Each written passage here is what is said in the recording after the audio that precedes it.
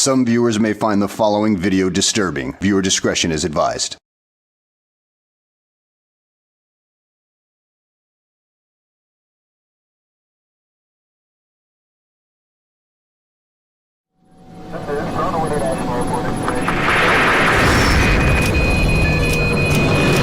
Mayday! Mayday! Controls unresponsive! Tower, do you read? Shit! Comms are down!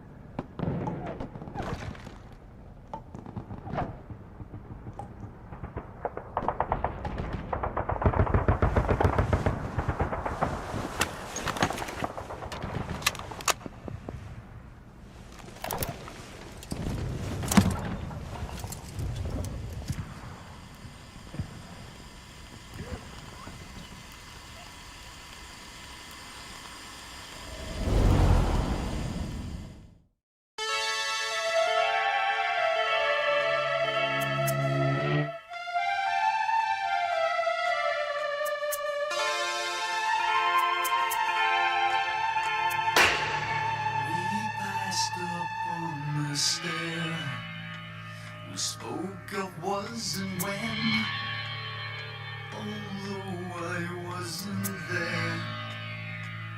He said I was his friend, which came as some surprise. I spoke into his eyes. I thought you died alone a long, long time ago. Oh no, not me. I never lost control. Your face to face with the man who sold the world.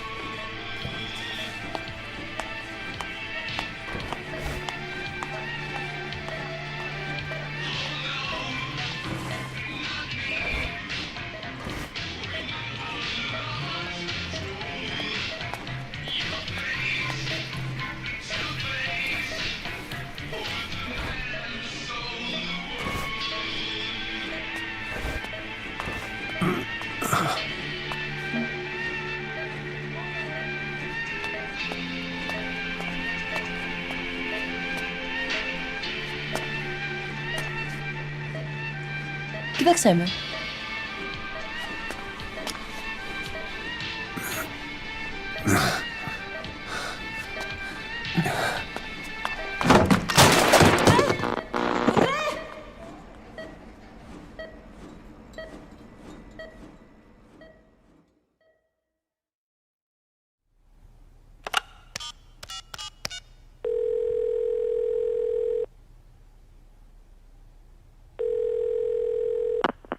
V has come too.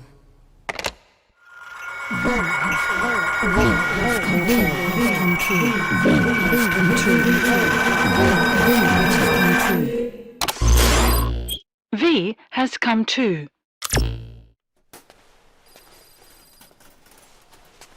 Ακούς με?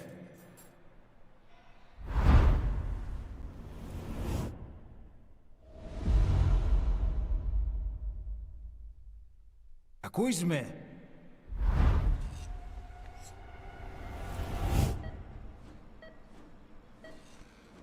Can you hear me? Are you having difficulty speaking? Can you move your head? Just nod if you can hear me.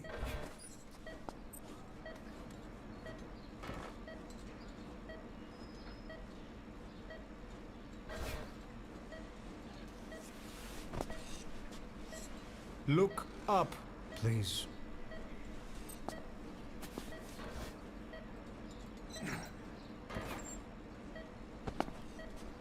Very good. How do you feel now? Can you speak? What is your name? When were you born? Can you recall?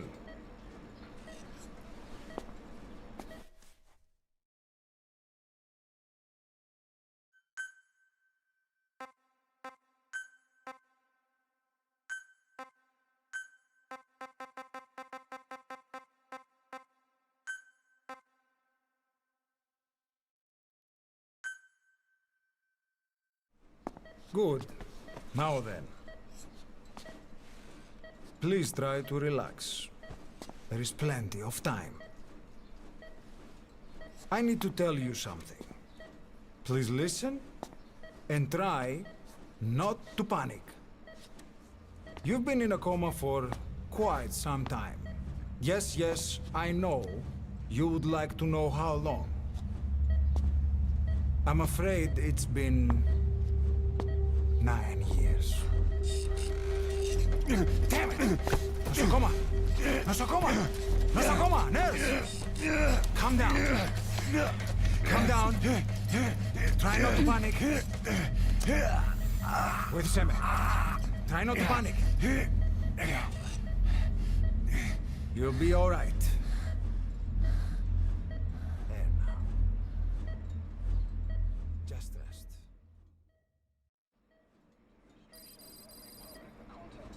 How do you feel? From the wreckage, but have stated that the reason for the crash was an as yet inexplicable fire in mid-flight. The search has ended with a confirmed death toll of 94 and another 32. It's been 1 week since you came to. Now, let's try getting you out of that bed. Appears to have been the withdrawal of Nurse. Soviet Army's force, and sources suggest this may be part of a cover-up. Don't worry. You've lost some strength, but we've been maintaining your muscle mass through massages, CPM therapy, and EMS. Multiple NATO countries have stated Now, I need to explain something to you, but you mustn't be alarmed. they note that their own citizens were among 9 years ago, you were injured in an explosion. Upon examination, we discovered 108 foreign bodies embedded within you. In addition to shrapnel, we also found fragments of human bone and human teeth. Most of it was removed, but some of the fragments still remain. They are located near your heart and in your skull.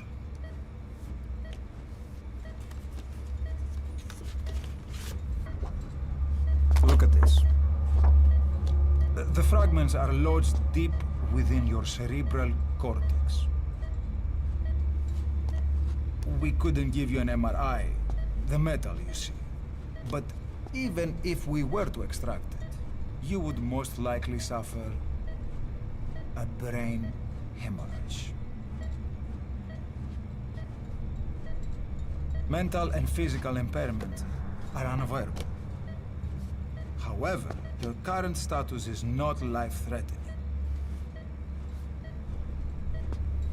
One more thing. This X-ray is on your upper body. You better look now. Best to understand your situation sooner than later.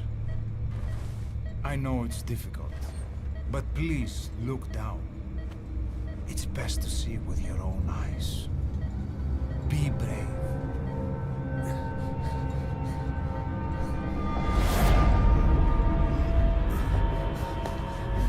Nosokoma, Rigor! Try to calm down! Calm down! Please! Calm down! It's gonna be okay! Yes, yes. Calm down. Yes.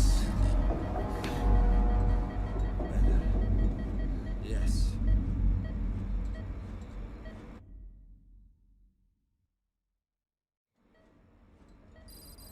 Έγινε σε κατάσταση οπλιστική εγχείρηση. Κάποιος ήδη γνωρίζει ότι έχει ξυπνήσει. Διατρέχει μεγάλο κίνημα. Πρέπει να ενεργήσουμε άμεσα. Προετοιμάστε το μια εγχείρηση. Το πιστεύω. It's true. There are those who wish you would never woken up. You should be dead, but you're not. The wheels are in motion. Your enemies are everywhere. We must alter your appearance immediately. Otherwise, I fear you won't leave this place alive. It's a wide open world up there, so there's something we need to take care of first.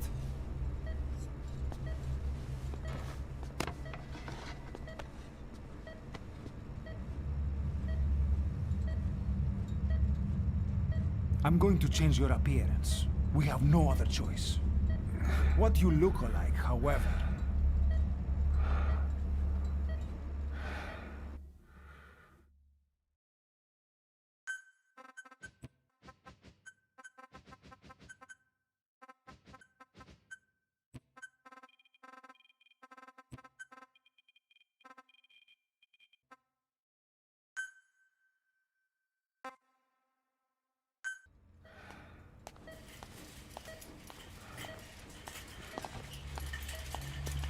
Very good. Now, let's remove these bandages. Your face has healed nicely. To tell you the truth, these bandages were more for your protection, to hide you from those who want you dead. As of today, your name is Ahab. Forget everything. Your name, your past.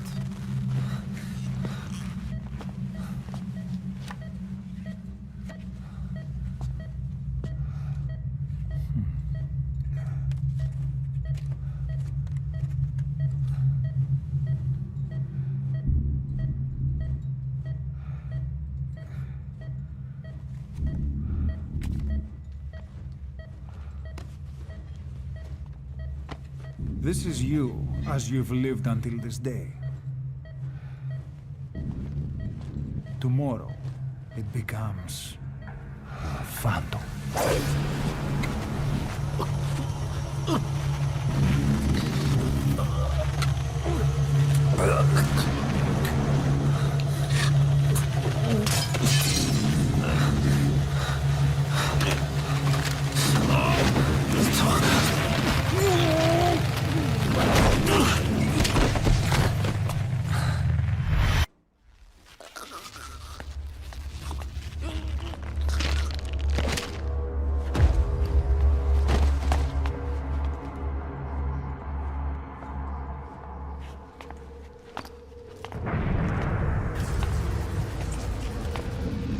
Not yet.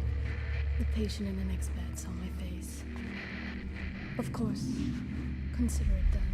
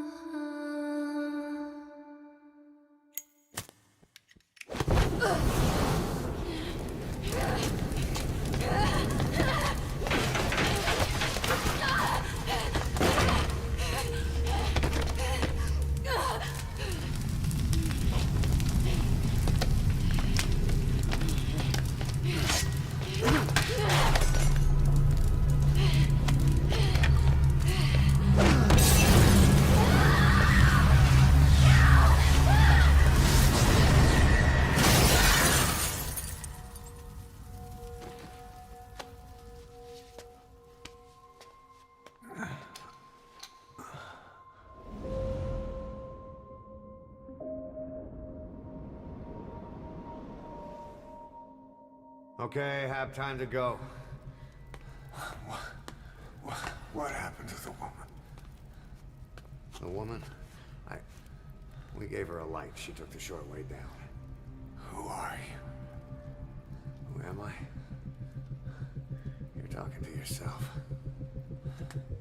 Been watching over you for 9 years. You can call me Ishmael. What the hell is going on? Well, the good news is, you're in the land of the living. Bad news? The world wants you dead. On your feet, soldier. The whole place is coming down.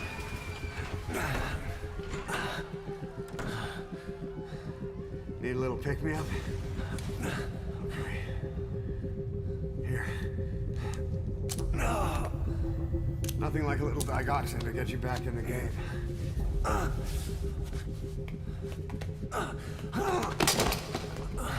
Come on!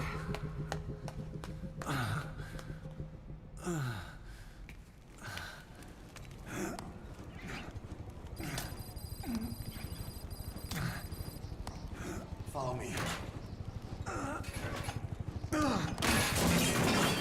Drug's not working.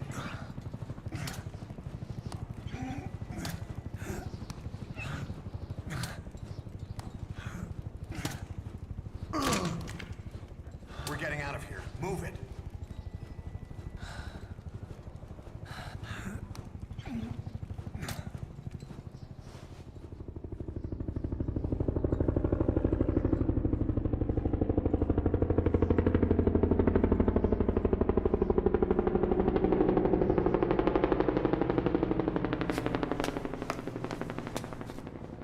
Let's take the stairs.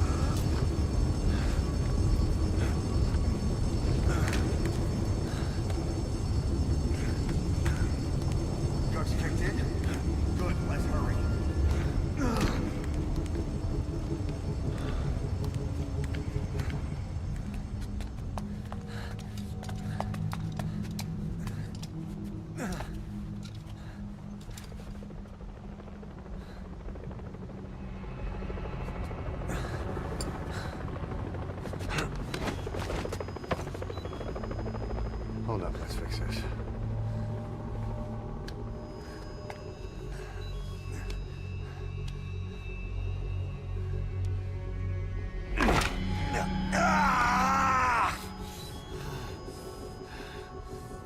Next time, do it yourself. It's always good to try and mend your injuries while hiding from the enemy. Over there.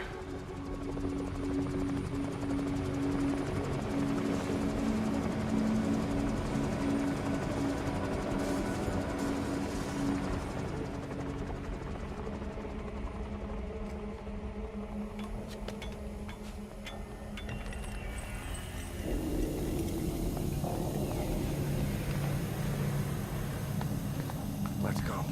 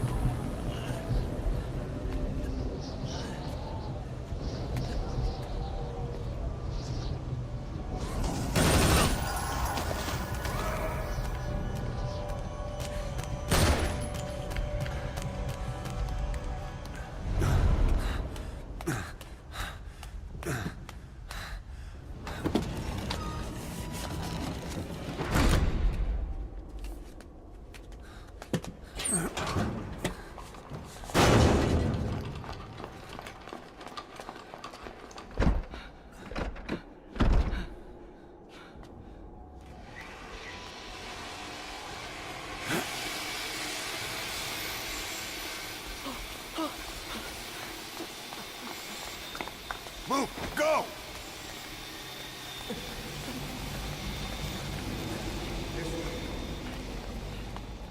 Πάμε γρήγορα. Come on. Σας παρακαλώ. Think we'll be okay? Τι συμβαίνει? Δεν βλέπω τίποτα. Δεν μιλάει κανένας, θα μας σκοτώσουνε. Ναι, τον είδα πριν λίγο. What's happening out there? It's all right. We'll be okay. I can't see what's happening. Do you hear that? What's going on out there? Hey! Oh, prosthetic. Hey! Hey! Hey! I can't see what's happening. What is that? What's happening out there? Does anybody know? Hey! You should... Do you hear them coming?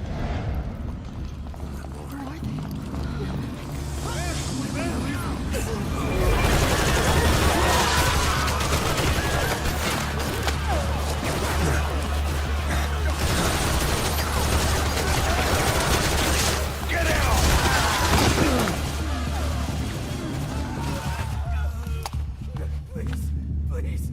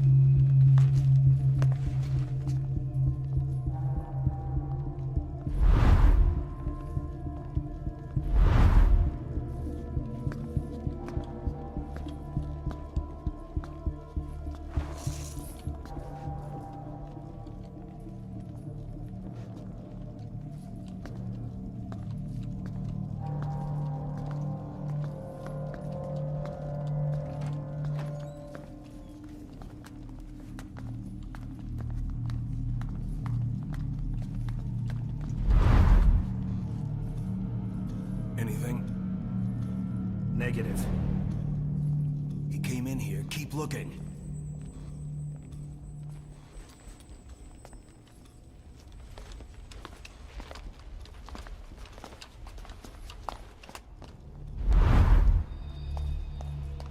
This way.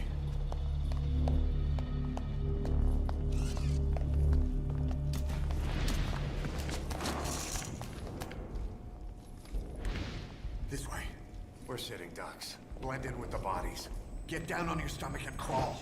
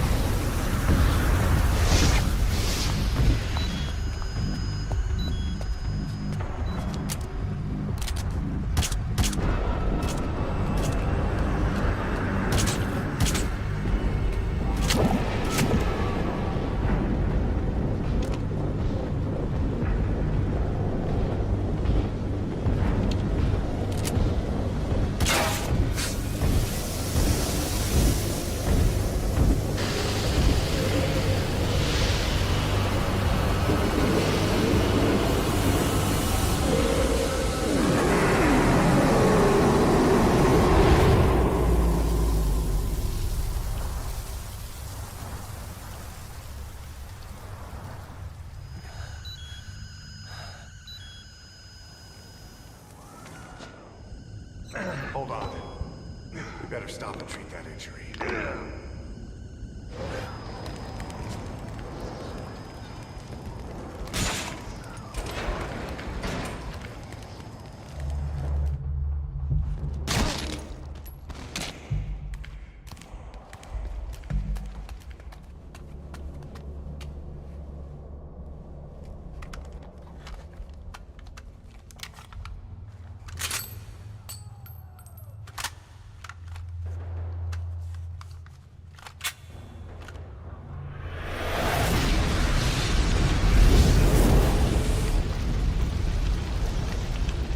Know how to shoot a gun?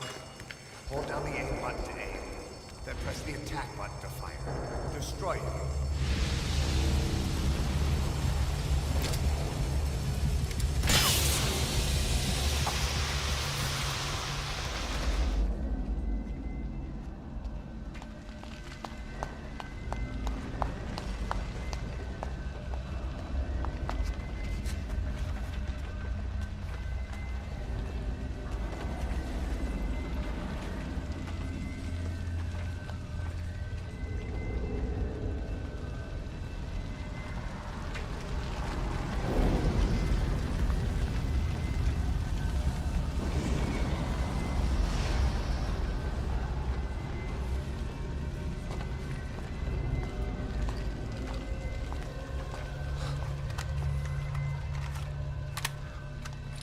I'll run interference.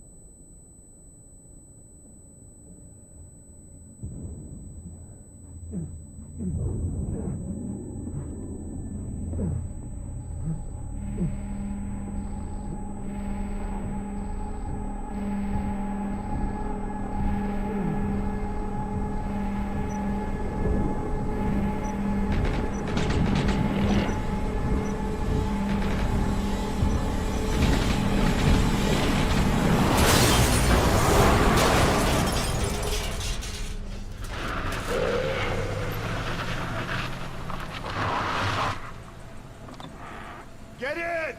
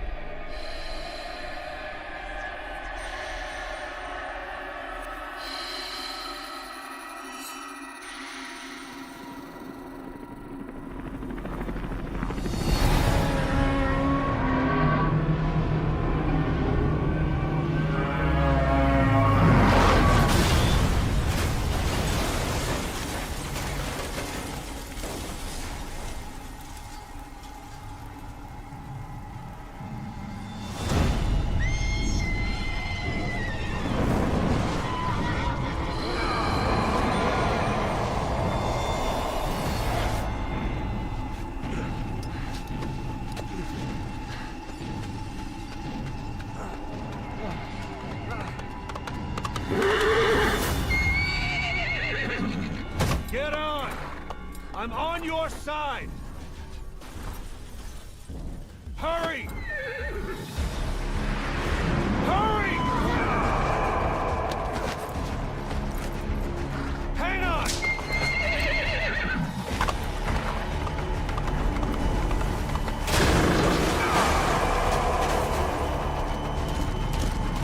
Use this! Watch our backs! Shoot him!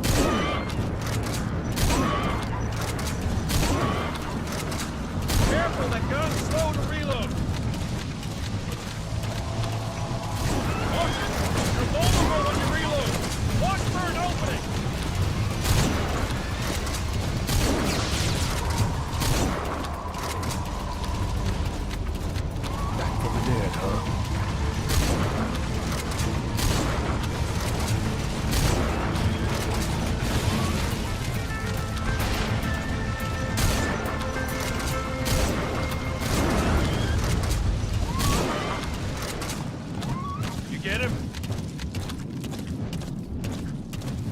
shook him off.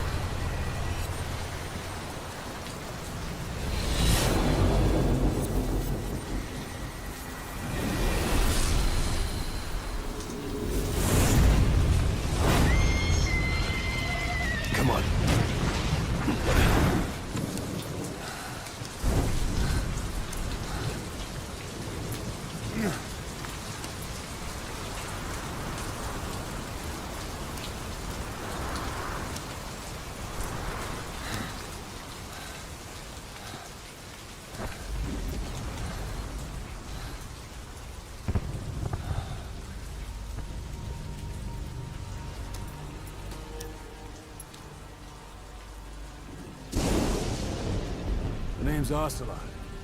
Big boss. You know who I am. A certain man gave me a job to do. Two, actually. First was to get you out of that hospital. The second was to rescue the man himself. You remember? Your partner 9 years ago, Kazuhira Miller. 9 years back, your private army came under attack by Cipher. You were considered dead. Until today, that is, when Cipher found you. And it's not just them. The whole world wants you dead.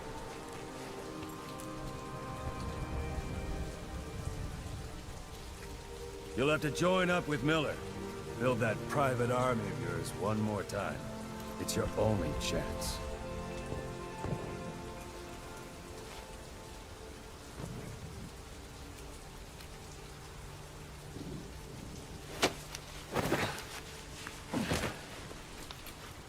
First, we need to save Miller. He's in Afghanistan. Afghanistan?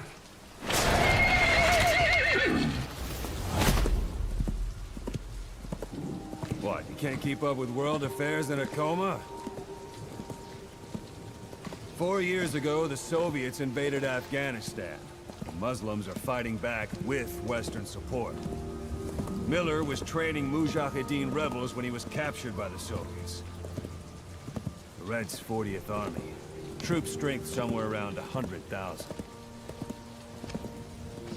The squad holding Miller set off near the Pakistan border yesterday.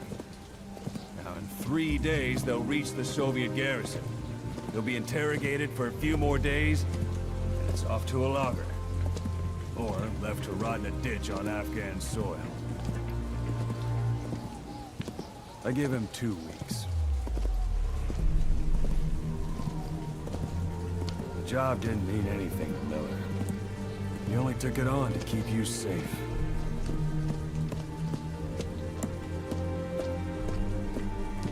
Well, there's our ride. It's a whaling ship. Had a pretty good deal on her once the IWC started raising a stink. Now 7 days to Port Qasim, another 3 overland. So we won't have much time once we're there. Don't take too long getting used to your new self. Hang on. Ha!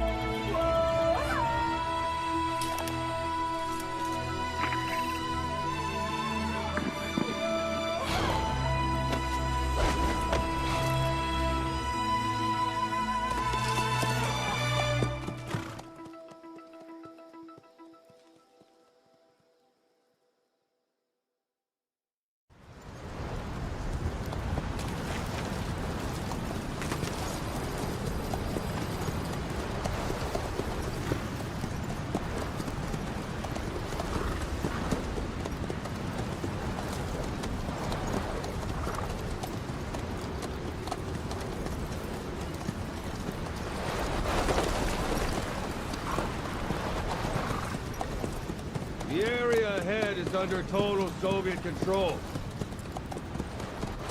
Miller's been captive for 10 days. Not much time left. Weather will clear shortly. Storm's passing.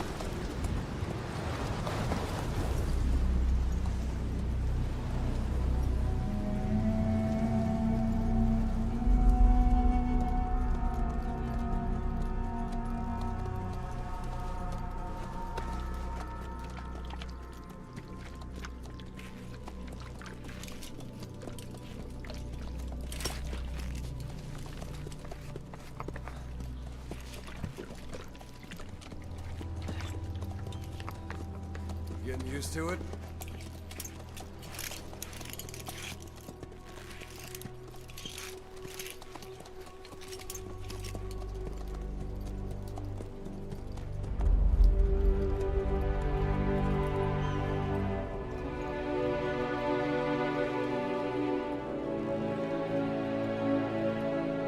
After 9 years on ice, solo infiltration of the Soviet main ground forces should be the perfect warm-up.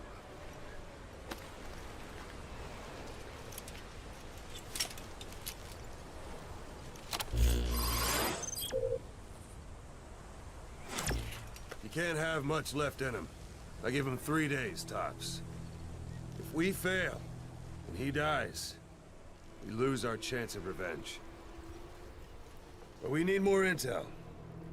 If you just go charging into Doandehar, you'll be putting both your lives at risk. See what you can find out first.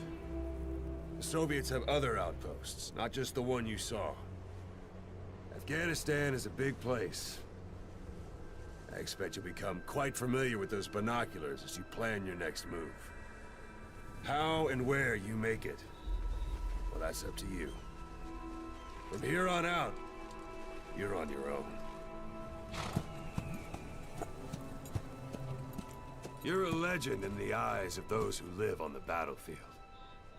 That's why you have to handle this mission yourself. Put those 9 years behind you, and return as Big Boss. That's how Koss would want it. I'll be sending additional intel by radio. Stay sharp. Not one of Miller's bodyguards survived. And they were good. All we found on the scene were their corpses and knees. You'll be missing them. And you're his only hope of getting them back.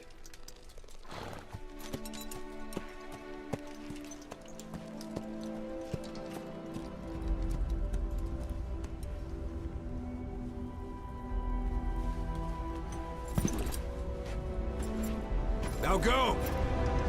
Let the legend come back to life.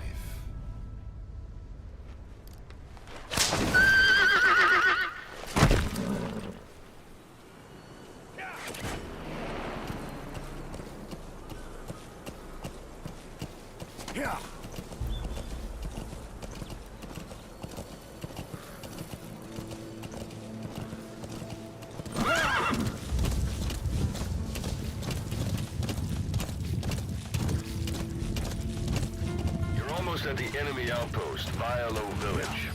The village is crawling with enemy soldiers. Don't just go waltzing in. Start with some recon. Is there anywhere that overlooks the village?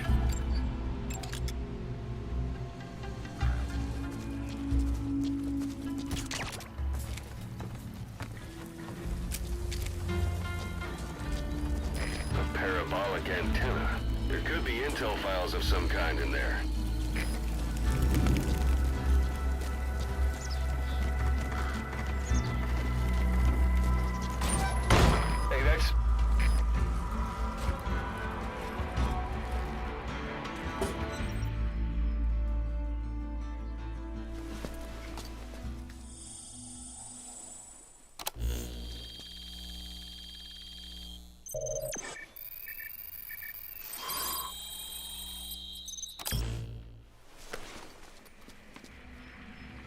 So you picked up an intel file.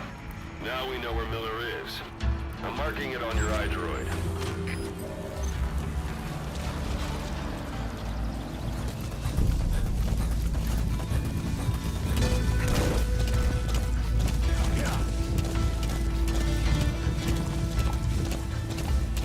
You've reached 1 day. They've got Miller locked up in that town. Check your iDroid for his location. I hope to hell he's all right. He's not your average client.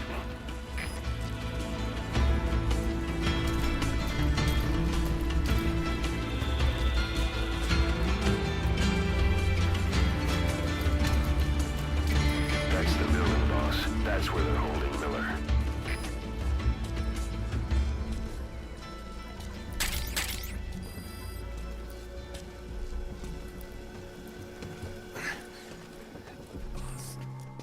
God.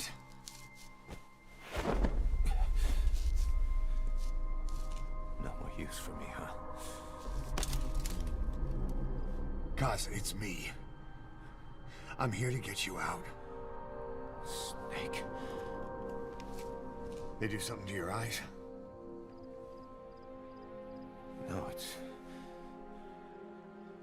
just bright is all.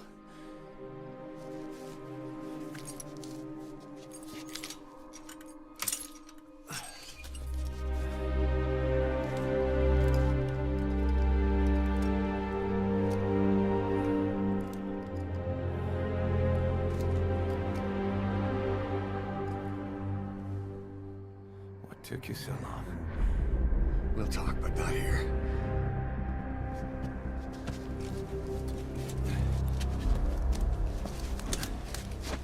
You've secured the target. I'll send the chopper to get you out. Make your way to the RV. Magic words, boss. I've been waiting 9 years to hear them. Kept you waiting, huh?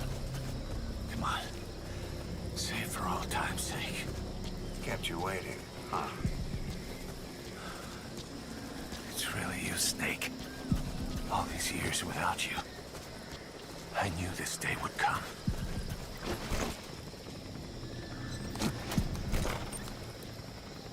This is B-Quad. Arriving shortly at LZ.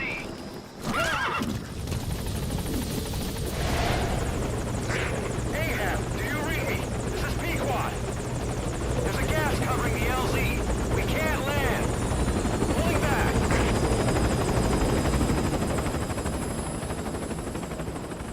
Gas.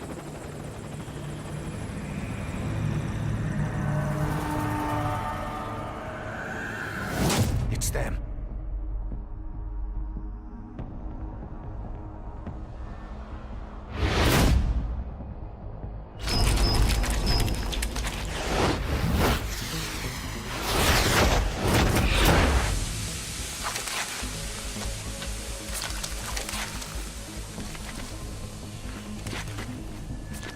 Boss, watch out. It's the skulls. Don't let them find us.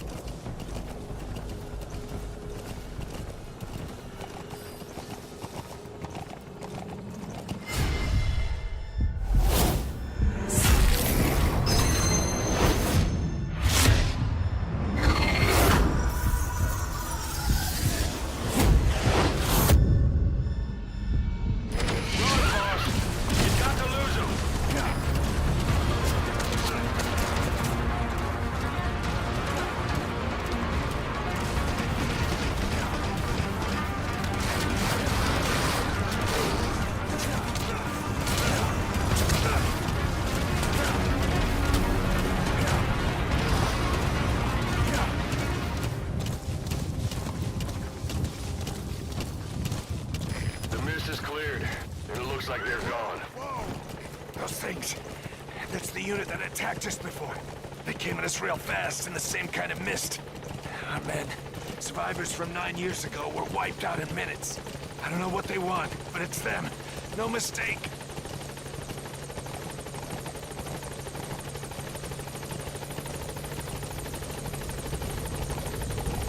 All right. Put Miller in.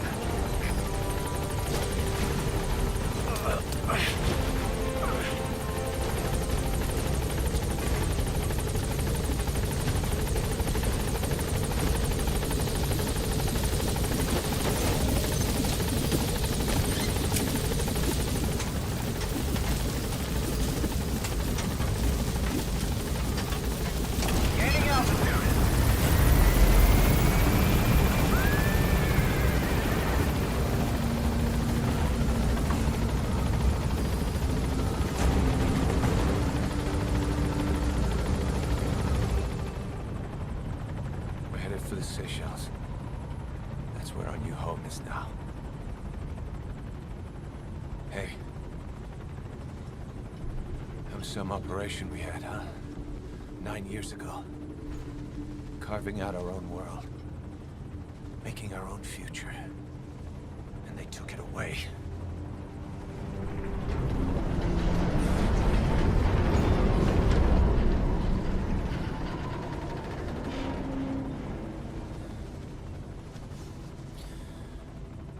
I'm gonna rebuild it.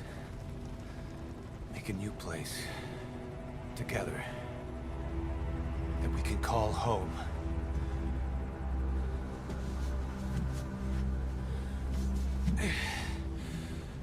Yeah, we were dogs, all right. Slinking around out of Cipher's sight. Digging up whatever kind of dirty money we could find. You name it. We did it. You see this? Diamond Dogs. Our new home. A phantom of our former selves. Triumph. Death. We weren't allowed either. Yeah. I remember it all.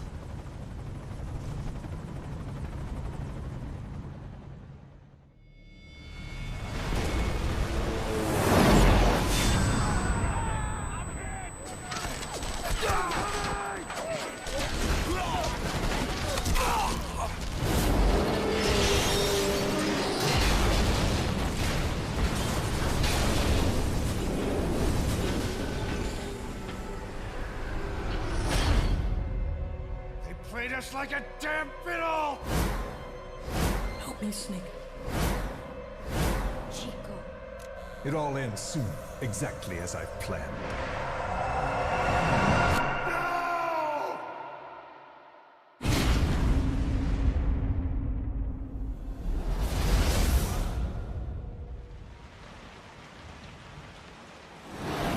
Give my regards to your boss when you get home.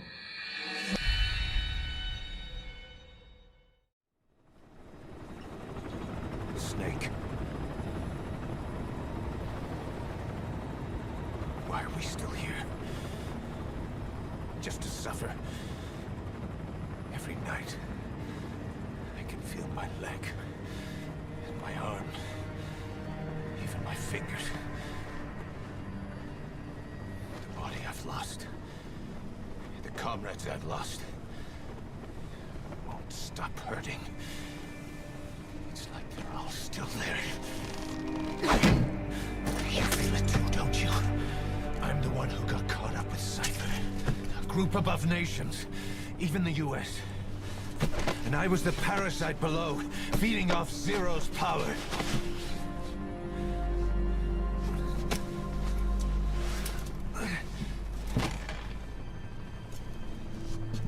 They came after you in Cyprus. Then Afghanistan. Cipher just keeps growing. Swallowing everything in its path. Getting bigger and bigger. Who knows how big now? Boss. I'm gonna make them give back our past. Take back everything that we've lost. And I won't rest until we do. Approaching Mother Base.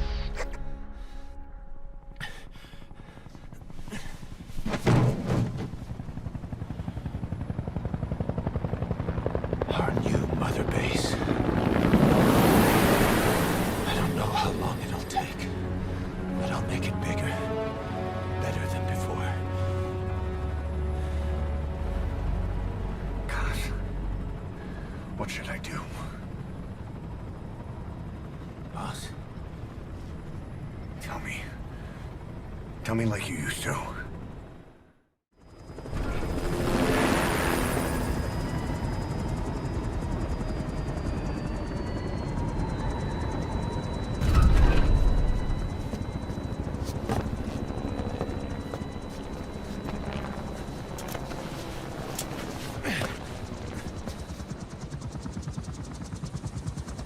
Things have changed, boss. We pull in money, recruits, just to combat Cipher. Rubbing our noses in bloody battlefield dirt. All for revenge. The world calls for wet work, and we answer. No greater good. No just cause. Kaz. Cipher sent us to hell. But we're going even deeper. I know. I'm already a demon. Heaven's not my kind of place anyway.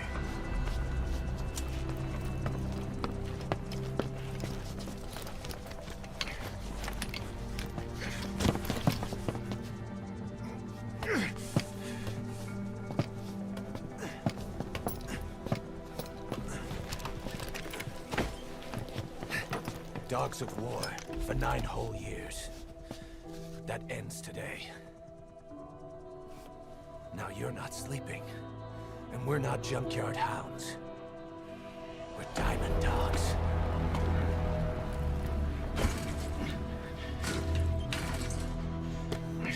Let them talk.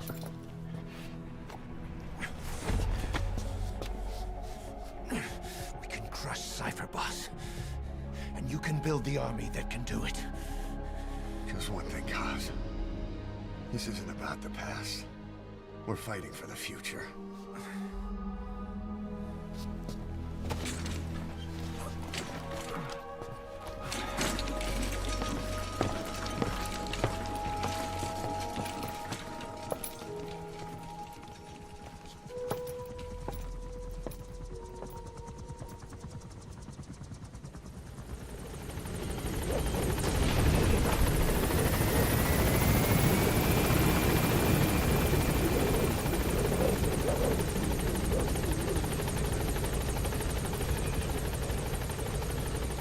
Boss, there's something I want to talk about. It concerns the running of Mother Base. Come meet with me. Duquesne, this base belongs to you now. Make Diamond Dogs the force it deserves to be. Like any organization, we need good people, and we need to make good use of their talents. Miller asked me to lay that out for you.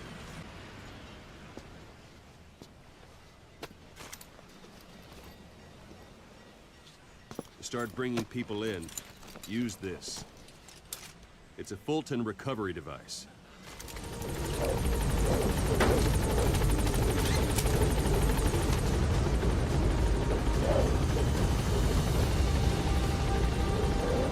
Gaining altitude.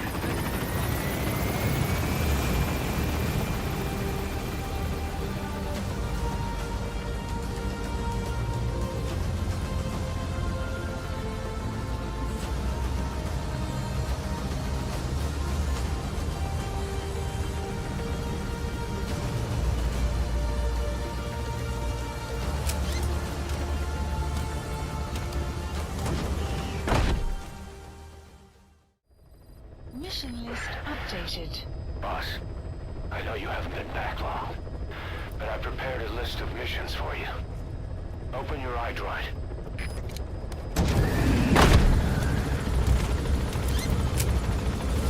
Be careful down there, boss.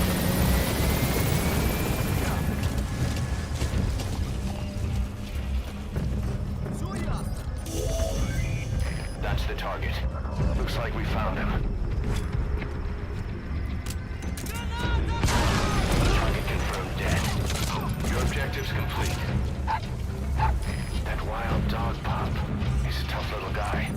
Boss, this is no time to be playing with animals. What are you gonna do, boss?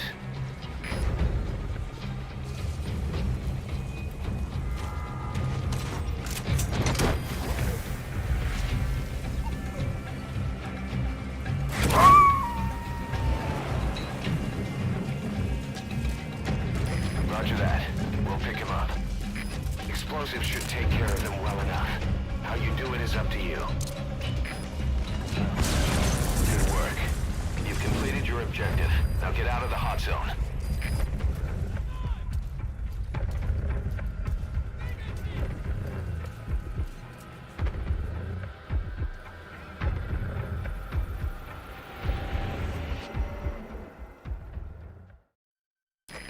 time in the field is bad for the body and mind. I think it's time you took a break. Do it for me. Come back to Mother Base ASAP.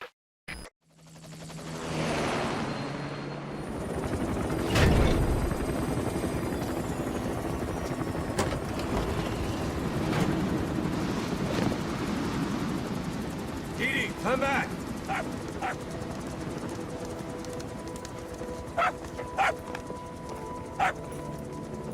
Mitch. Here's the dog you brought back. Bit of a troublemaker. Not sure about the breed, though. He'll get bigger? Uh-huh. Like this. You know, I can look after him. He's still a pup, so he doesn't listen. I have a feeling someday he'll be useful.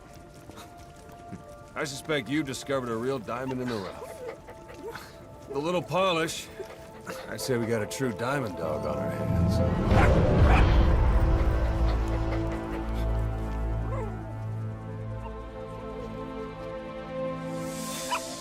DD, right? Ocelot raising hounds.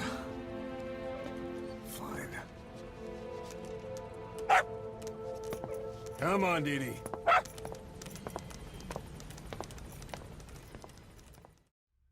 The dog you brought back. There'll come a day when he'll be ready to join you on missions. But you know, he gets lonely easily. You should come visit him every once in a while.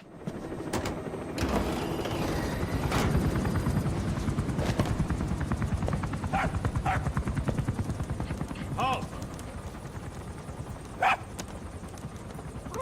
See that? Now that's discipline. Following orders like a real diamond dog. Soon he'll be... Hey, no! Stay! Stay!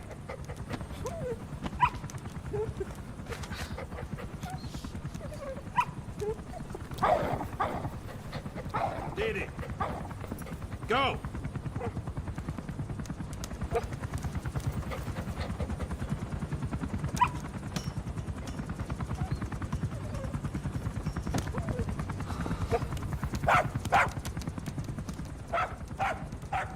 No, maybe not yet. But soon. Soon.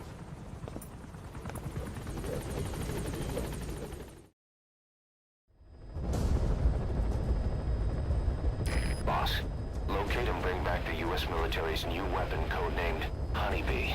The CIA put it in the hands of the Hamid group of Mujahideen. But the Hamid fighters were wiped out.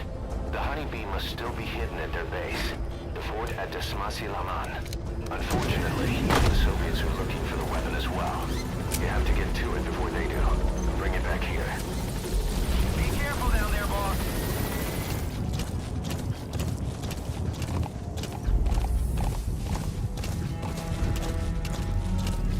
A Soviet relay base. Think there's something in there that could lead us to the Honeybee?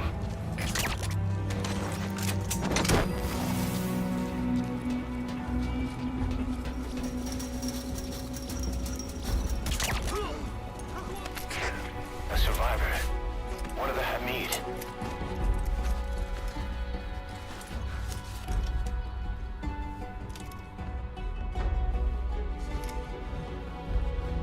Is he mute?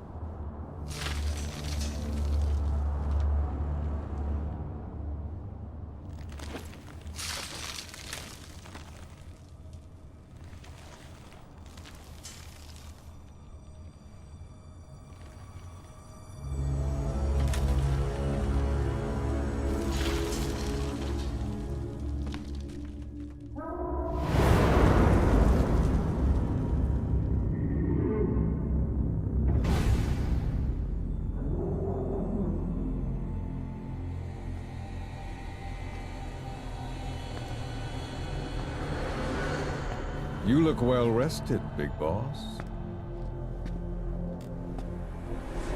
My, how you've changed. You became a demon for such little weapons as that?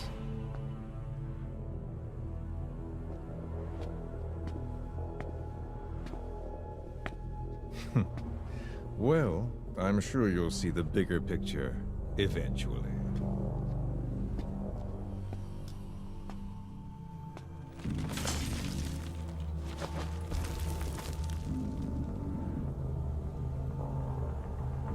If you get out of here alive.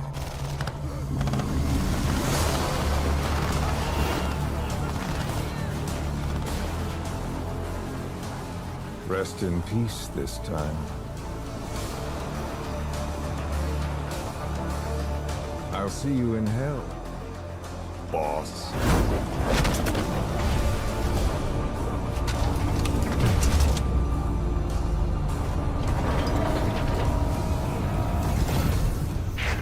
What the hell was that thing? It was huge.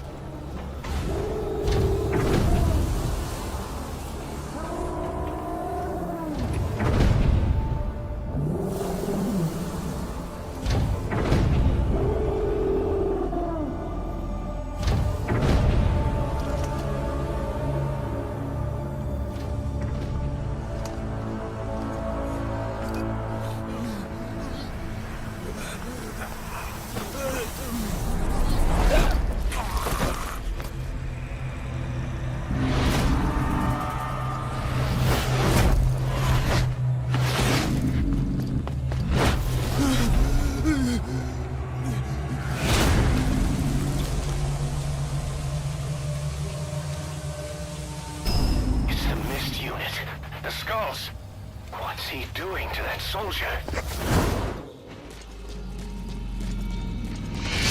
Damage everywhere. Boss, maybe it's time to see what the honeybee can do.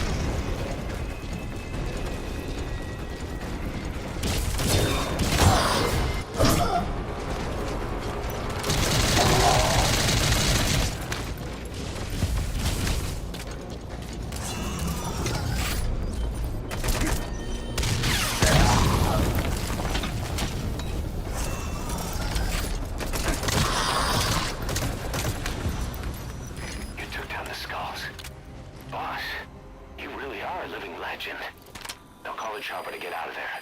Bring the honeybee back to base.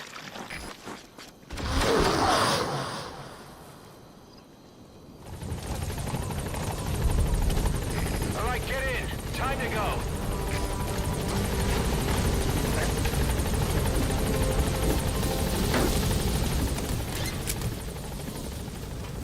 Gaining altitude.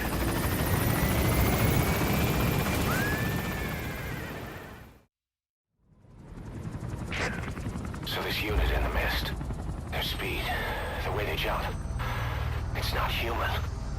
And those deformities. They attacked the Soviets too. And that Grim Reaper look-alike in charge of them. That giant thing that carried him off. What the hell are they? Cipher. Well, what do they want? What's their objective? Why Afghanistan?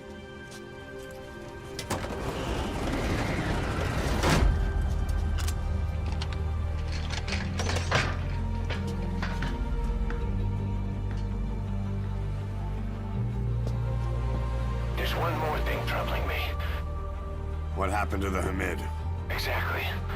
Whole squads of hardened mujahideen killed without a fight, and no trace of BC weaponry. What does it all mean?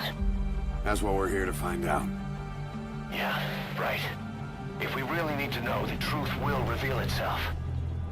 Even if it's ugly. Boss, if you got time on your hands, come spend it back at the base. The men will miss you if you're gone too long. Didi, stay. Didi. Fully trained and ready for action. The rest is up to you. Didi, go!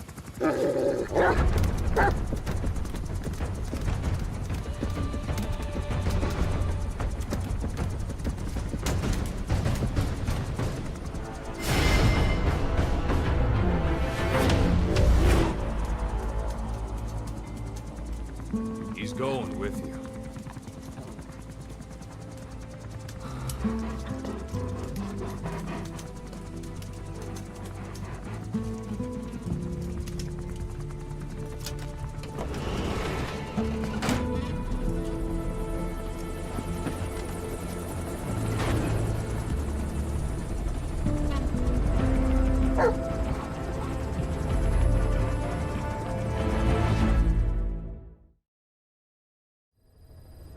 Side ops list updated. Boss, a certain scientist has contacted us, wanting to defect from the east.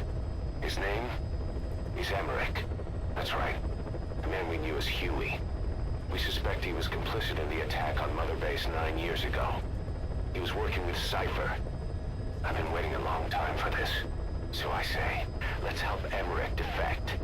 Once he's here, we can sit down and catch up on old times. Emmerich is currently at Serac power plant. This is our chance. Boss, head for the power plant.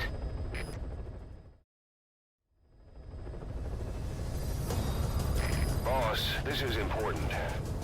We have reports of a cracked sniper at large in the Afghan wilderness. The Soviets call this sniper Tihi. Quiet.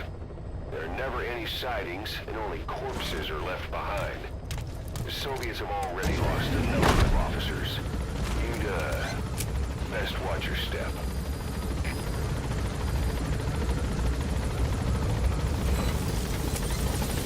Be careful down there, boss.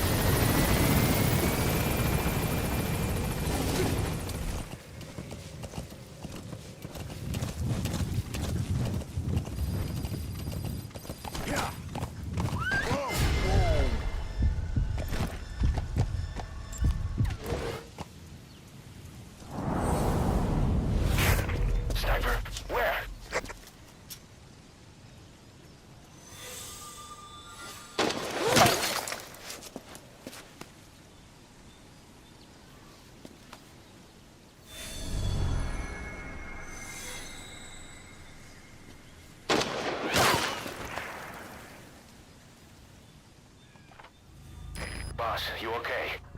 Could it be that sniper? Quiet. Quiet. Our silent assassin. Where's the sniping point? Boss, focus on your objective. You need to make contact with Emmerich. Get out of that sniper's kill zone and head to Serac power plant.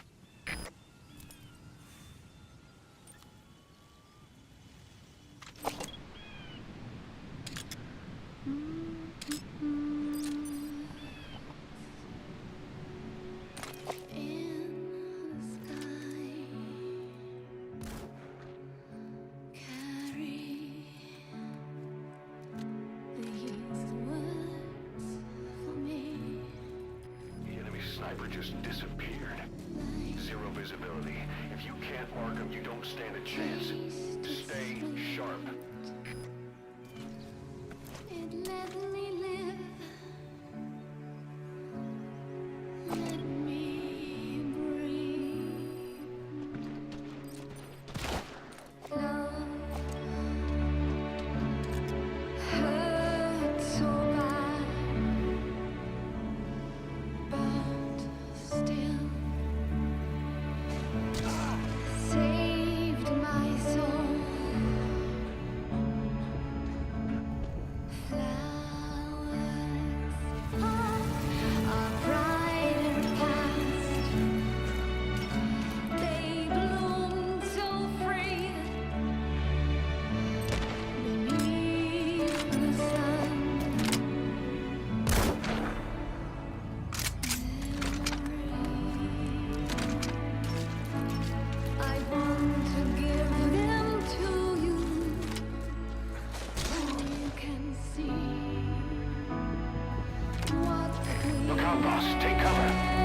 laser sight trained on your head.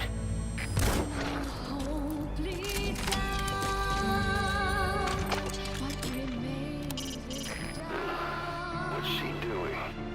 Is she bathing?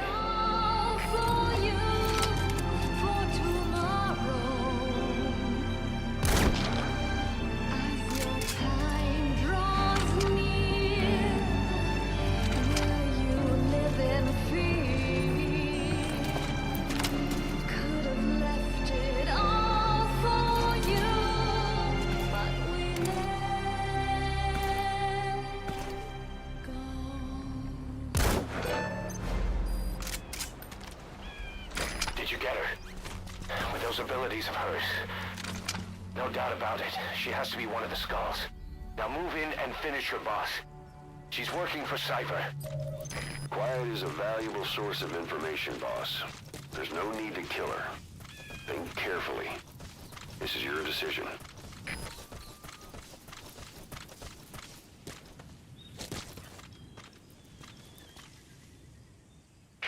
The female sniper. Quiet. Cipher's assassin.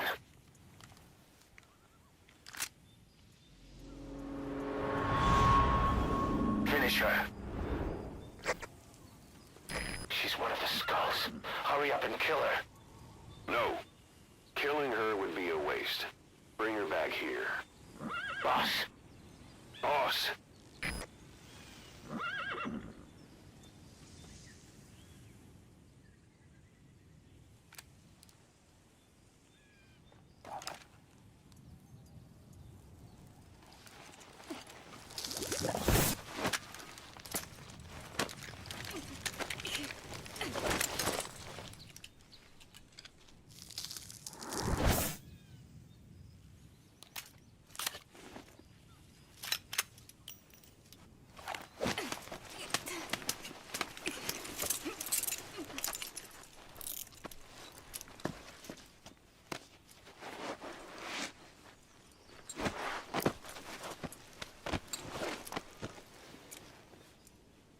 She is not setting foot on this base. Good word, boss. Can't believe you took her down alive. Now bring her back here. Let's find out what she really is. This is too dangerous. Kill her. Don't bring her to our home. This is the boss's decision. I'll send the extraction chopper. Boss, you know I've always got your back.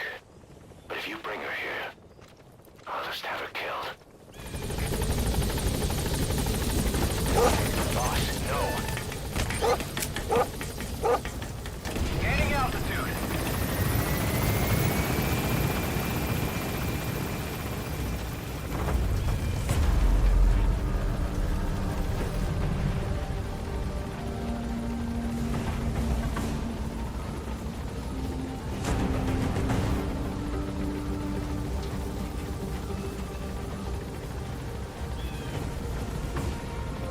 Departing.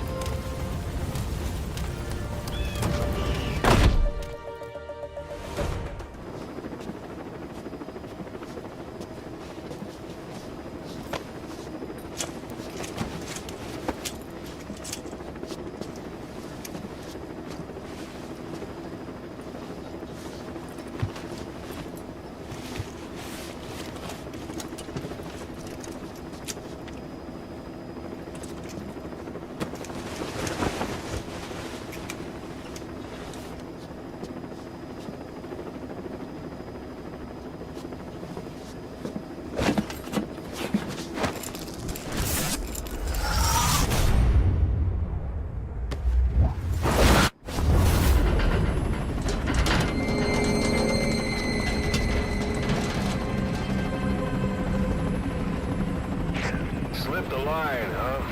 Shame. She's one of a kind. Fine by me. We don't need her type.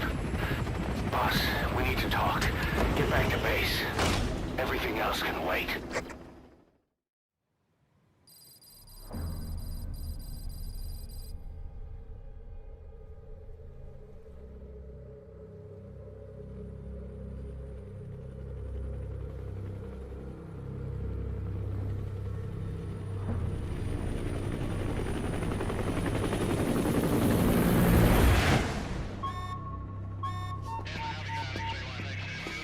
Confirm. 1 bogey on our 6. Steady at 0.4 miles. It's tailing us. Don't lead it back to Mother Base. Roger. We'll shake it off.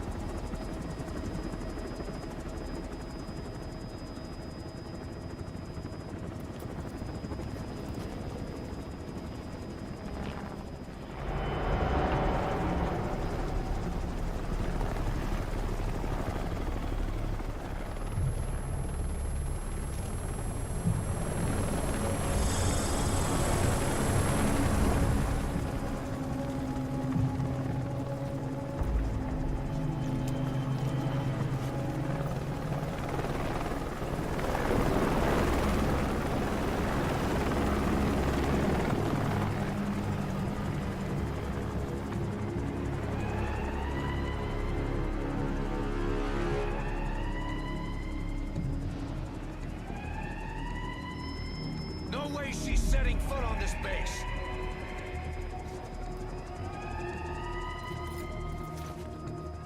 Boss, she's with Cipher.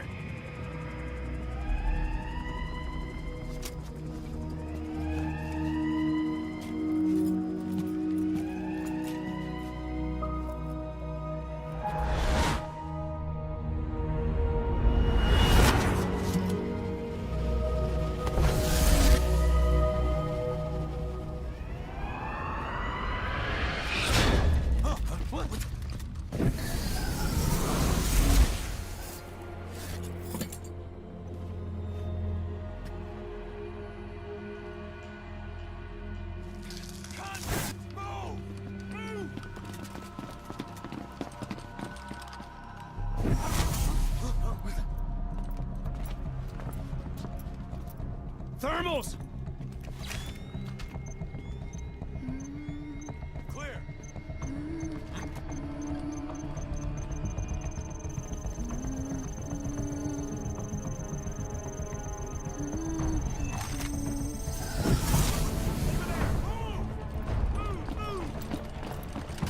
Release her.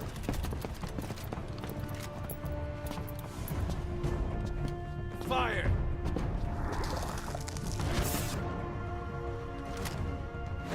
Miller! She saved the boss. She was saving herself. Fire! Put her in the cell. Boss. Keep an eye on her. Right. Take her away.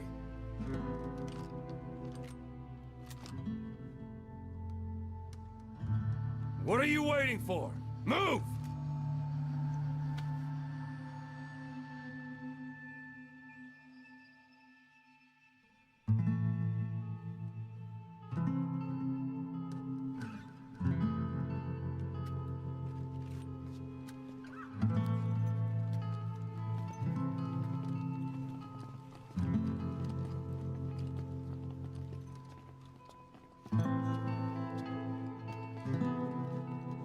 Boss, you are going to regret this.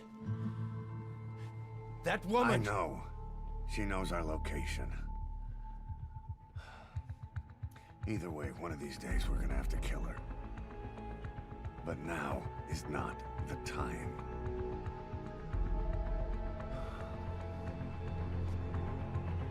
When the time comes, I'll pull the trigger.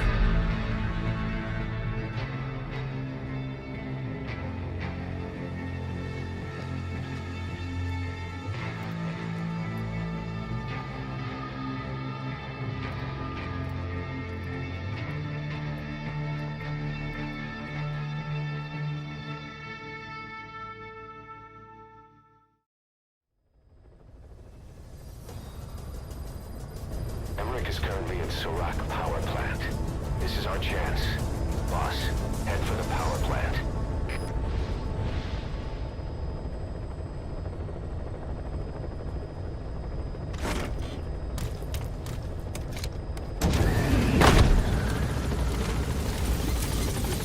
Be careful down there, boss.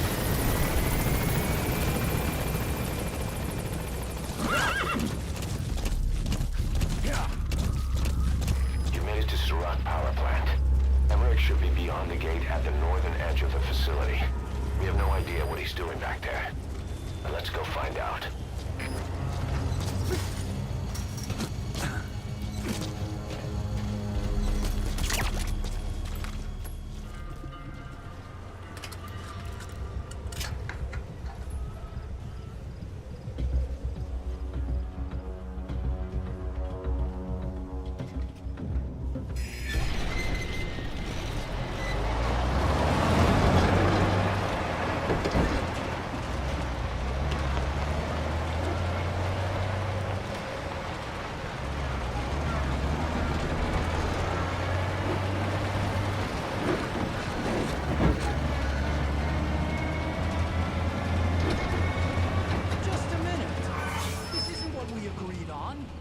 Changes have already been finalized.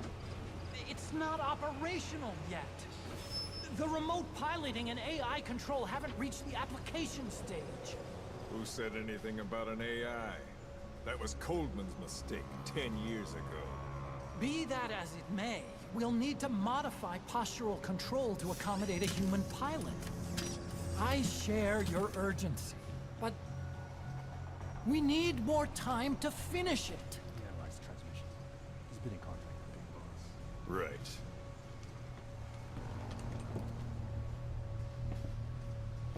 Planning on leaving us, Doctor? Huh? What? I'm taking your legs back!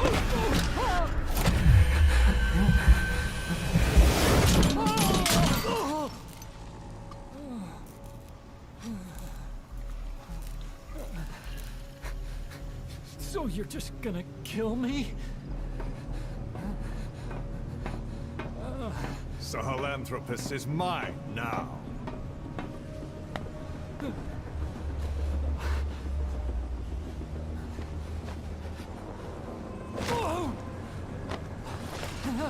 Listen, I may dwell in the dark, but I refuse to be judged by your standards. traitor! I hope your friends give you what's coming to you.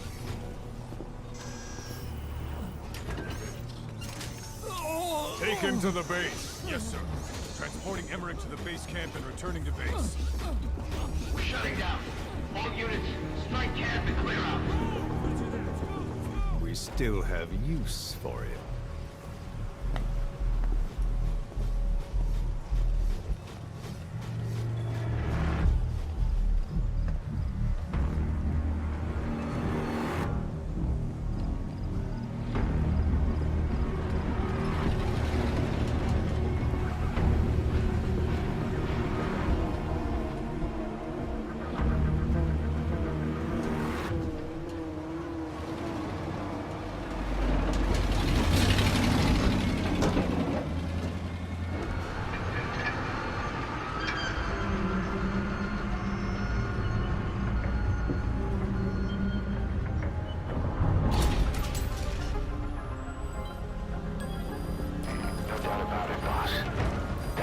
Your extraction target, Emmerich.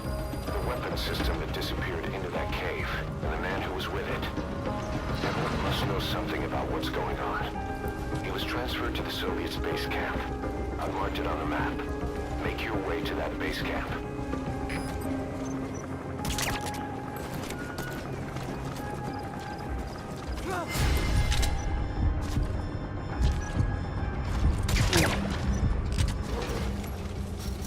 Extract Emmerich, the scientist who wants to defect. Head for the base camp.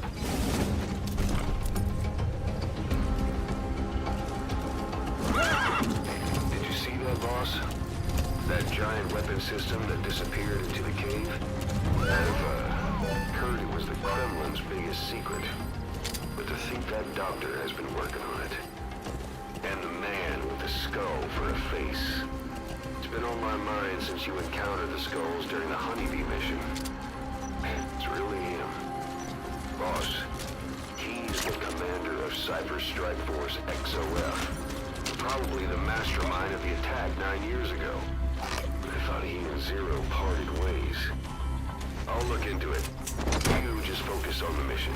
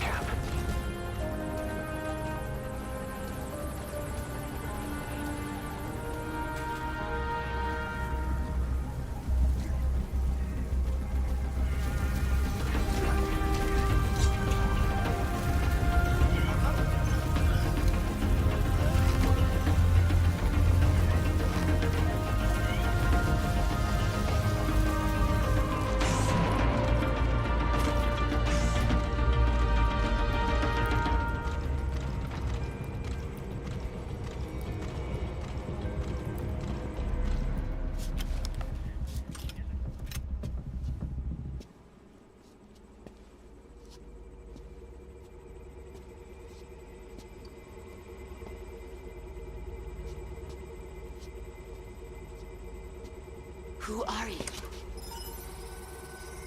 Snake?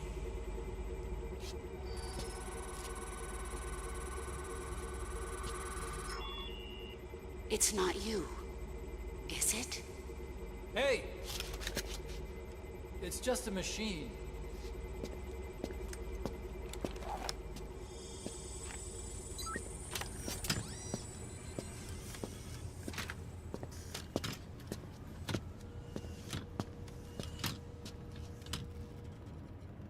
Are you? Dr. Emmerich. Snake? Hey, what gives? Ah! Let me go! No! Give me back my legs! Right on schedule. Now bring him back to Mother Base.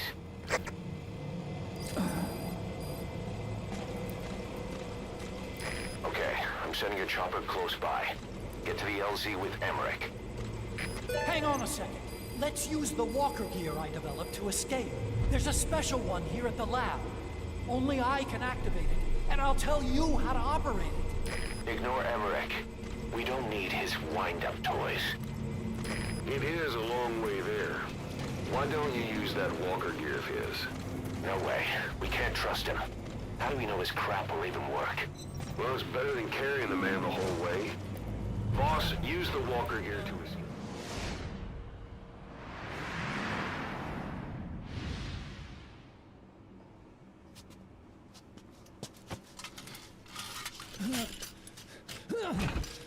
I'll start it up. Get this off me!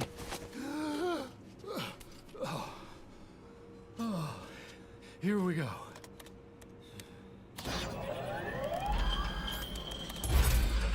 They're single pilot machines. I'll... Hey!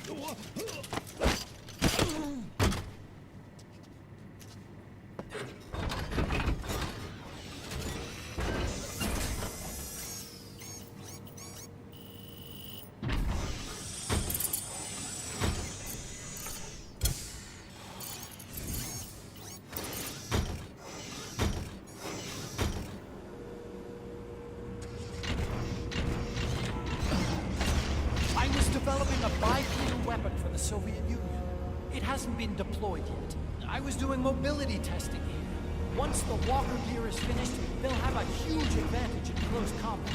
And once they add my masterpiece into the equation, this war will be over. The Soviets will win. He was developing bipedal weapons for the Soviets. If that's the case, what's Cipher's interest in it?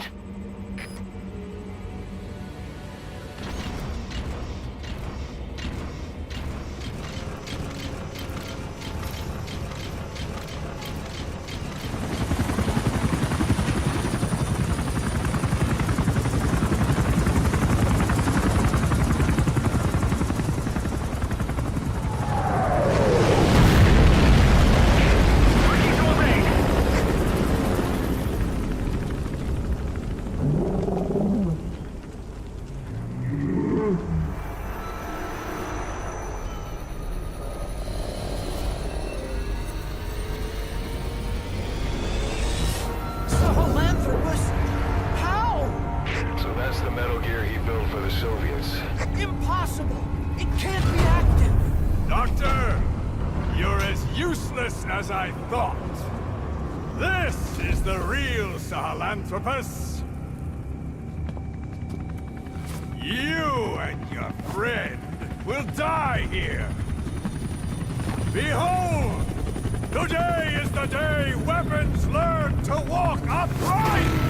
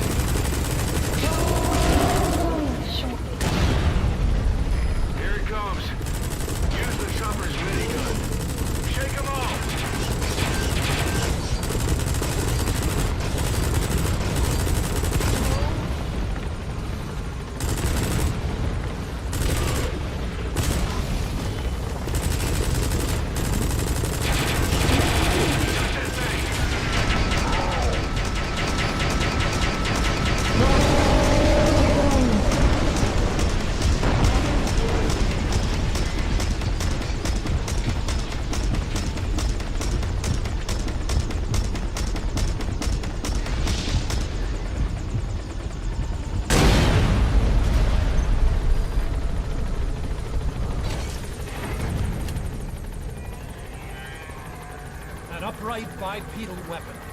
In terms of hominids, it's a Sahelanthropus. How did they complete it without me? We'll hear the rest back at base.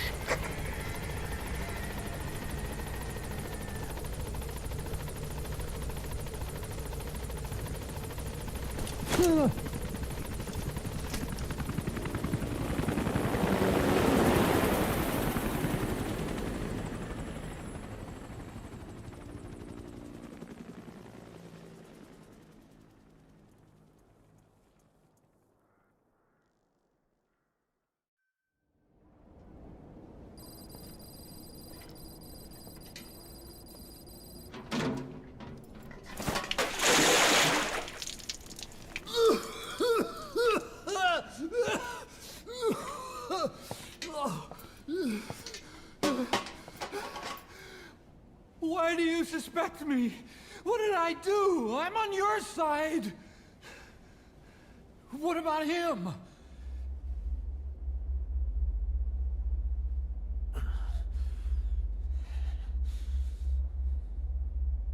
Miller was in contact with Cipher 9 years ago. He was working with them. He's the traitor, Snake! What's that? More truth serum? No. Stronger truth Oh, serum. please. Please keep me here. I need protection. Ah! Ah! Oh. Oh.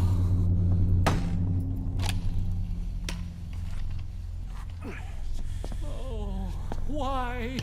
You're the odd one out. Why me? We all lost something. What? Except you.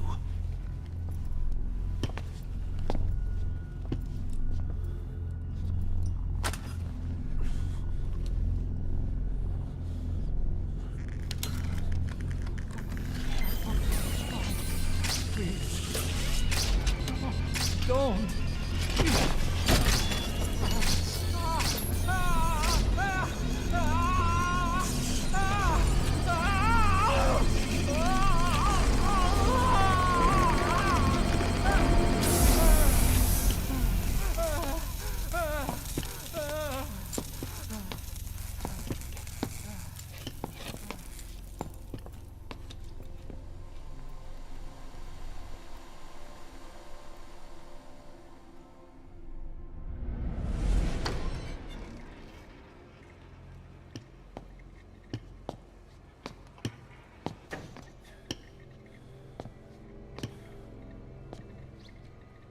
Truth serum isn't working. Either some procedure he had done boosted his metabolic enzymes, or he's undergone special gene therapy. What's he saying? Same as 6 hours ago. I had no idea the nuclear inspection 9 years ago was a ruse.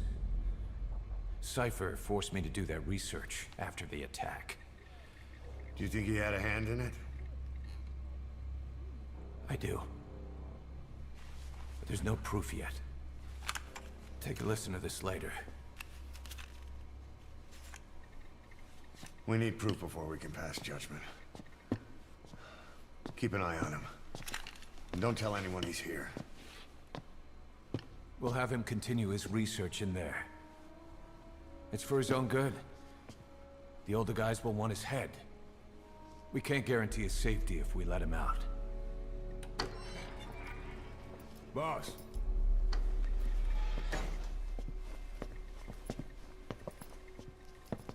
He mentioned something interesting. The reason why they pulled their plug on the operation in Afghanistan. He said their funding started going to Central Africa instead. Cipher is pursuing new research in Africa.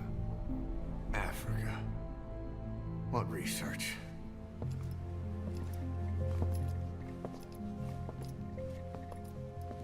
Emmerich doesn't know the details, but one thing he said does make sense. That Sahelanthropus alone isn't enough to cause an RMA. He claims that what they're doing in Africa is the missing piece.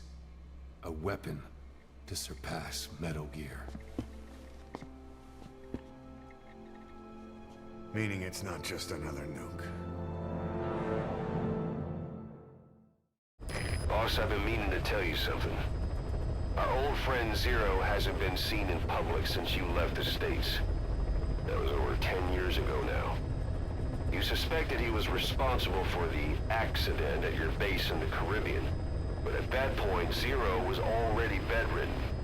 So it never felt right to me that Zero gave the order. Now that I've seen the man Emmerich was working for, I'm sure he didn't. I know that man. He was our old friend's XO. A man without a face. Not one you want to look at anyway. Skullface. He's the one who destroyed your base 9 years ago. The unit he commands, XOF, was Cipher's strike force, but he's since split from Zero and used XOF to usurp control over Cipher itself. In other words, the Cipher we're hunting isn't Zero. Beyond Zero is a void that's even darker. Skullface.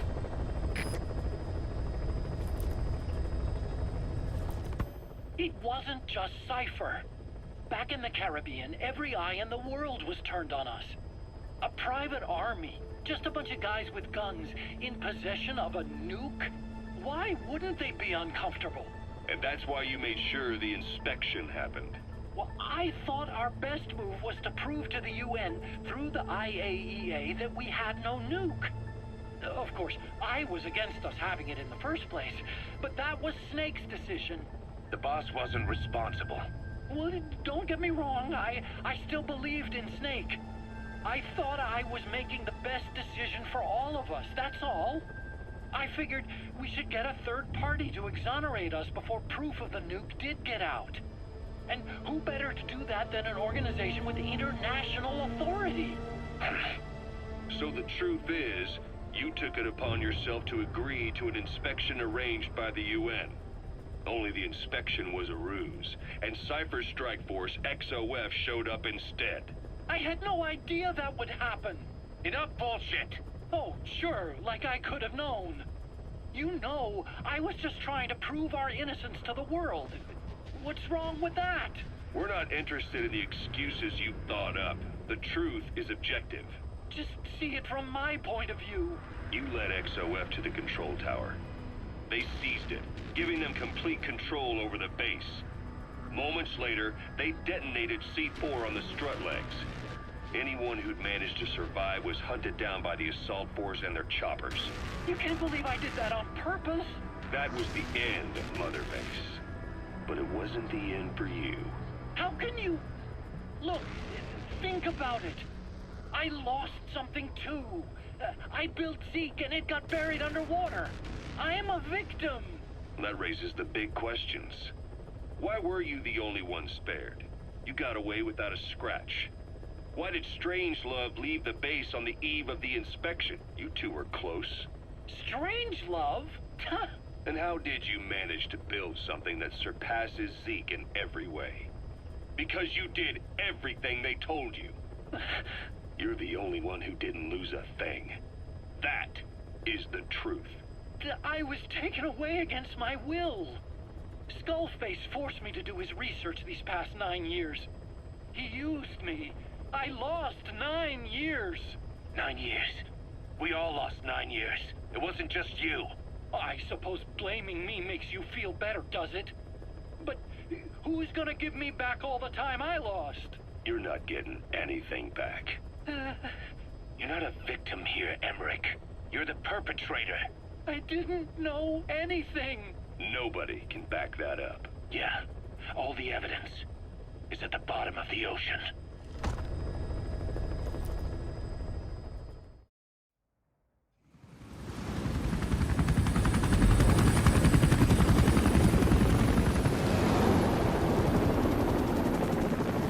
Came from intel. The target is Angola's Mfinda oil field, upstream from the landing point. A spill has covered the whole area and crude. A pipeline that crosses the Muneni River failed. Now the shore's a mess.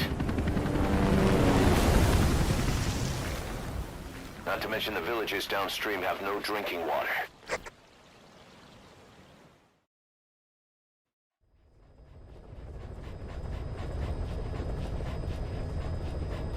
The oil runs to the pipeline line from that facility. Taking it out should end the leak. The client this time is an environmental NGO. Destroy the facility. Stop that leak. This may seem like straight-up philanthropy, but there's another reason we agreed to it.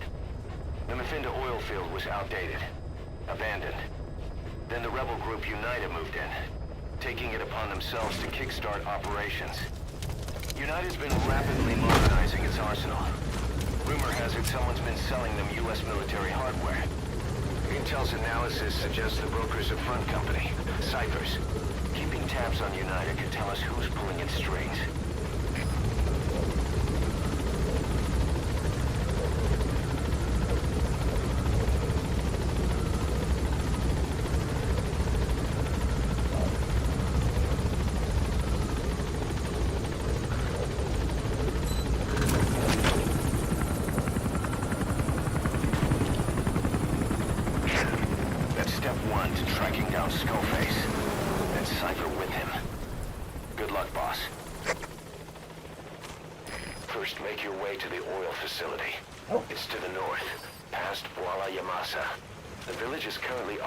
By United, so stay sharp.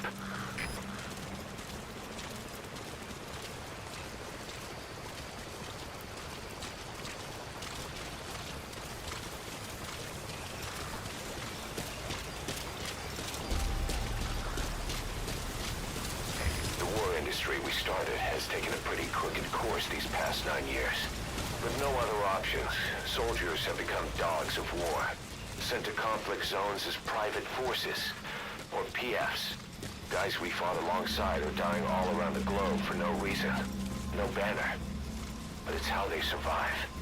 The demand for PFs here in Africa is especially high. Cold War standoffs, resource exploitation, tribal clashes. What's big business for developed countries has only brought conflict here. That mess you're standing in is just the latest example.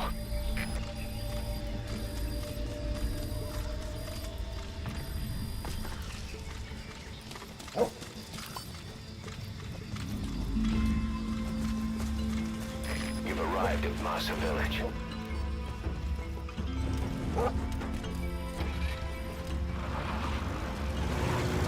Mafinda oil field is the property of Cipher, South African Natural Resources. Cipher drills oil wells wherever they can throughout that region. When the oil dries up, they abandon the facility. Then it's only a matter of time before the aging equipment starts leaking crude. That means United's takeover is the perfect cover for Cipher. Now they can blame the spill on a bunch of oil thieves. However you look at it, Cipher's far from squeaky clean. That used to be a settlement, and now it's burned to the ground.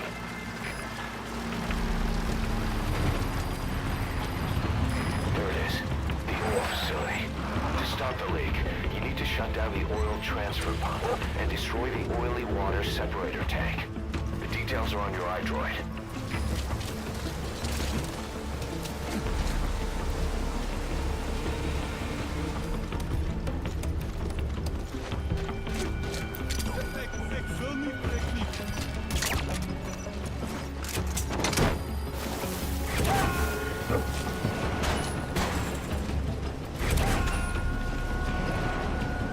Subject on board.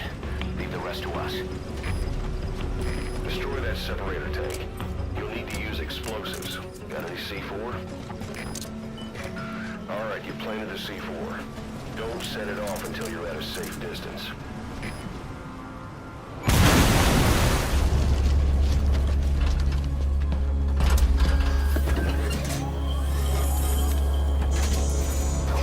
The remaining target is the oil transfer pump. You need to shut it down. There's the transfer pump control room. The emergency stop button is probably inside it.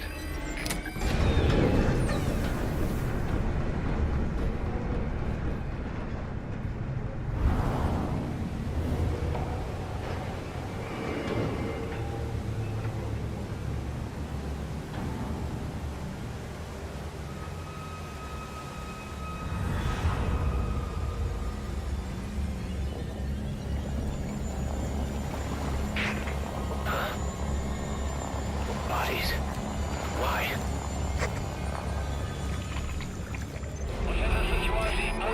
Transfer pump shutoff confirmed. Objectives complete. But the enemy has tightened security. Get out of there ASAP.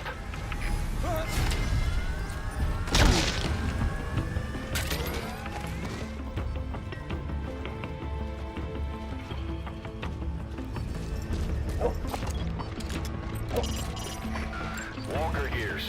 What are they doing there? Looks like the road's been sealed off. See any way around?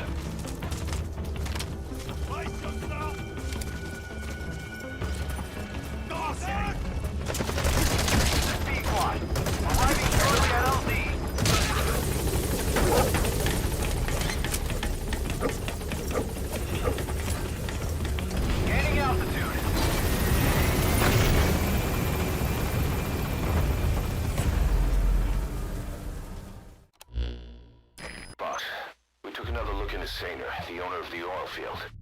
They were behind what happened. They hired the PF, not United. They restarted the facility all the while pretending they were the victims. One other thing. Saner's Johannesburg head office is just a room in a multi-tenant building. Company's essentially non-existent.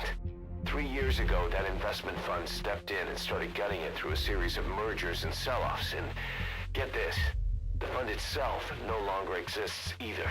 It's a shell corporation, meaning someone is just using Saner's name from the shadows. But what about those strange corpses? Just what the hell were they doing over there? Boss, the intel team has come back with its report following its investigation into PF logistics. Cipher has to be involved with this distribution network somehow. One thing in particular caught my eye. A convoy that regularly crosses the savannah. On paper, it's just mined resources going to the government, but the security's much too heavy. At the very least, it's worth checking out. Take a look at the mission.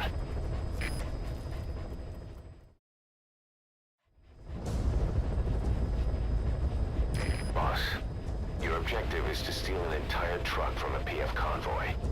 We don't have a fix on the truck we want, but the intel team has spotted the unit that's been tasked with escorting it. They're stationed at the guard post to the north of Nova Braga Airport on the Savannah.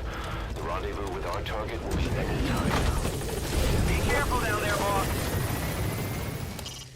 See any clues in the guard post that will lead us to the target? Have a look around.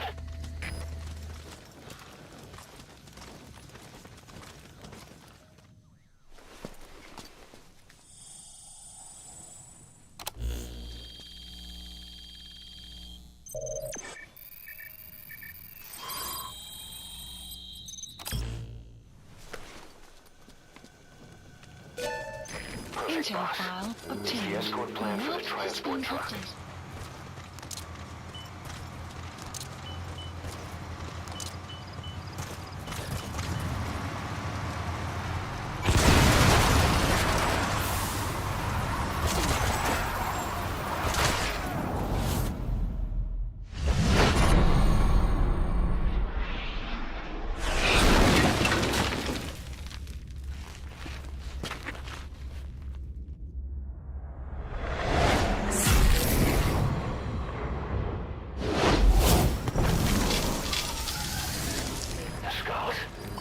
Bastards are pulling guard duty.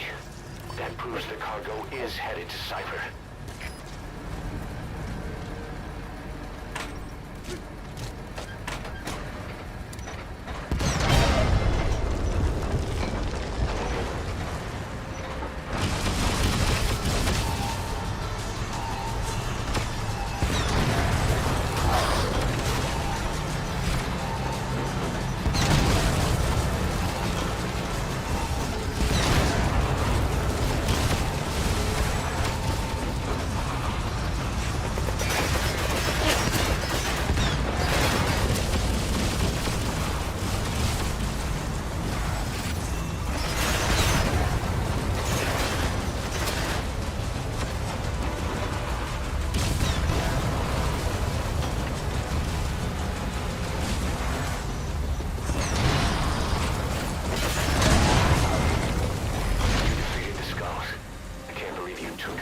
Out.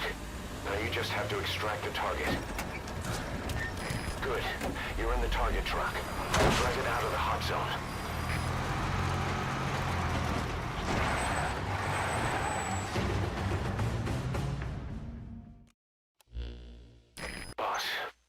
searched the truck you recovered. There were two primary types of cargo. First, drums of malachite, a copper ore. That took up most of the truck bed. But malachite isn't valuable enough to warrant an escort. The real cargo was likely the second item, a shielding container. The contents, yellow cake. That's right, the raw material for a nuclear weapon. That might point to the weapon to surpass Metal Gear Emmerich told us about. But who can say? Thing is, there isn't a lot of it. Not enough to make a nuclear warhead. Give us some time. We'll look into it. Try to figure out why they had this under such close guard. Boss, I need to talk to you about this. Quiet.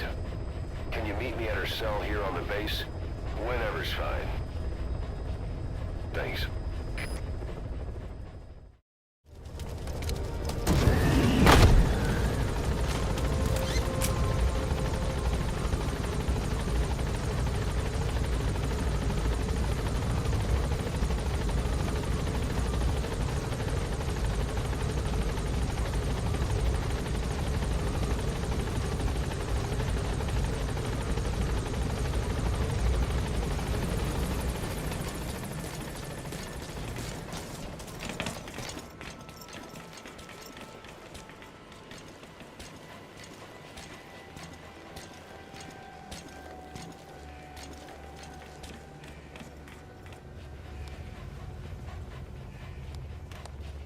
She, refuses to wear clothes.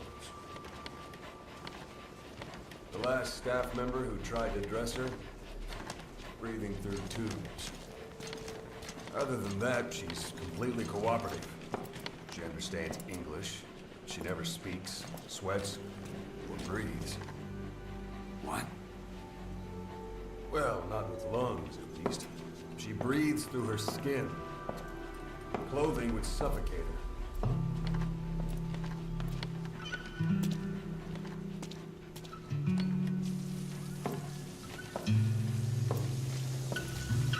Showers are okay. She can't be submerged.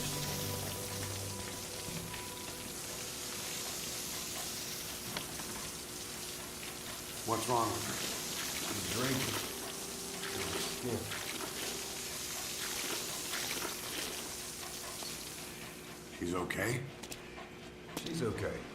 She just can't move when she's taking in water. Look.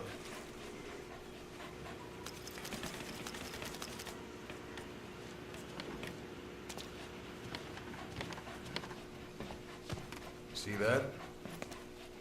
She hasn't eaten a thing since she got here. She doesn't eat either? Never. It's photosynthesis. Photosynthesis? That's the verdict from the medical staff? No, the jury's still out. It's the only explanation for what we've seen. The GRU had a man with that ability in its Cobra unit. Now, we don't think she's contagious. Some of the staff can't stomach her. It's starting to affect morale. Can't you send her on a mission? By herself? No. But as you know, she does have skill. Why not take her out on one of your missions? She seems to like you. Of course, only if you think she'll be useful. Next time you go out, you keep her in mind.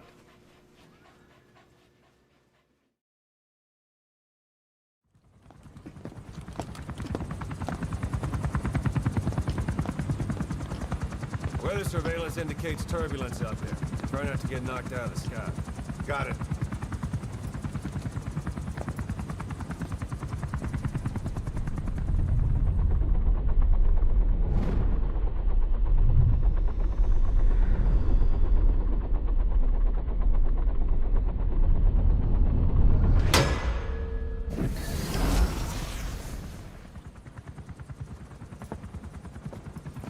Quiet.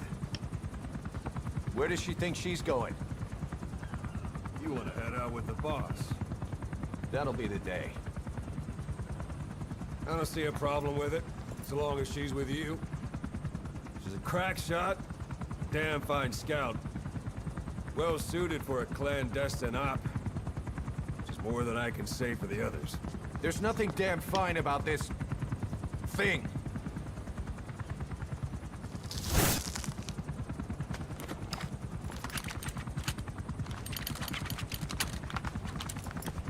Here.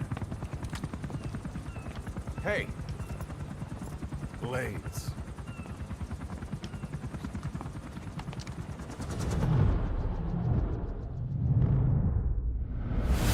Wait a minute, that thing costs a lot of money.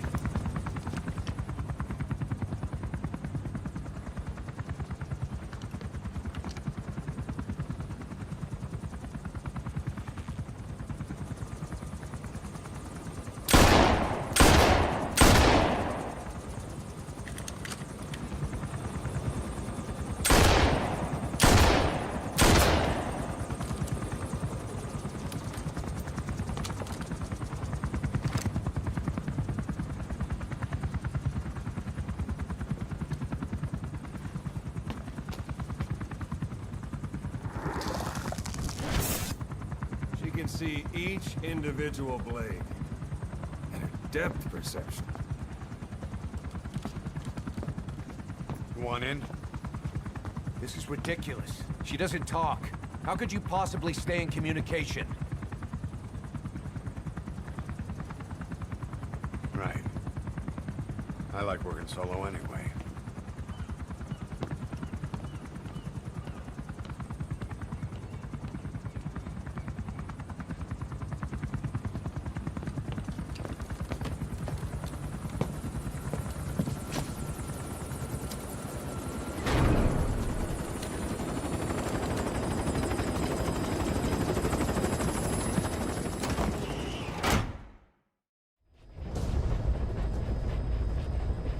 There's 6 targets.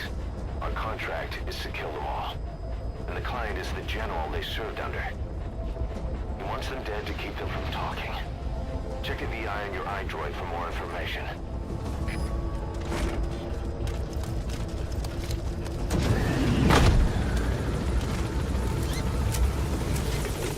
Be careful down there, boss.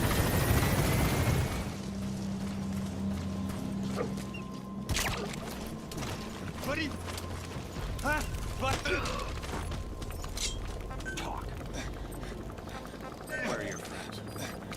The map has been updated.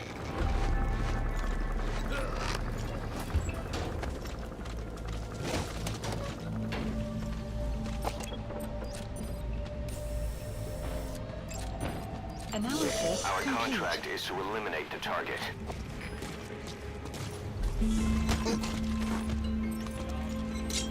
Spit it out. Where are your friends?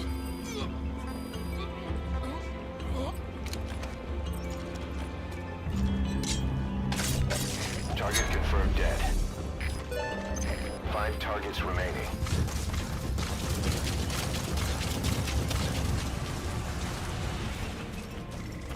Analysis complete.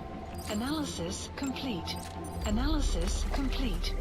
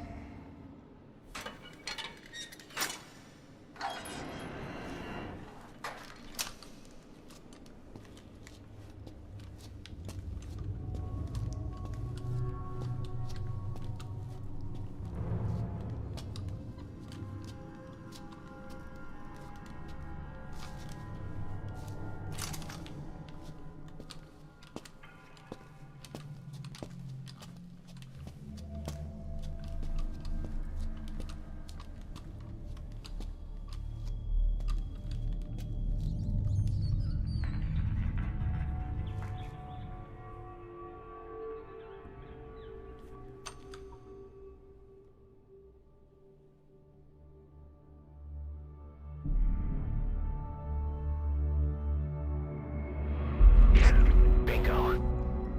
You know what to do.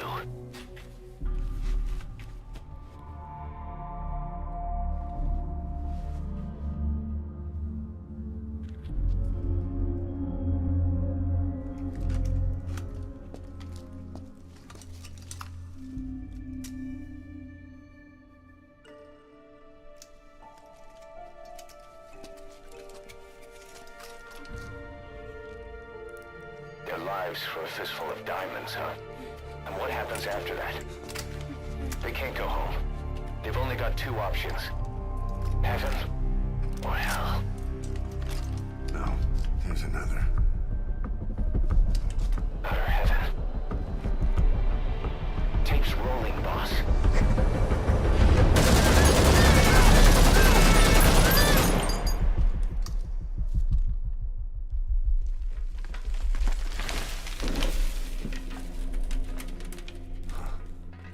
How about it, Kaz? Looks like our client just got outbid. We got the recording. Objective accomplished. Let's go.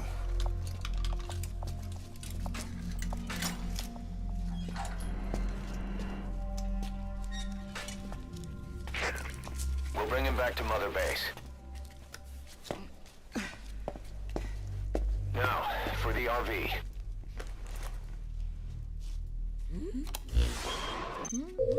There's some high ground downriver. I'll have the chopper set down there. Lead the kids to safety. Listen, the kids don't get hurt. No matter what, you bring them back alive. Exit the cave and turn left, then pass through the swamp and follow the river downstream.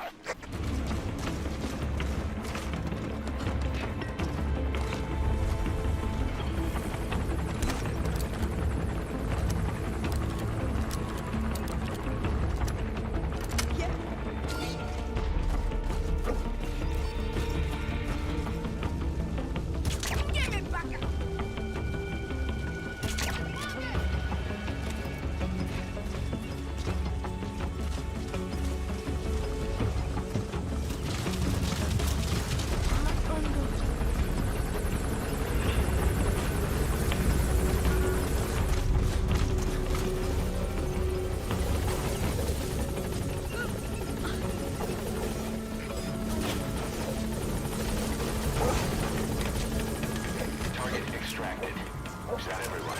Getting out! All right, objective complete. Come on back to base. Just keep the target safe.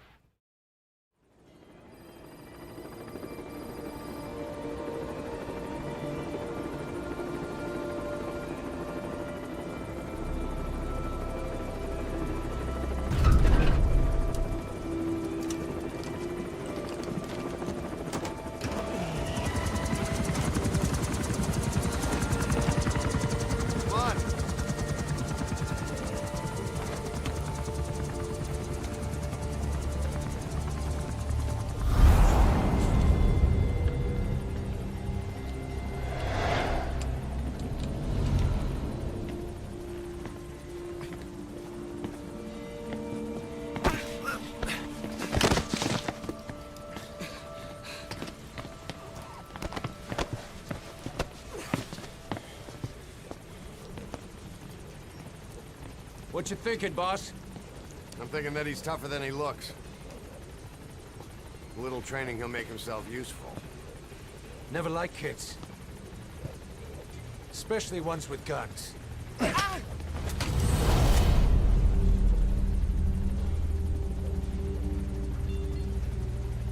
See, kid's a natural. No. He's no natural.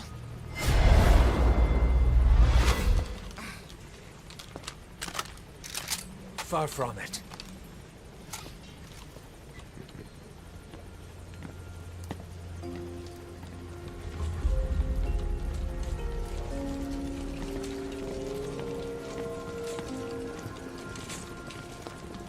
You probably noticed on the way in, we've expanded housing.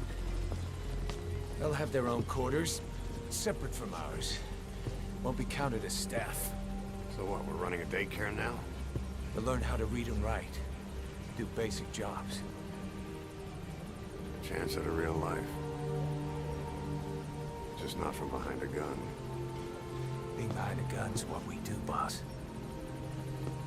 There's no room for angels in our heaven.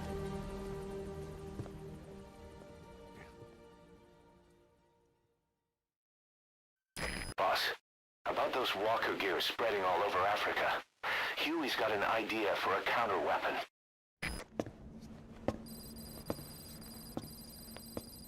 This. It's a variable, multi-legged tank. A spin-off of Metal Gear technology. Big fan of spin-offs, isn't he? I hear he borrowed from the Soviets in Costa Rica, too. The design allows for a lot of freedom in setups. It's based around a central core unit, so you can quickly reconfigure the hardware to suit any sort of mission parameters.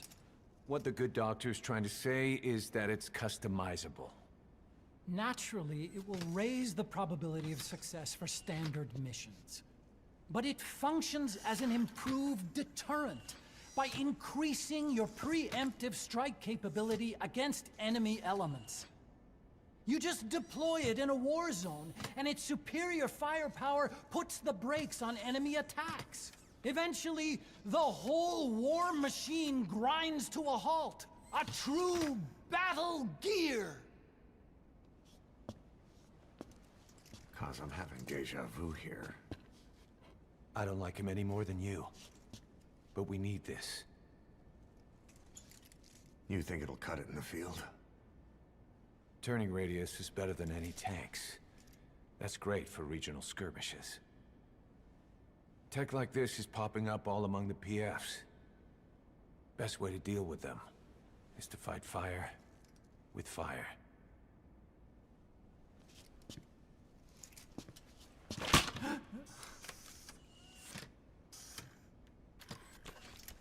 I'll await your instructions then, boss. So do we have your approval to commence development? Fine.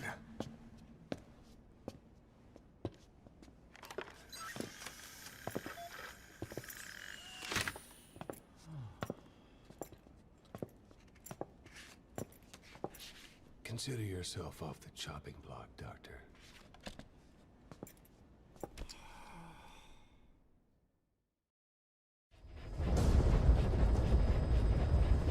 The target is Shabani.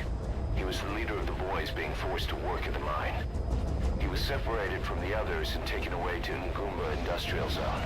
The locals call this place Nzoya Badia Bulu, the Devil's House.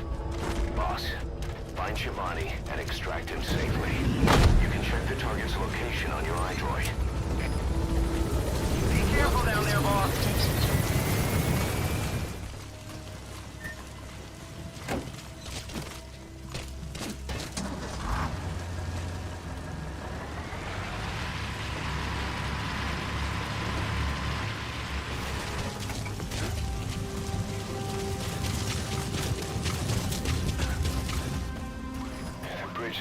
Extraction arrived. Looks like you'll have to go down through the valley.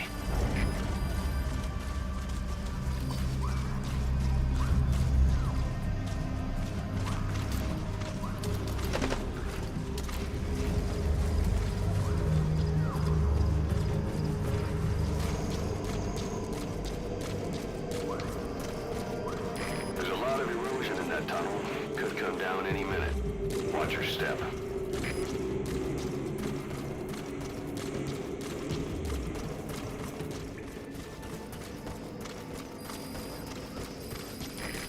The objective area. Now look for the target. I just hope he's alive.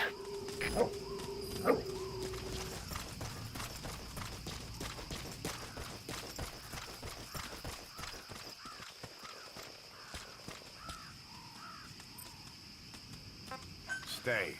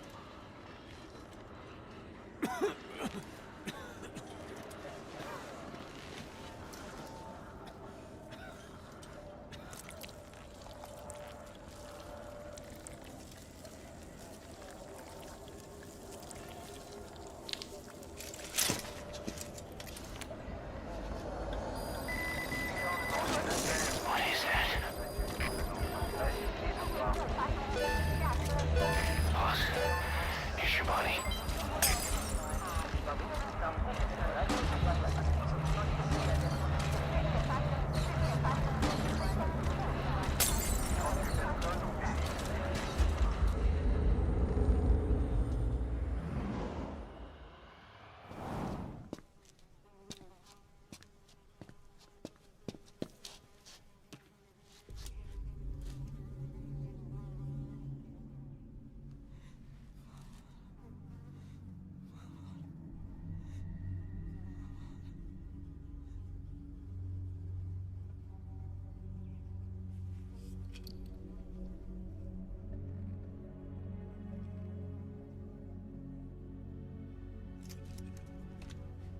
Shabani, your boy sent me.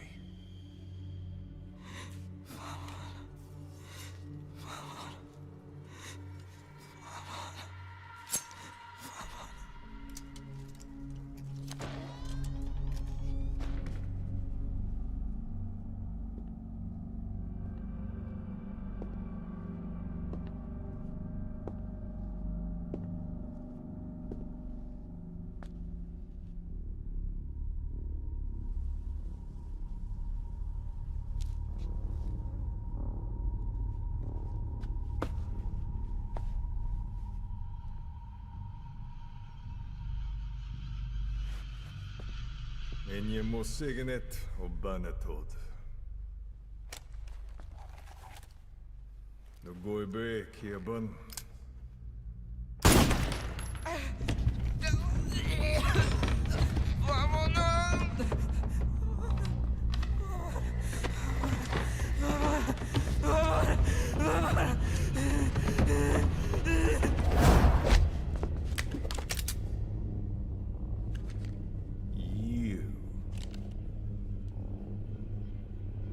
Burn with the rest of them.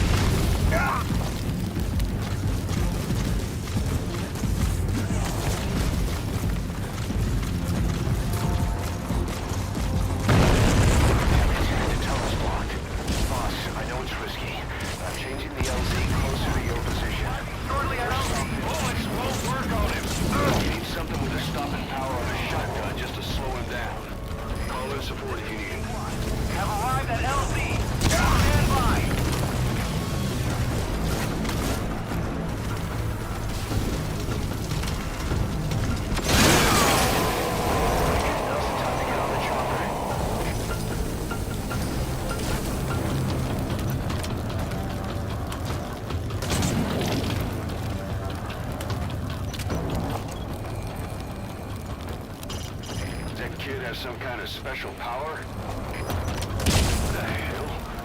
Your bullets aren't hitting him.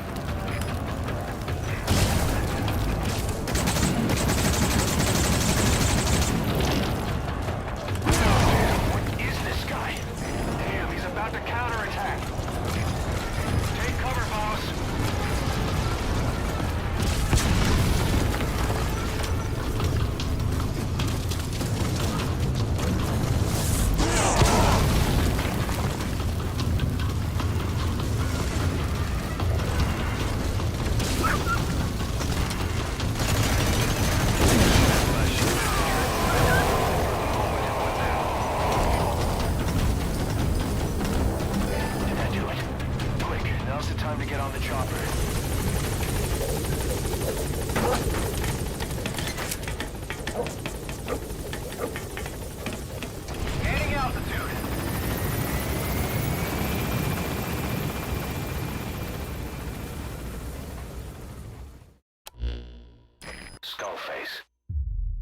cause in Africa, after all. Working behind the scenes, even that man on fire at his beck and call. But what the hell was going on at the Devil's House? Earphones embedded in people's throats, tapes playing voices. And those lumps on their chests. They looked like the ones on the bodies at the oil field. The man on fire burned everything to the ground. But we were recording audio the whole time you were there. We'll conduct a thorough analysis of it.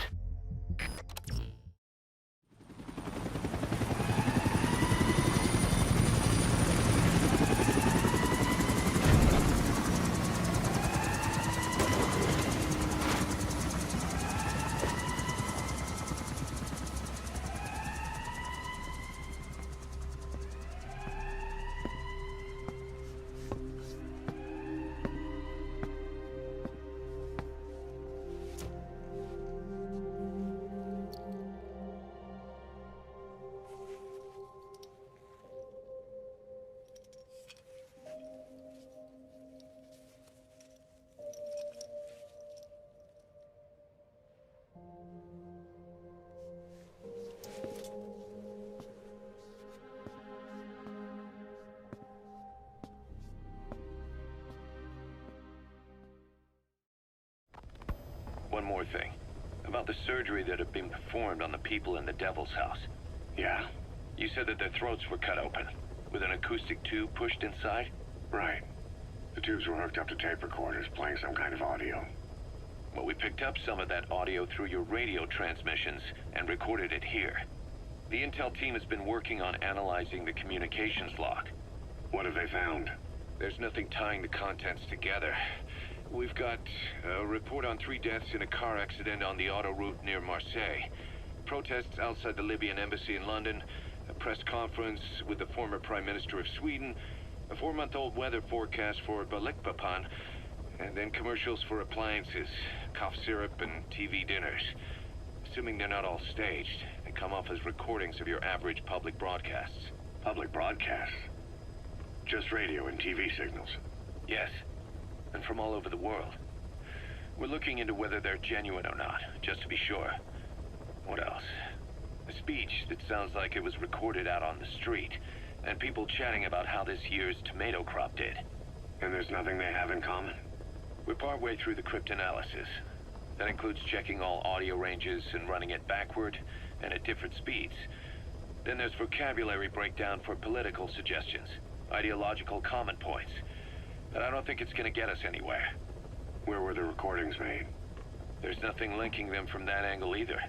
Just like you reported, we've detected virtually every major language there is. French, German, Italian, Spanish, including South American accents. Then there's Russian, Hindi, Arabic, Portuguese, Mandarin, Cantonese, Japanese. They're nothing if not thorough.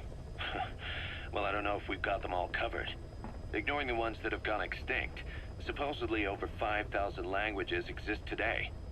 Besides, English isn't one of the ones we picked up. Really? English? I know.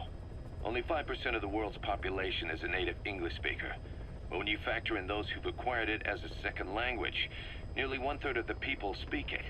The world's dominant lingua franca. You gotta figure they had it somewhere among all the languages in that place. No English. Bear in mind, we didn't hear everything that was played in that room. We couldn't isolate the more distant sounds due to static, and the program could have been set to change every day. In a nutshell, for reasons unknown, people in that room with a common medical condition were made to listen to recordings in languages from around the world. It's not clear how the growths on their chests fit into it. It could have been treatment for them, or maybe an experiment of some kind. I'm guessing one person knows. Yeah, Skullface. He was there. The only thing we can say for sure is that he's involved. We've begun development on that new battle gear weapon that Emmerich was talking about. If you want to see how development's going, come take a look for yourself.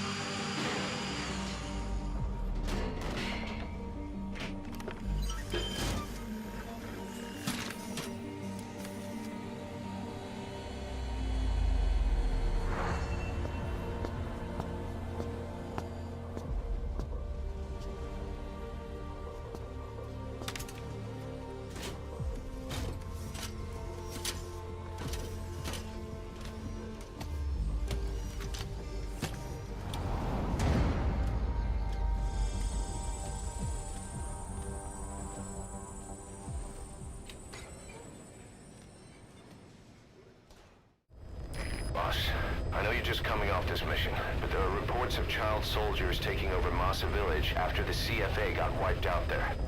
They've been raiding the surrounding villages, so the people have requested we eliminate them. Check your mission list for the details.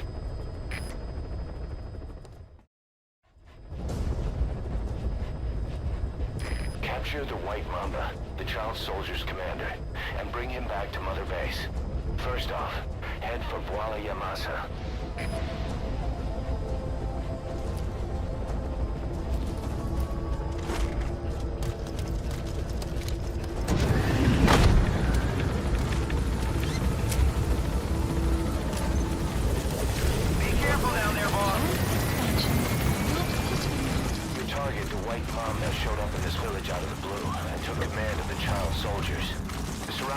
Have been victims of their raids and brutality ever since. But if you extract their commander, those kids will have no choice but to stand down. Should wrap up the whole situation.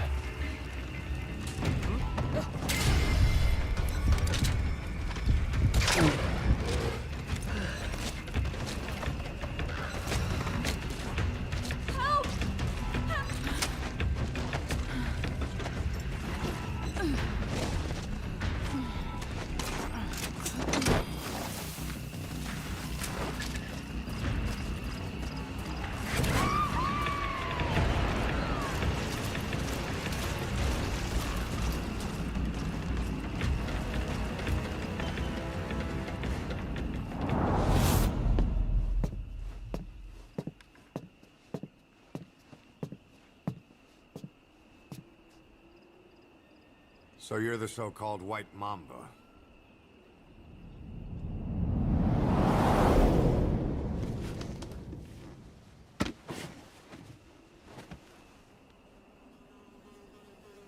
Something tells me that's not the name your parents gave you.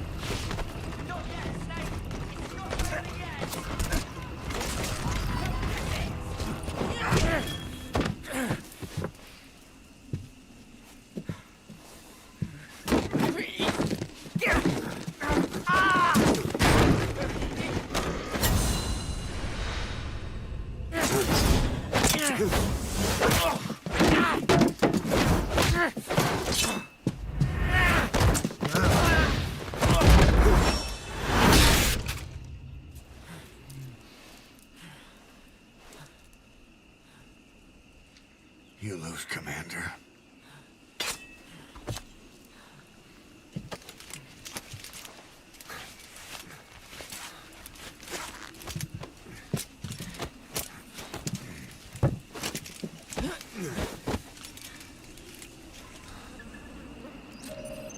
Mission info has been updated. This is Pequot. Have arrived at LZ. Will stand by.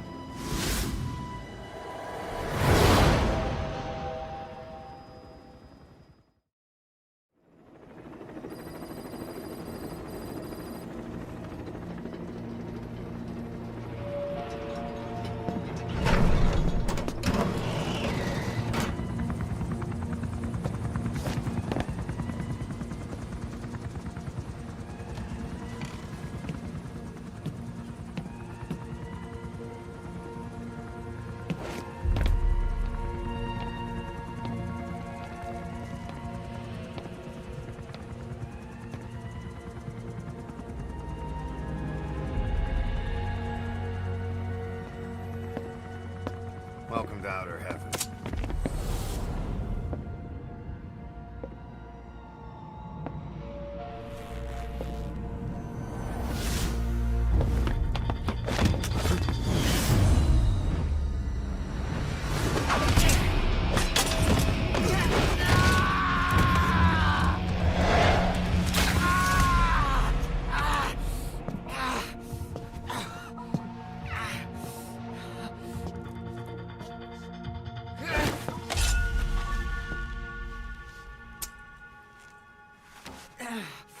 We got rules around here. Never draw a weapon on a fellow soldier. You got that?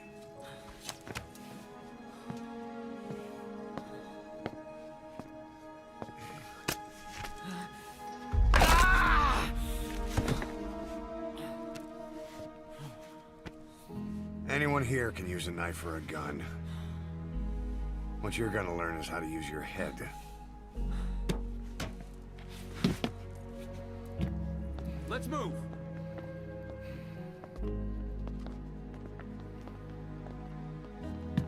When you get that under your belt, then you're free to leave.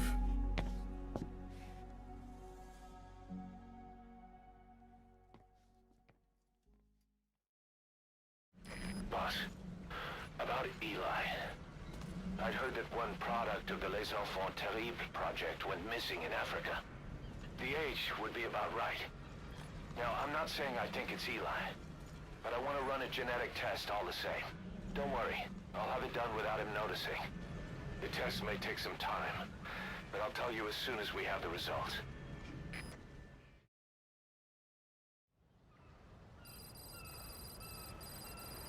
The boss is back. Let's go refuel and load up on artillery. We're good to go, Chief.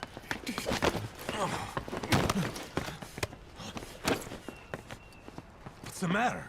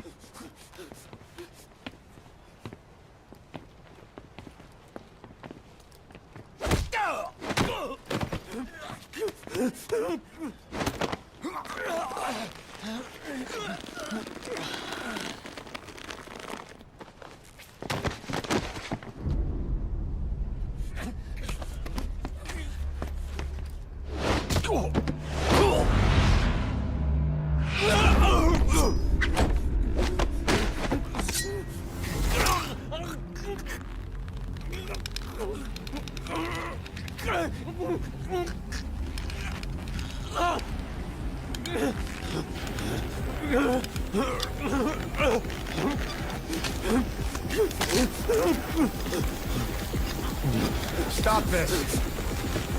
Now!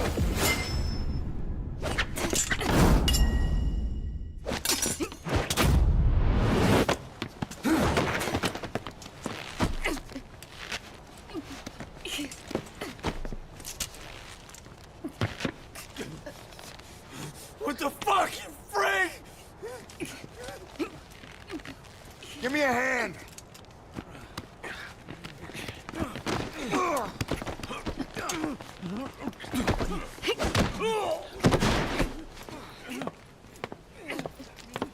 Hold her still!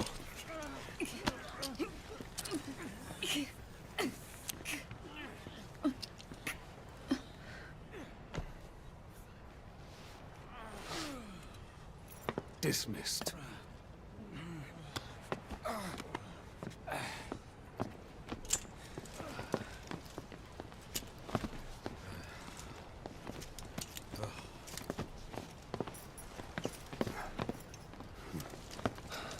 Payback for how they treated her? Doesn't explain the others. She had every chance to kill them. Tight security on her cell. This happens a second time. There won't be a third.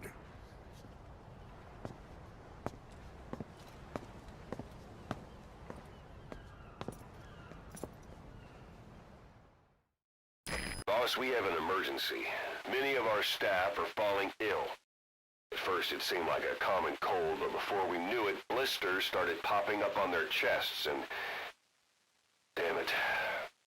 I'll fill you in at the ACC. Just get in the chopper.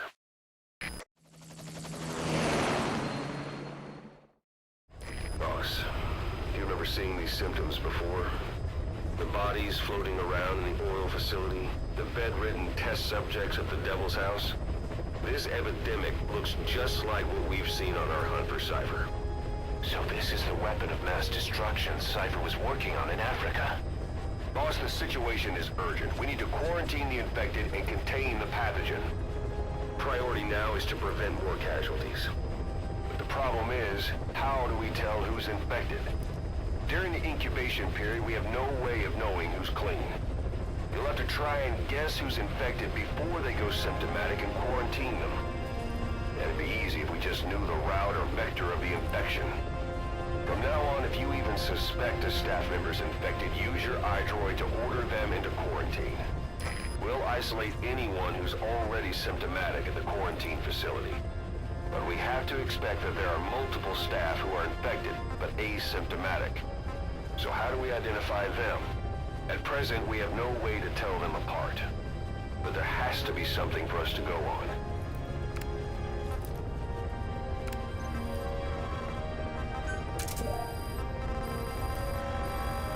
Alright. We'll quarantine the staff you specified. Did you figure out what's causing the infection? Incredible, boss. Thanks to you, the number of new victims has plummeted. And the common point between the infected. Is it really possible for a disease to spread because of that?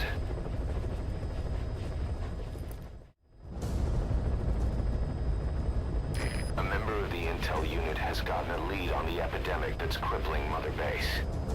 The problem is, our man has been captured by the PF in his operation area. He's being held at the guard post on the western end of the mine. Boss, we need you to get him out ASAP. Right now, he's only linked to the root cause of the epidemic. Be careful down there, boss.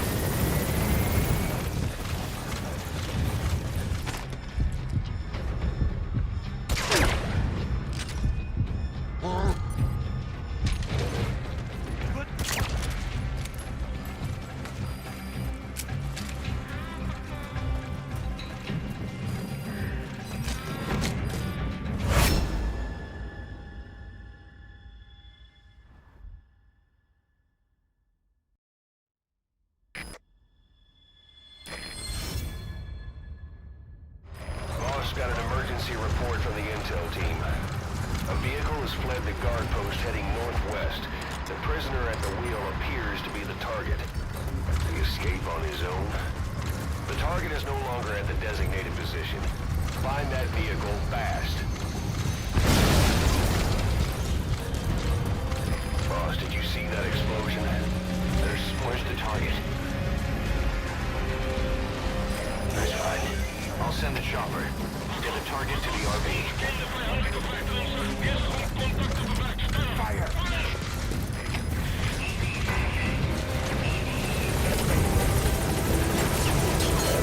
Alright, you're out of the hot zone. No enemy forces in pursuit. Mission complete.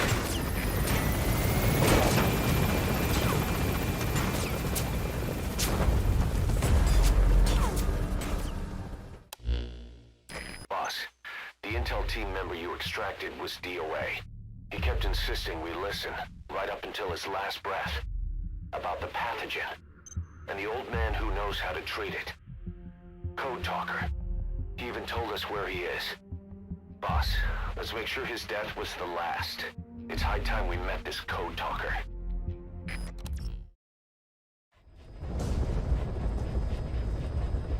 Boss, make contact with the old man known as Code Talker.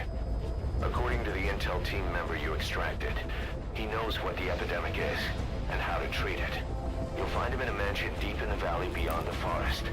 He's a high-value target who's probably involved with Cipher's research. This information came at a heavy price. Be careful down there, boss. Instructions arrived at the Mother Base. I have a bad feeling about this.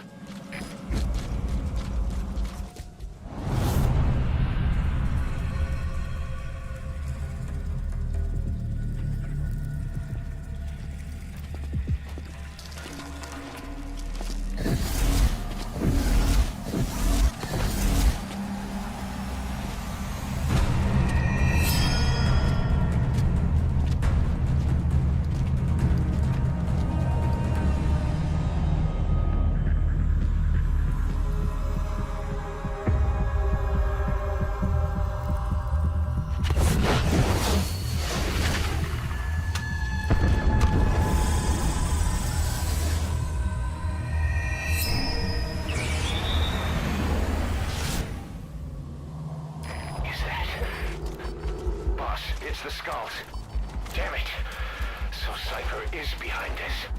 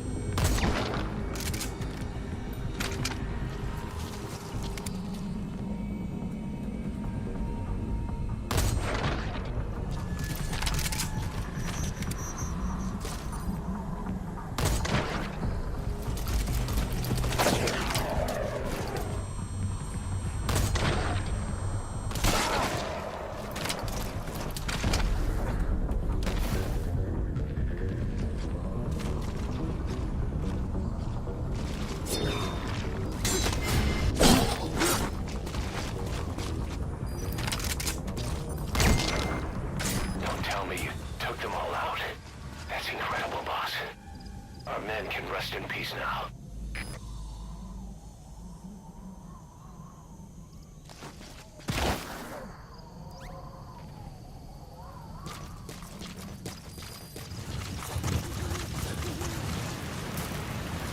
Alle troepen, dit is Cipher. Ons ziet activiteit bij de bosman. Alle eenheden. Ons mag moeilijke indringen zijn. Uit. They know about that battle just now. You're right at the mansion. The target's close. Be sure to think this through.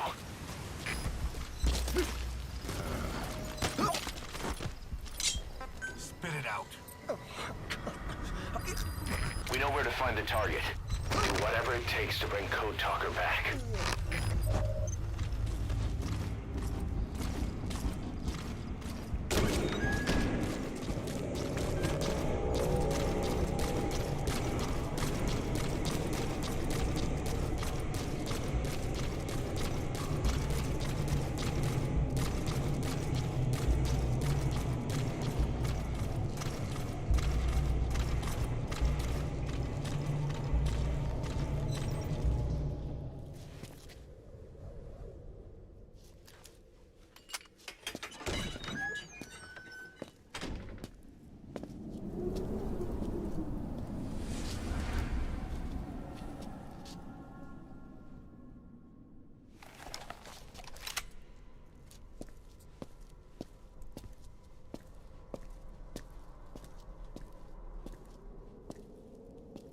I've been waiting, Tilly. Or should I say, Bedahokhale.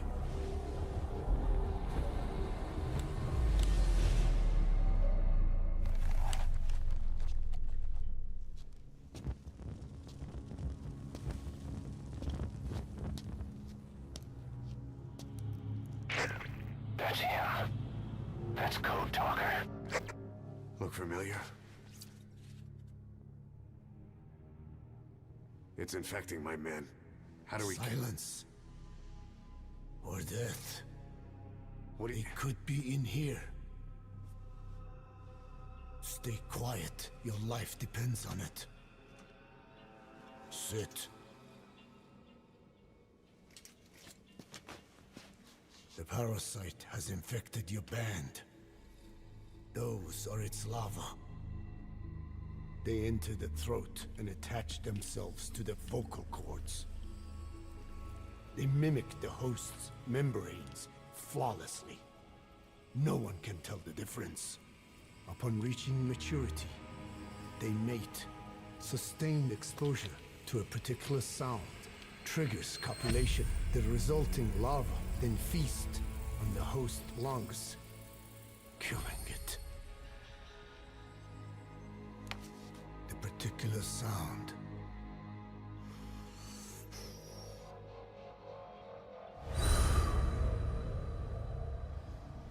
is words. They attack only those who speak a certain language, not just one. I cannot say which language your parasites are attuned to. But silence is the best way to keep them from laying their children. This contains an herb that they dislike.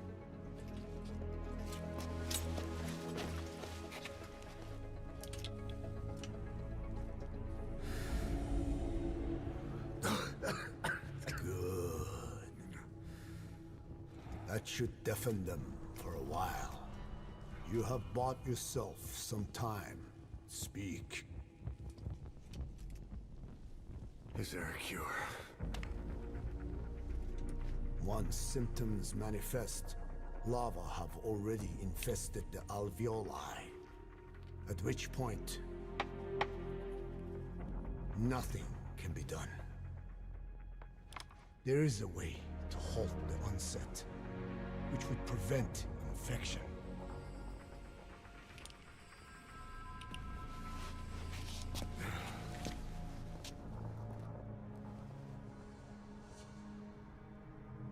I need your help. He stole the ones I sealed away, forced me to do his terrible work. Skullface. Even a country like America sways in his wake. I could not defy him. The fate of Dene lies in his hands. However, perhaps the Nishia led you here. If my children have upset the Hojun of the world, it falls to me to set it right.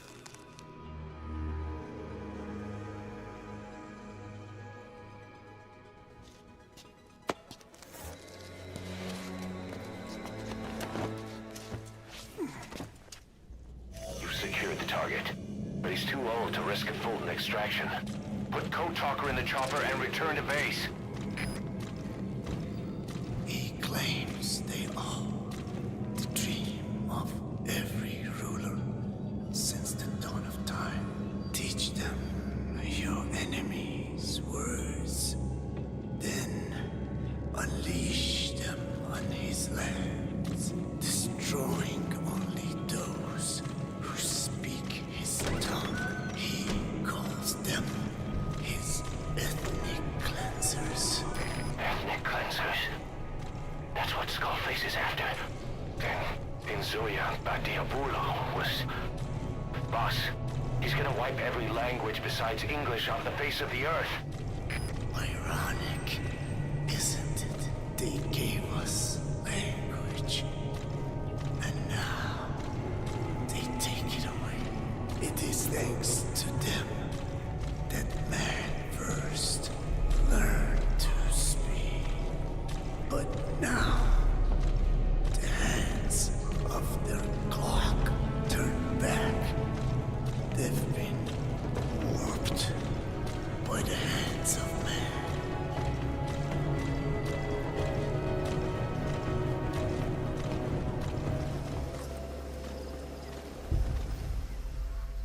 Victims of the experiments.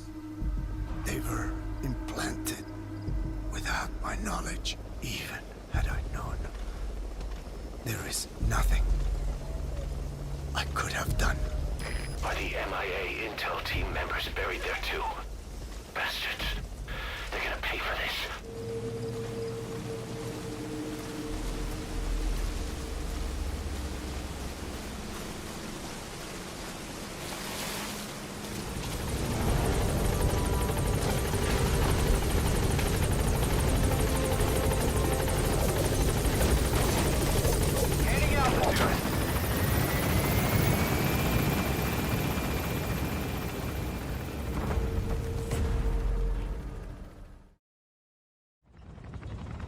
Tell me how to fight it. I hid the answer in a microbe this one carries. It turns the male parasites into females, preventing reproduction. One parasite infecting another. However, it doesn't affect only the parasite. It alters the host as well. Your infection will be contained, but you and your men will also be rendered infertile. That is the price you must pay to regain your speech.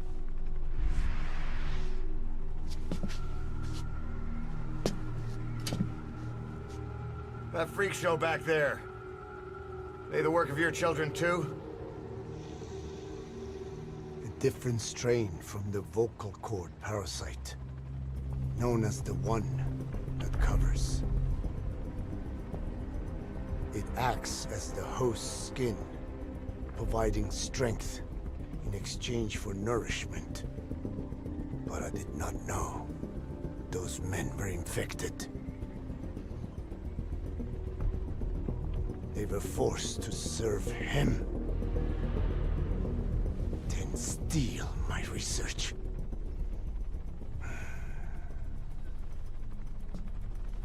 Have you seen one of their vehicles? The yellow cake. Captured a convoy they were escorting. Cargo's some kind of mineral. What became of it? The metallic archaea? Clouds ahead! It's them.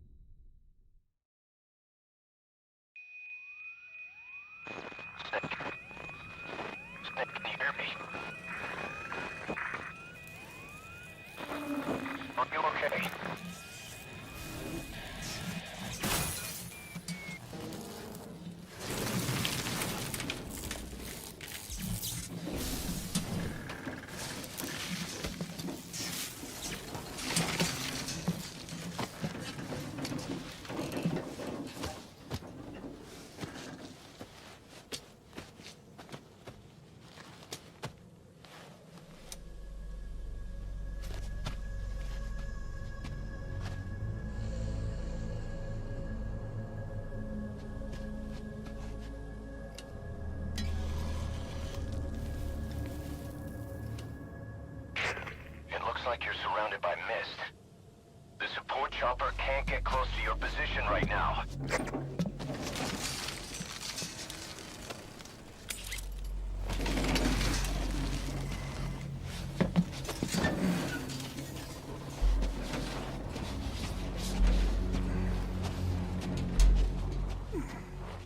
Hurry! They are coming!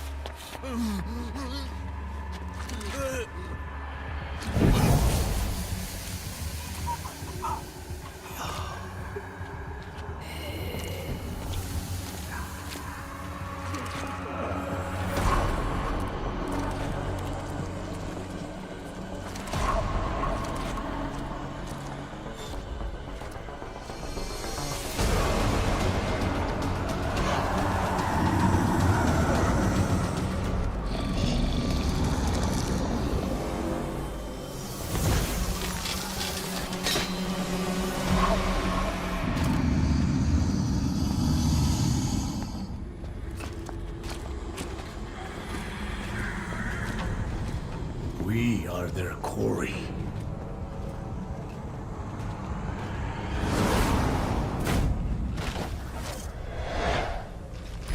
Skulls.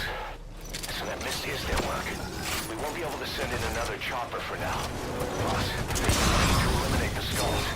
We cannot lose Code Talker.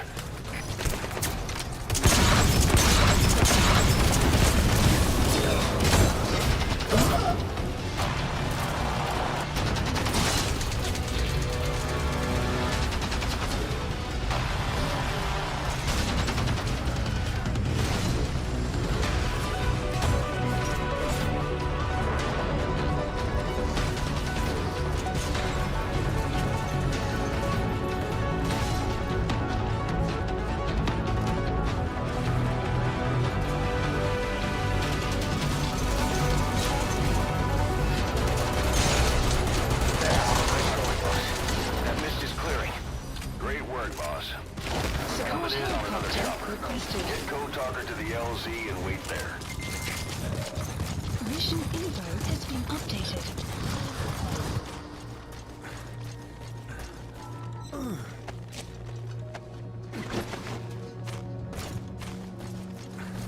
Get in, boss.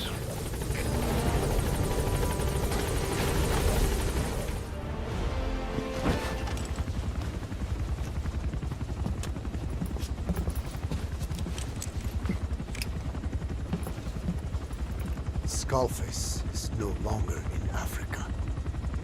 The nuclear test was a success. Now they turned their knives on me. Satellites didn't read any test. Neither did seismometers. The detonation test took place 5 years ago in the southern Indian Ocean. The final test was the opposite, to prevent detonation. You mean? Skullface plans to sell nuclear weapons that he retains control of. It's not like hawking small arms to militias. Indeed. He plans to avoid detection by exporting minerals containing tiny amounts of uranium in the form of metallic archaea. Once on site, the metallic archaea enrich the uranium and weaponize it. Loaded onto all-terrain bipedal machines. They ensure any country, armed group, even the smallest terrorist cell, can become a nuclear power. Bipedal. So that's why they needed Huey. A nuke business to replace the arms business. And Skullface owns the market. The very atmosphere of nukes, anywhere and everywhere. Deterrence on all sides. So that's why he ran a non-detonation test.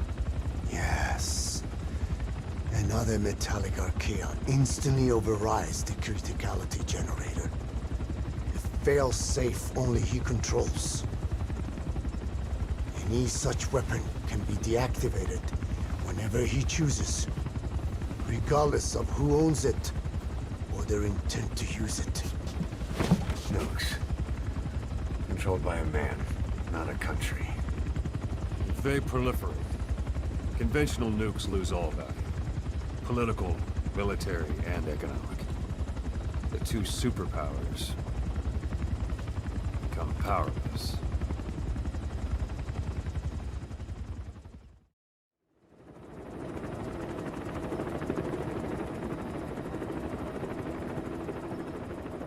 We need to stop the epidemic at Mother Base.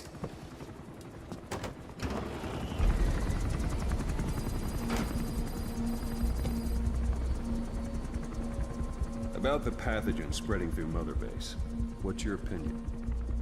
Textbook symptoms of vocal cord parasite infestation. And judging from this casualty list, it is the Kikongo strain. Meaning, a breed of parasite that triggers symptoms upon detecting pronunciation specific to Kikongo.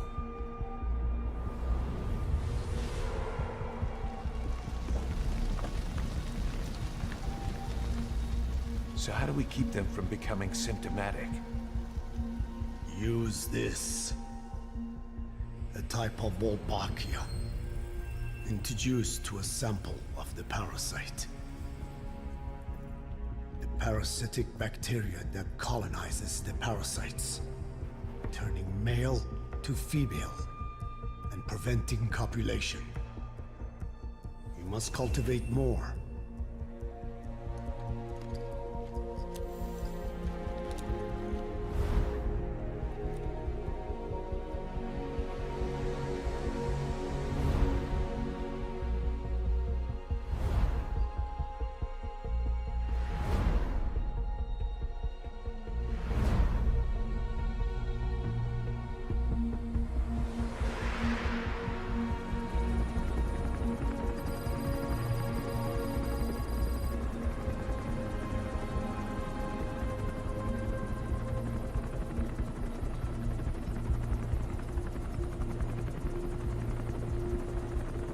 Thanks to Code Talker, we've managed to put a stop to any new vocal cord parasite infections.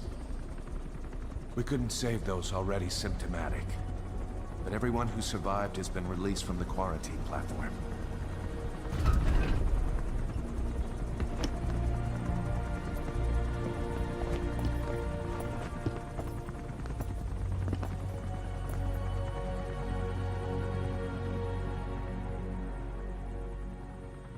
Skullface will pay for this.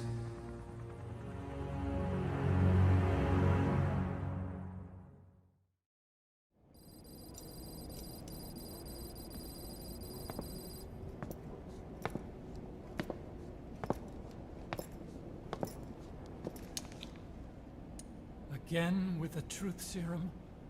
What are those legs made of? Titanium? All the way to the femur.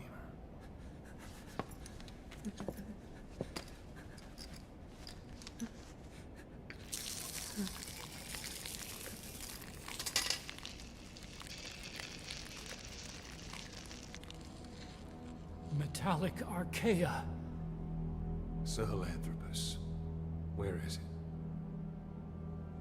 What?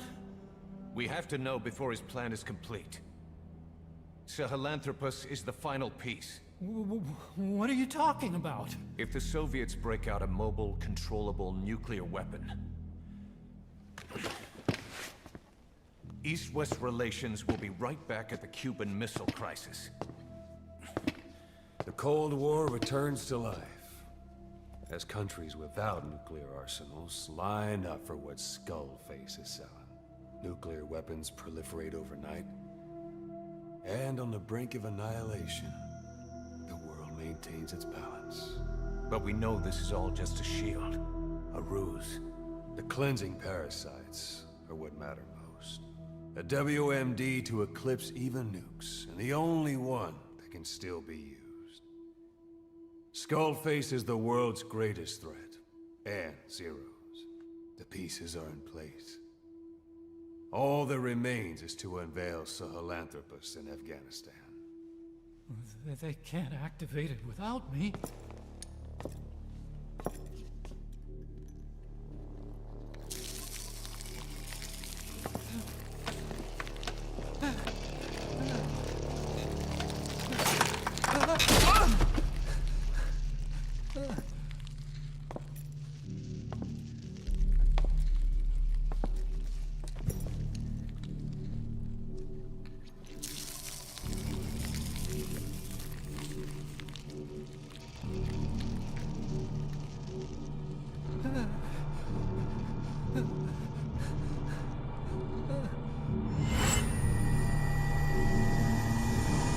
Okay, B-Zero. Sahelanthropus is beyond the Soviet base camp, in a lab built by the Soviet philosophers. That's what you're looking for. But I have no idea how he's controlling it. It wasn't designed to accommodate a human pilot.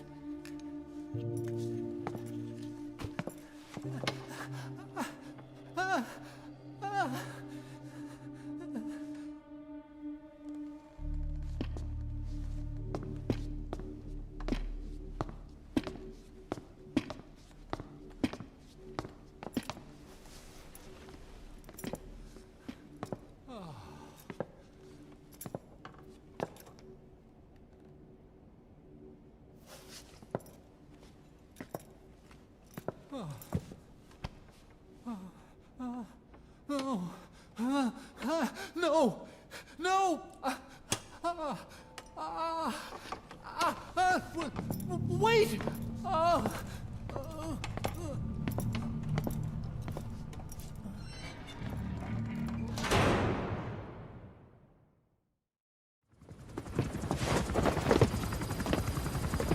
We got word from Afghanistan. Everyone at the Soviet base camp's dead. No sign of fighting. Parasites. Skullface's men then headed north. The target is OKB-0. That's where he'll activate Sahelanthropus.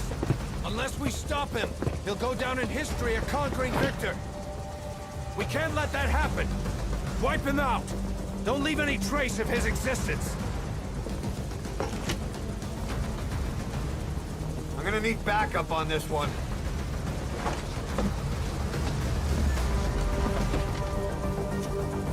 You'll rendezvous on site.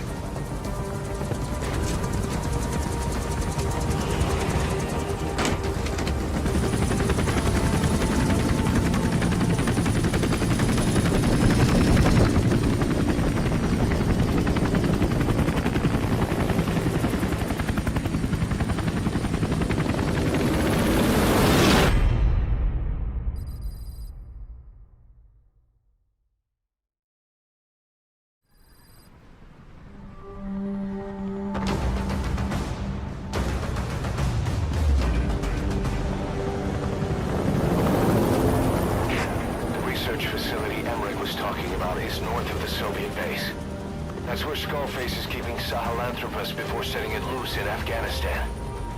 There's a good chance he's got nukes, too.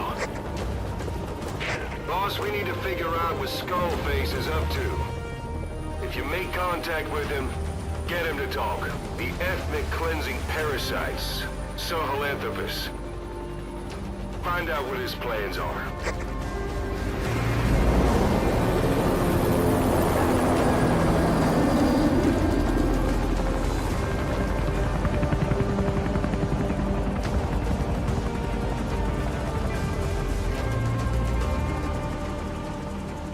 All we know is that Skullface's plans are on the verge of fruition.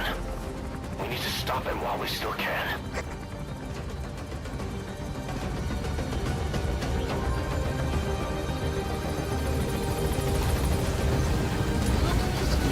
Careful down there, boss.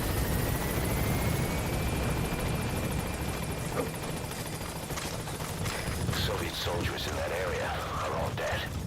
Apparently XOF unleashed the Russian parasite strain. To isolate the facility, they first spread reports of a chemical weapon leak. The infection won't spread into the surrounding regions.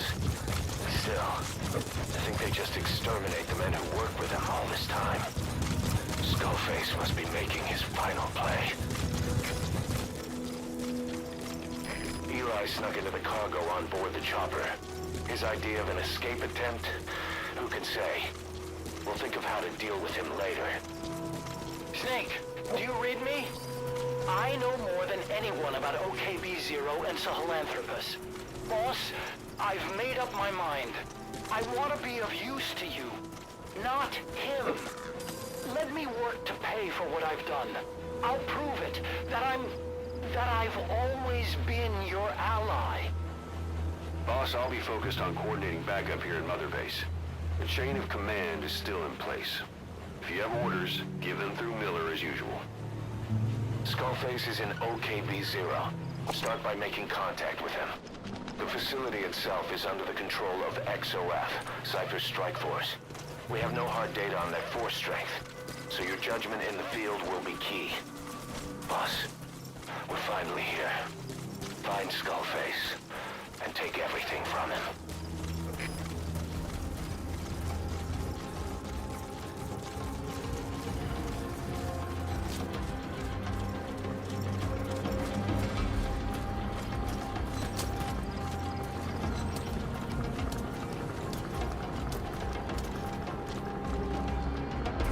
Good work. 2 more gates to go.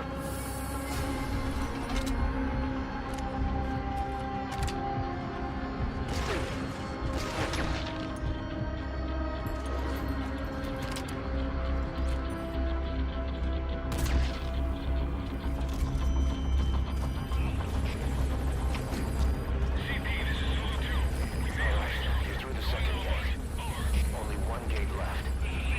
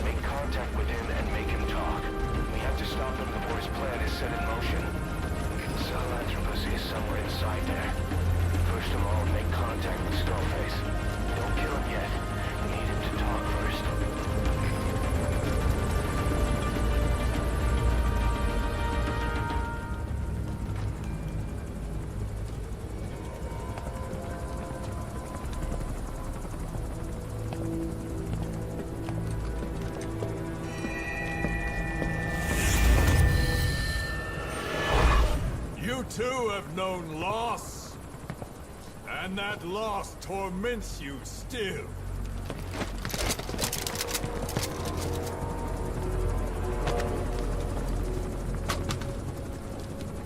You hope hatred might someday replace the pain.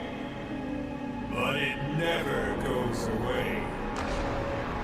It makes a man hideous, inside and out.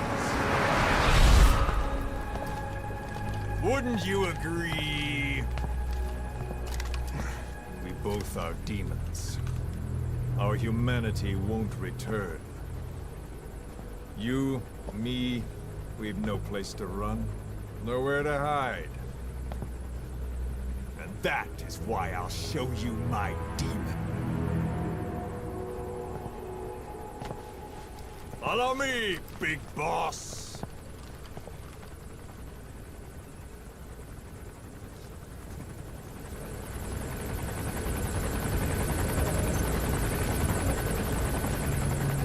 Just go along with him for now. We're ready to fight if it comes to that.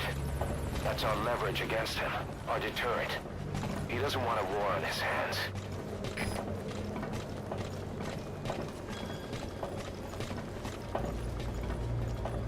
Whatever the Navajo told you, it's just one possible solution derived by Cipher. My will is different.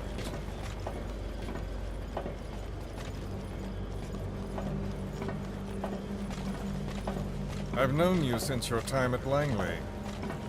I've long been the other side of your coin.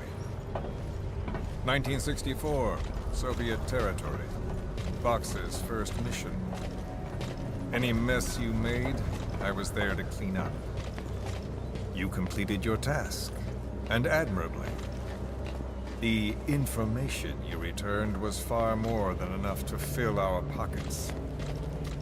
With it, our futures became, more or less, set in stone.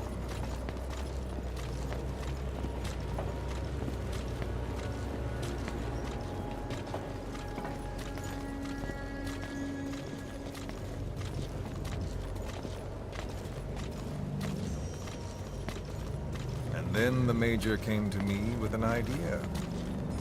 Washington doesn't know how to spend money, he said.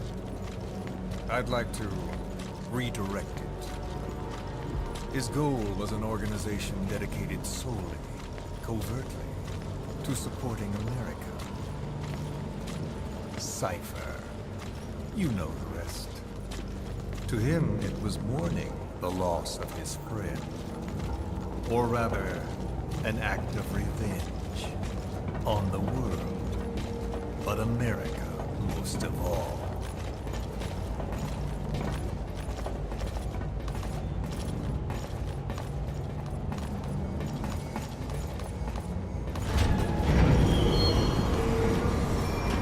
America is a country of unity, a meeting of immigrants.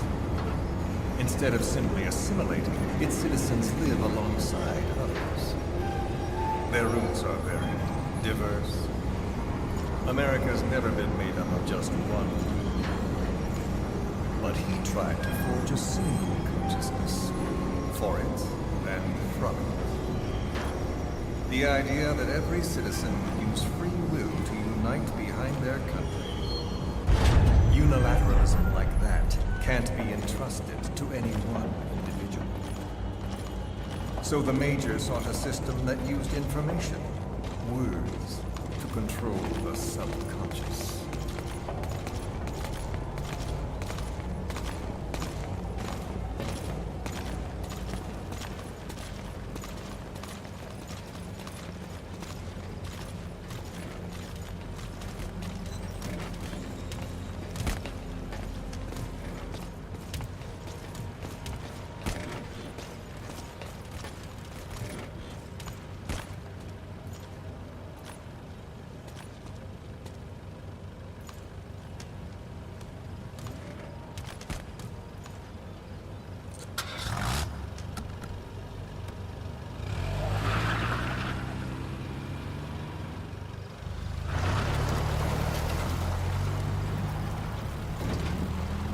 To unite America and the entire world, The Major thought this was his friend's will. But I think he never understood what she wanted. Before he ever walked or cried, even before he was born, his mother tongue was English. He doesn't know the pain of losing his own language. Not yet. He cannot understand her will. I do.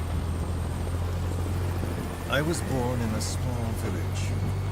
I was still a child when we were raided by soldiers. Foreign soldiers. Torn from my elders, I was made to speak their language.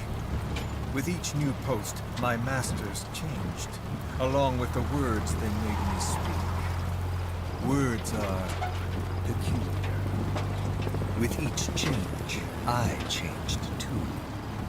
My thoughts, personality, how I saw right and wrong. War changed me, and not only my visage. Words can kill. I was invaded by words, burrowing and breeding inside me. A philosopher once said, "It is no nation we inhabit, but a language." Make no mistake, our native tongue is our true fatherland. My fatherland. My truth was stolen from me. And so was my past. All that's left is the future. And mine is revenge. On those who bleach off the words of their fellow man. This is what I learned from the Major. And then it hit me. It was he who should feel my wrath.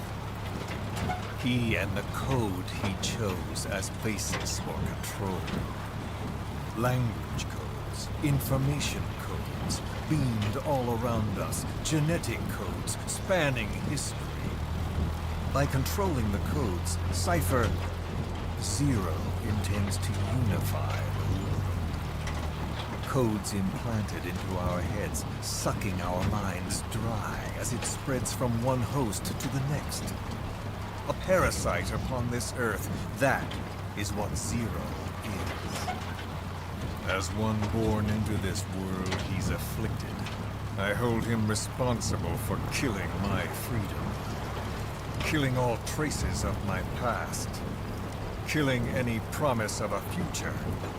We are all but dead men forced to walk upon this earth.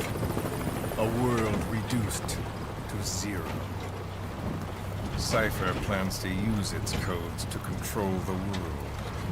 They think they can. And the mother tongue of all those codes is English. The word became flesh.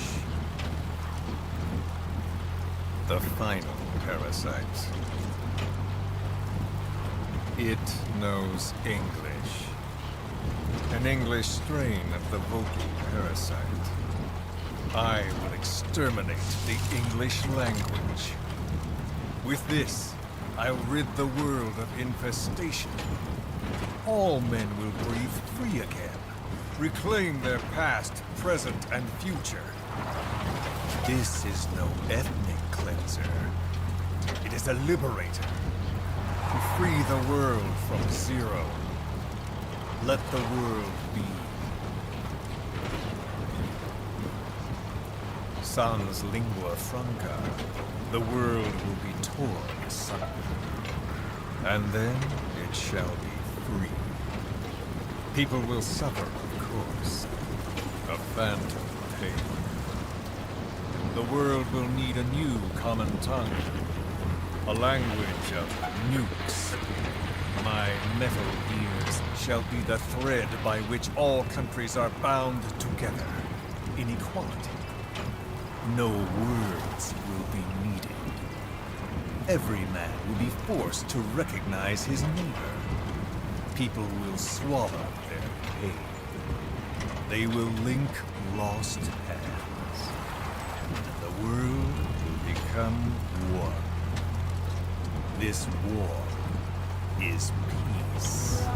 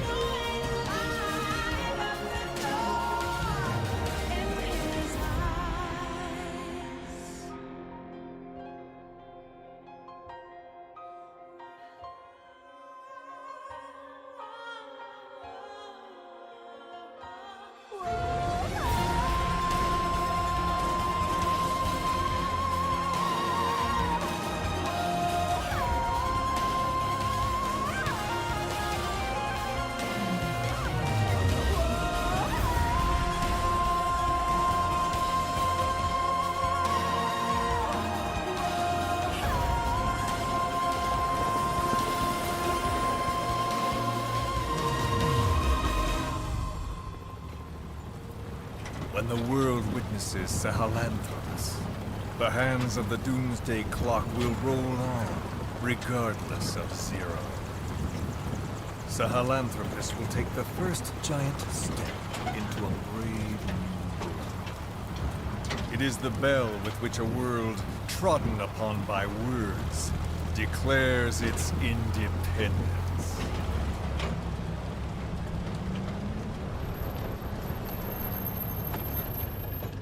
We are here.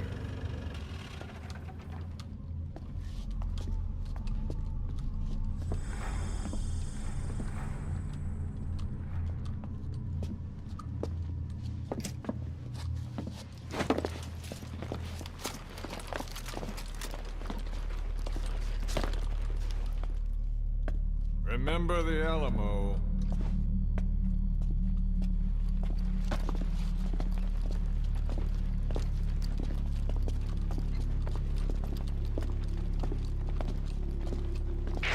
This is Queequeg on station to provide cover. Get us a line of fire. Roger that.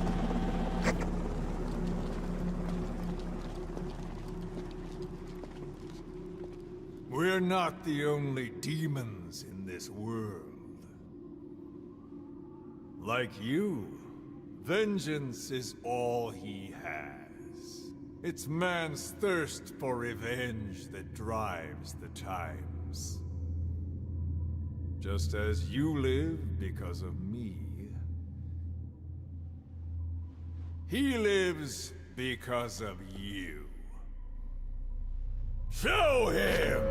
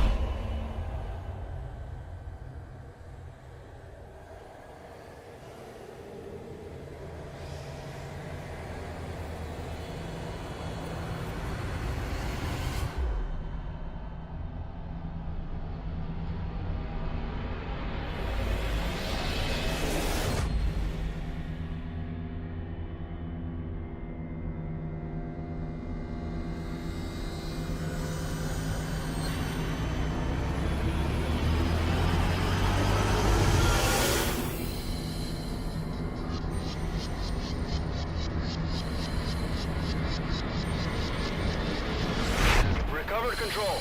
Ascending. Hey, Snake. There's something wrong with Eli.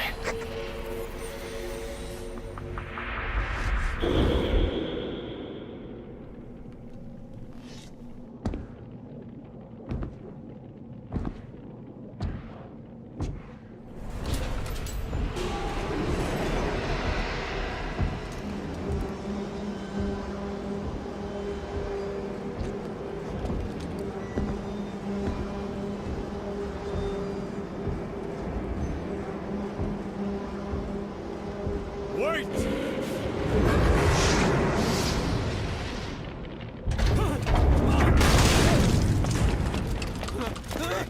Who is doing this? Such a lust for revenge? Who?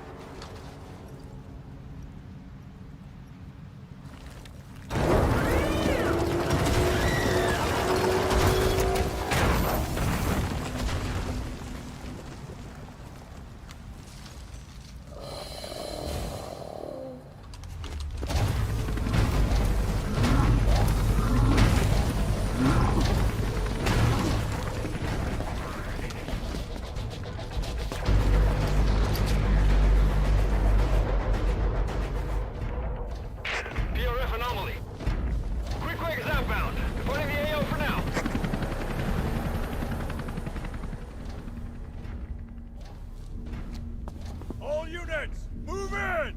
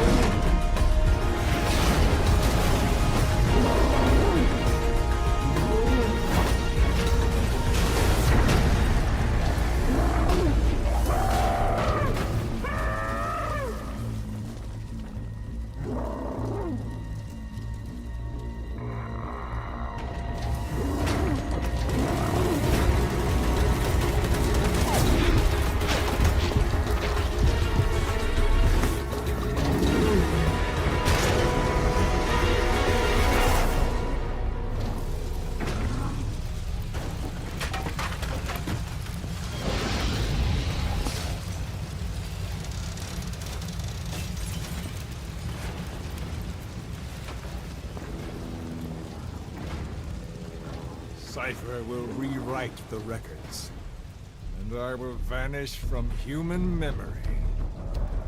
But the thirst for revenge that I have planted will infest the system. No one can stop it now.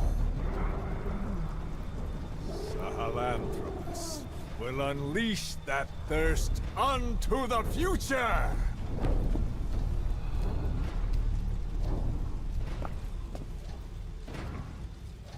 Major... I'm burning up!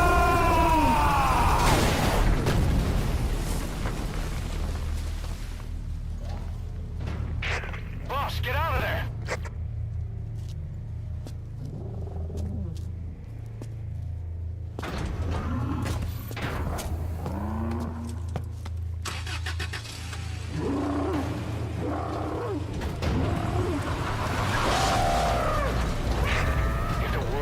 Out about Sahelanthropus. Skullface will have won. His plans won't become reality. He won't even need to use nukes. That thing's mere existence would be enough to enslave humanity to the fear of nuclear Armageddon. It would tear the world apart.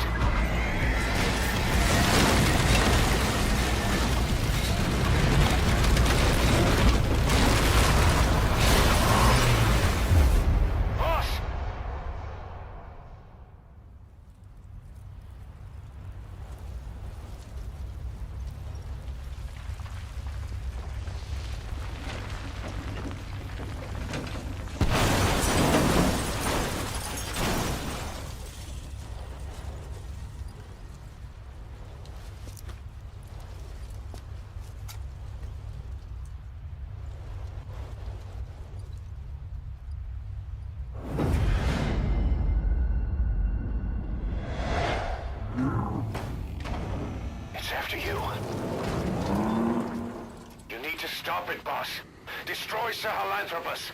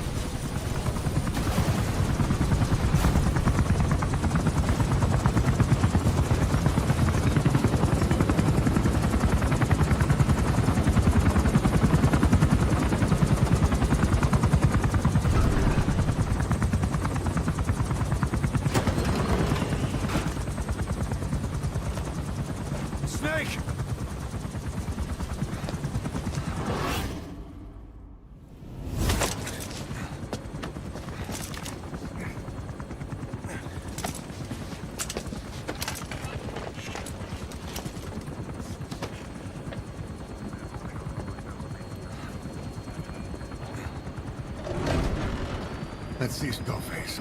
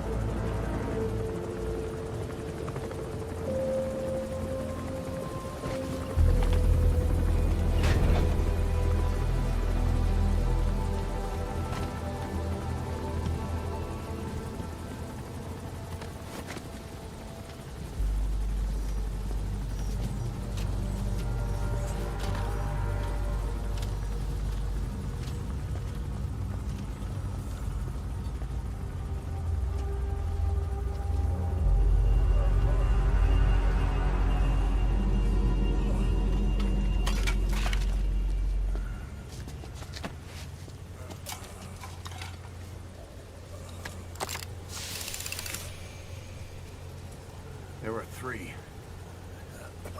Where's the other? Very close to you.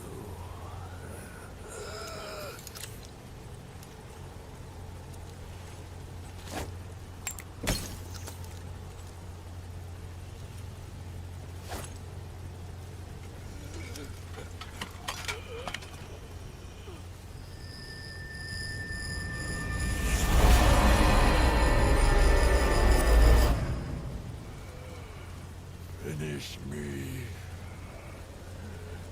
Kill me.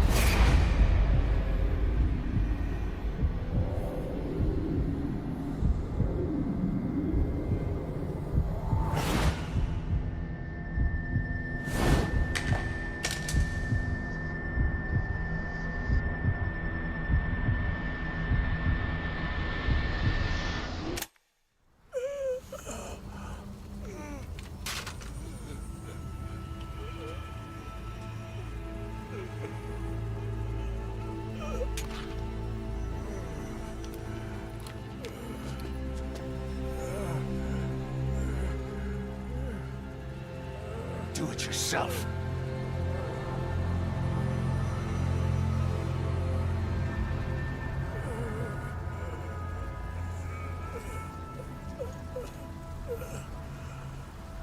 Mission complete, boss.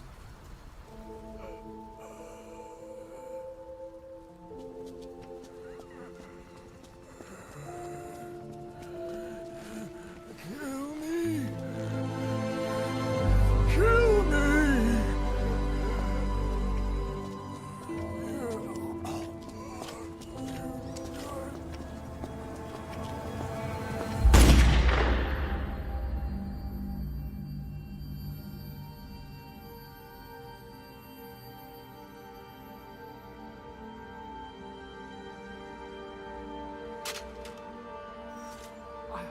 I did it! Revenge!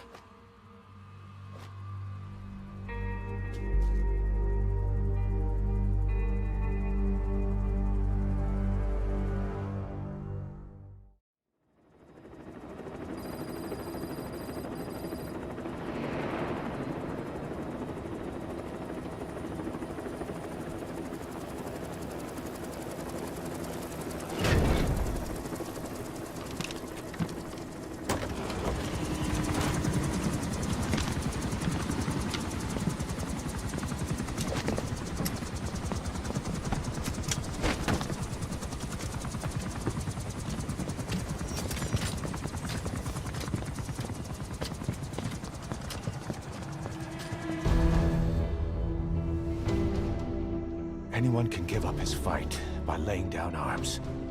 But the feeling of holding a gun, that we'll never forget. Like our lost limbs, the sensation lingers.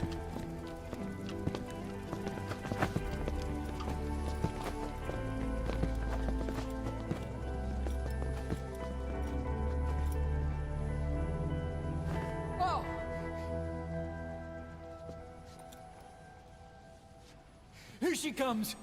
Here she comes!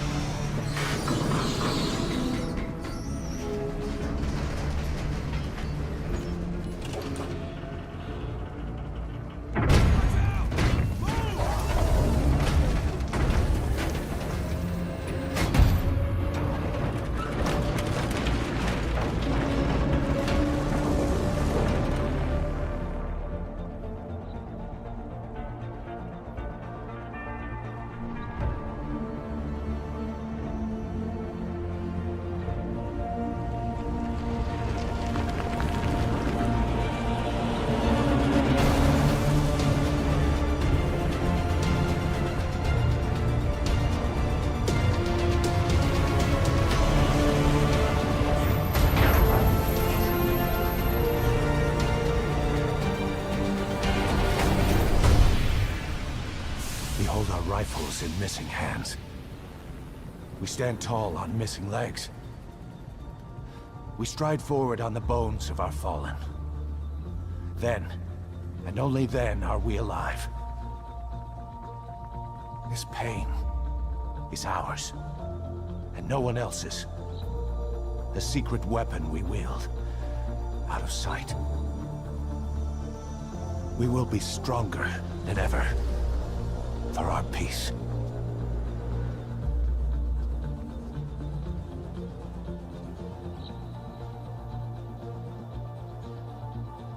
Sahelanthropus will unleash that thirst unto the future. Those were his last words. Kaz. Pretentious to the end. Still. Doesn't feel like this is over. And I'll never be whole again.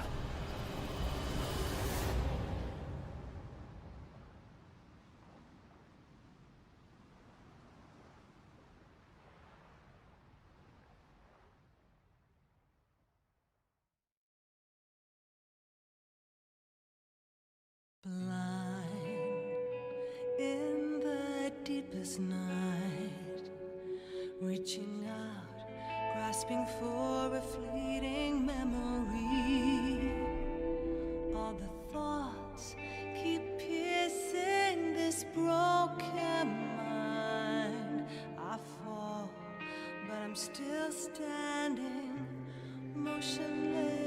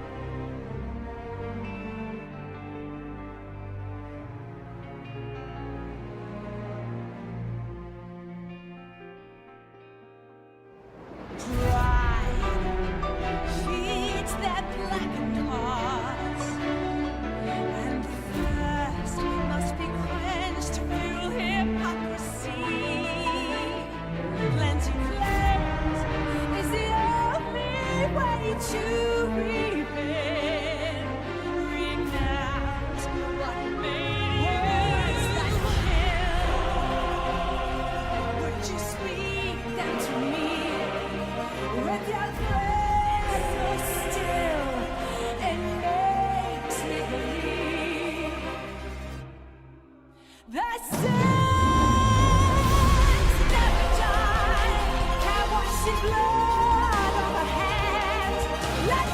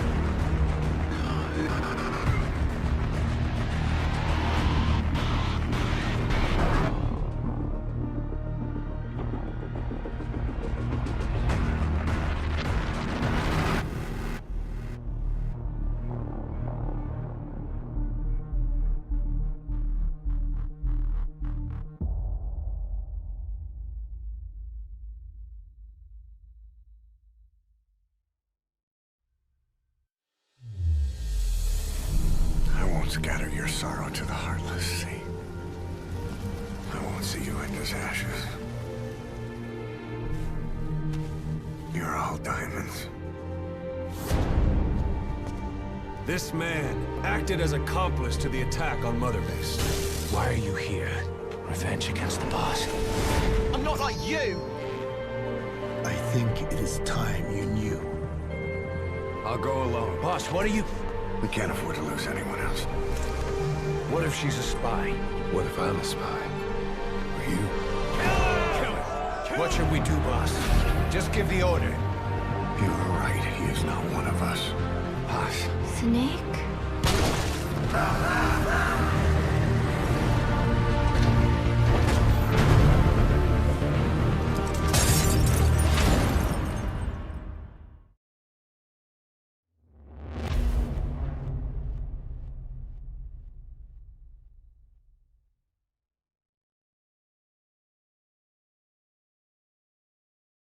Attention! Diamond Dogs! Even with Skullface dead, our brothers are unavenged. And the phantom pain he brought us lives on. Cipher is still out there. We know they've planted spies, parasites among us. Watch the man to your left, to your right. Assume nothing. Report everything. It's the only way to protect ourselves. From here on out,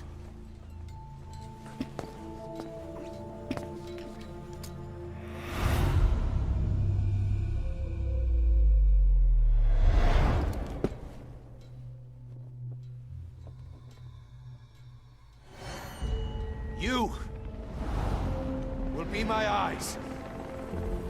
The deadliest enemy's right here in our midst. And they will get no mercy. Got a report from the intel team. Remember how the man on fire was crushed by Sahelanthropus? Well, the Soviets recovered his body. Could he really be dead? Boss, head for Yaha Ovu's supply outpost and secure the man on fire's body.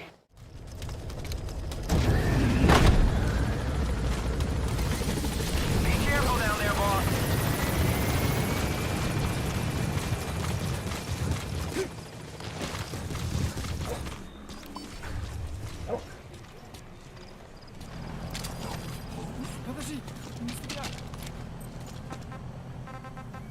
On the ground.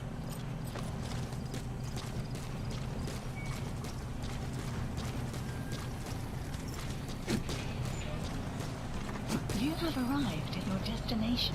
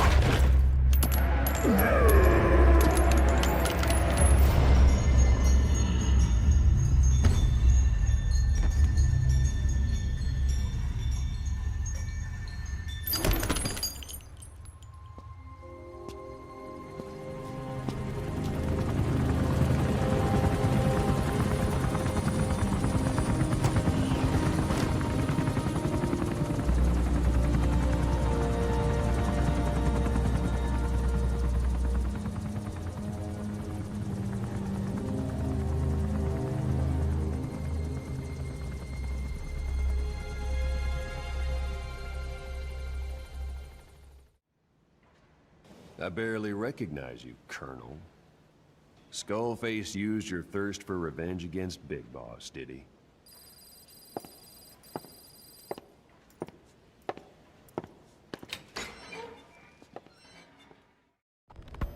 Volgan, the GRU Colonel, was burned alive with a Shagohod during Operation Snake Eater 20 years ago.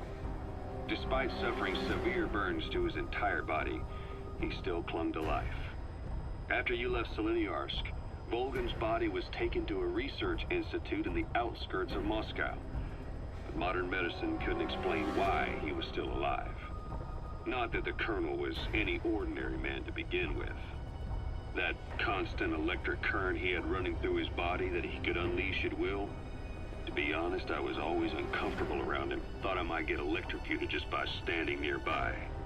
The institute studying him was tasked with investigating and developing human paranormal abilities. The comatose Volgan was used to further the Soviet Union's research into such abilities. But not long ago, the facility burned to the ground. And Volgan's body was never found among the rubble, even though the fire started in the room where they were keeping him. This occurred at around the same time you woke up.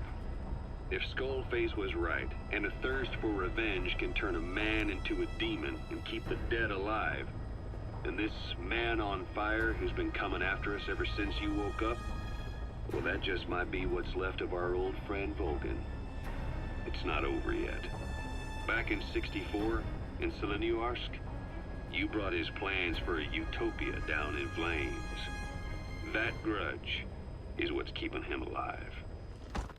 We finished decoding the informant's report. That floating kid we've run into a few times now. Looks like he was a test subject in clinical experiments. The Soviets called him the Third Boy. The Third Boy was brought to a lab on the outskirts of Moscow from Czechoslovakia, after which he was due to be sent to a research center in Leningrad, then Siberia, and finally an academic town in Novosibirsk. It doesn't appear that the researchers witnessed the talents we've seen from him, but nevertheless, he was quite the popular subject. His latent cognitive abilities suddenly awoke en route to Moscow. According to the report, the Third Boy was easily influenced by other individuals' biofields. Evil thoughts, in particular. They affected his mind like a virus. Extreme anger or resentment, motives for revenge, in other words. Now, during the transport flight to Moscow, the boy was exposed to a powerful mental energy field coming from a certain individual. Ever since, being conscious of his powers, he's become a sort of energy generator. What's unique about him is the way his acute telepathic abilities get taken over by another person's will. The boy began to physically parasitize individuals experiencing extreme anger and codify the host's desires. This includes amplifying the host's natural strengths. Or, in accordance with the host's desires, he can also implant program code in another individual, making them a puppet, essentially. Human neural synapses transmit weak electrical currents between neurons. These electrical currents, though at a level difficult to observe, warp the magnetic field outside the body. The Third Boy is able to pick up these weak fluctuations. Contrary to psychotronics, which involves controlling the human mind, his abilities as a receptor are too high. The emotions he picks up from another individual are amplified and unleashed into his body as they recur in his brain. They turn into microwaves, which then affect the physical world, triggering paranormal phenomena like the spontaneous combustion of organic matter or psychokinesis, moving an object without touching it. There's one other thing. While he's parasitizing a host, the boy's ego gets shut away, allowing the will of the host to take control of his powers, like some annoying static drowning out your own voice. That means he isn't responsible for what's been happening. Somebody's extreme anger has manifested through the third boy's powers in ways none of us could have predicted, which would mean this was going on somewhere around us. Looking back on it, a lot of things make sense now. The man on fire, Sahelanthropus, they both came to life thanks to the third boy's powers. Everything has been happening through him as a catalyst. We first saw him in the hospital on Cyprus. The boy parasitizing the man on fire's desire for revenge gave him his new abilities in return. He next appeared at the Hamid Fighters Fort where the honeybee was hidden. There, the boy parasitized Skullface's vengeful mind. He controlled Sahelanthropus, making it do whatever Skullface wanted. Same goes for when we extracted Emmerich onto the chopper. When he appeared at the Devil's House in Central Africa, Skullface's will controlled the man on fire via the third boy's powers. Everything is clear up to this point. But even the informant couldn't pinpoint who the host was in the cave within Serac power plant. Sahelanthropus suddenly became active, then crushed not only the man on fire, but Skullface as well. Surely neither of them could have been the host. Who else was at that location and bore anger more extreme than either of them? Whose will was controlling Sahelanthropus? According to the report, emotions transmitted in children's brains affect the surrounding magnetic field more strongly. Cerebral nerves are covered with insulation called myelin sheaths to increase impulse speed. The reason for this leakage has to do with the fact that children's myelin sheaths are still developing. So, how many children do you remember being there? Children with a burning desire for revenge and bearing a grudge against you. I can think of only one. Eli. We don't know what kind of life he's had, but the resentment he's shown toward adults is nothing short of extraordinary. The third boy resonated with Eli's mind. And that means Eli bore the strongest animosity of all individuals within the boy's reception range, estimated to be a 3-mile radius, beating out even Volgan and Skullface. The third boy has probably remained hooked on Eli's anger since. You remember the Devil's House? The third boy showed an interest in Shabani? That must have been his ego making a rare appearance. He may possess abilities far beyond anyone else in the world, but he's still a kid. Maybe them both being kids was enough to bring them together. And if so, maybe with Eli, he isn't feeding off him, but acting in symbiosis with him. So what kick-started the third boy's powers? If we look at the location and time that his plane went down, we can make a pretty good guess. When the plane experienced the first anomaly, it gave an accurate report of its position to a control tower, due north of the Black Sea, 125 miles east of Kiev. Dead south on the Black Sea is Cyprus's Green Line. So the plane's position was directly north of the hospital where you'd been asleep for 9 years. And this anomaly was reported at exactly the same time that you woke up. The plane was enveloped in flame from the inside out. The fuselage burnt to ashes. There were no survivors, at least not publicly admitted. Your thoughts formed a synchronicity with the boy's psyche and were amplified inside his brain. That would have been more than enough to trigger his abilities. Your rage was like a big bang in his head, blowing the lid off his powers. The boy was then secretly moved to the lab outside of Moscow where Volgan was comatose. There, Volgan's thoughts resonated with the boy and he was awakened.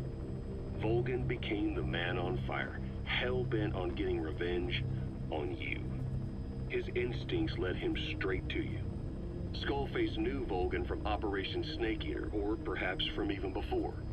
Monitoring this pair of extraordinaries, he discovered the hospital and sent his assassin and XOF. Skullface was probably watching the situation from close by. Then, realizing how useful these two test subjects could be, he approached them. Reacting to Skullface's thirst for revenge, this time the boy let Skullface's will control Volgan. Volgin, at times driven by personal revenge, at times through Skullface's will, kept on moving, though his body was little more than dead meat. Perhaps there were moments where even your thoughts affected him as well. But without the boy's power, it was like the plug had been pulled from the socket. Everything was powered by anger, malice, revenge. This is how the end of the report sums things up. Both the third boy and the man on fire were originally test subjects of paranormal research for military applications. Like telekinetically controlling the leader of an enemy nation and making him launch a nuke. Or stopping the heart of someone on the wrong side of the Berlin Wall. Experimenting with latent human abilities. They were used as tools of the Cold War. The boy's only crime was being born with unique gifts. But he was sacrificed on the altar of war. His life reduced to slavery under other people's wills. Turned into a living weapon with no will of his own. Eventually, the only emotion he could feel must have been the desire to get revenge for the hand he'd been dealt. Boss, it's you that awakened the boy's powers. But there's more to it than that. I guess the anger emanating from you was something he could truly relate to. Skullface, real name unknown. Born in Hungary, more specifically northern Transylvania after it reverted to Hungary from Romania. While he was young, the country allied with Germany as part of the Axis powers, but later during the war, it came under Soviet occupation. The Hungarians struggled for independence, but the Soviets came down. Hard. Just like he said, time and again the country was ruled by a foreign tongue. When he was a young boy, he lost his native language, the bedrock for any developing child. His country, his family, his face, his identity, everything was stolen from him. All he had left was his skull. Skullface first tried his hand at espionage during all the chaos from the war. Agents, military officials, and soldiers who operated out of Hungary during the war vanished over the course of several months. This Soviet spy hunt rocked the counter-intel world. Mysterious fatal illnesses, accidental deaths, drownings, people having strokes behind closed doors. Just like Stalin, no one knew who was behind it. But all you need to do was look for who had the motive. They were all taken out by a man without a face. And now we've got an idea of how he did it too. He got revenge for his people, but he wasn't finished. Skullface defected to the West, eventually ended up with the SAS. That's where he met Zero. It's possible he began planning this whole thing back then. It's hard to say. In any case, Zero made him his XO. He always did have a thing for oddballs. But this one was set to lead a unit no one else would know about. When Zero created Fox, he also formed XOF as a support team. An unconventional special forces unit designed to support Fox, make it stronger, with Skullface given the orders. Zero never even told the boss about it, nor the CIA, naturally. If Fox was Zero's silver bullet, XOF was the recoil when he pulled the trigger, just like Newton's third law. While you were with Fox, Skullface was operating behind the scenes. Sometimes as your backup, sometimes as a mole or scout, sometimes as your cleanup crew. Fox's tail, making sure the mission succeeded and that you survived.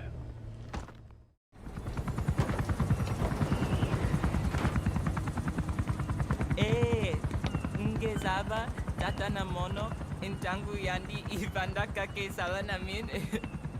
Geke salaka, tatanange mingi. Eli lolula mono, muzolaka vekutuba. Ukizina uge bigi laka mono. Ukizina uge bigi laka mono. Hey, Tepe, Eli, what's the matter? Fighting will get you nowhere, Eli.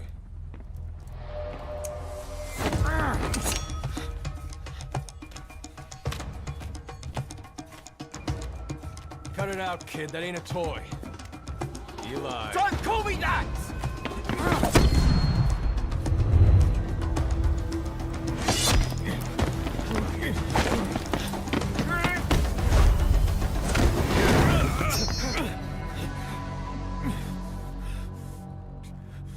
not a kid. You hear me? Enough.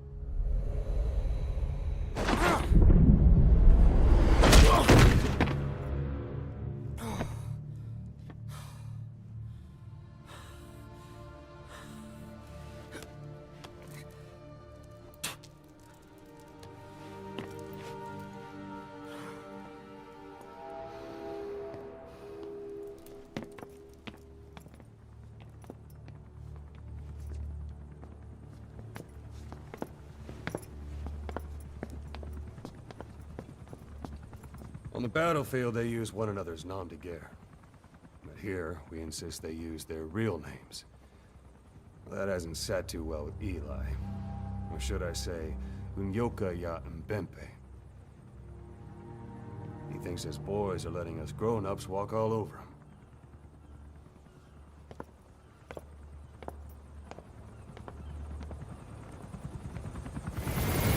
Boss, there's been an accident in the boys' quarters.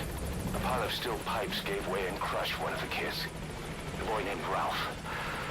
They tell me he died instantly. I'm sorry, boss. It's my fault. I should have been keeping an eye on them. I'll let you know if we learn something.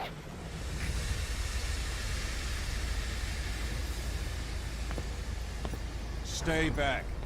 It's too dangerous. Hey. Back up, kid.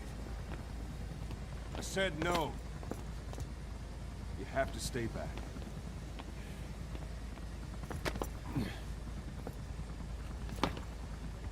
Some things can't be helped. Back to your quarters.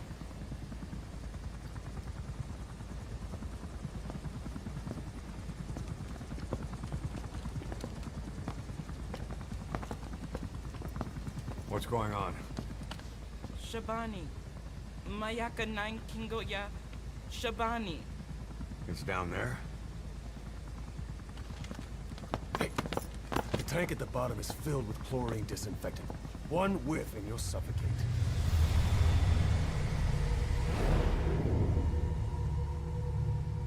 Don't even.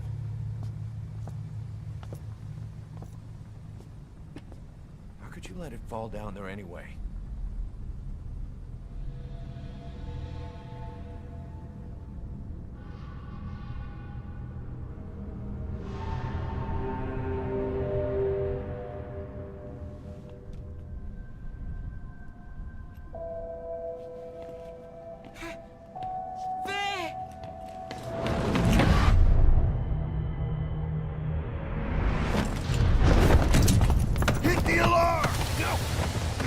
Go down there, and it is over. Boss! Hey! Listen to me! There is no way to recover the body.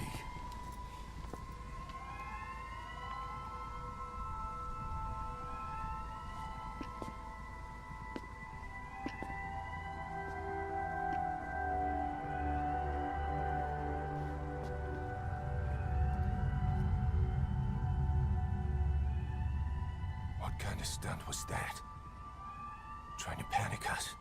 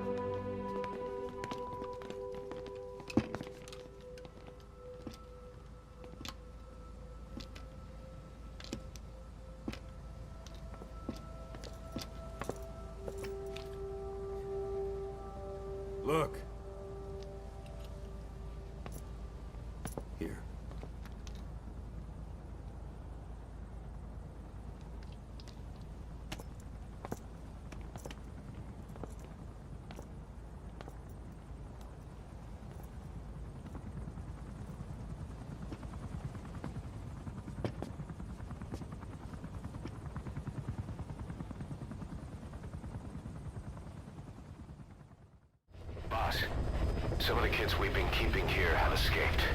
We don't know why they ran off, but it may have something to do with Ralph's death. The intel team's looking for them as we speak. I'll add information to your side ops list as it comes in. You need to locate and secure those kids. I'll try to find out what happened.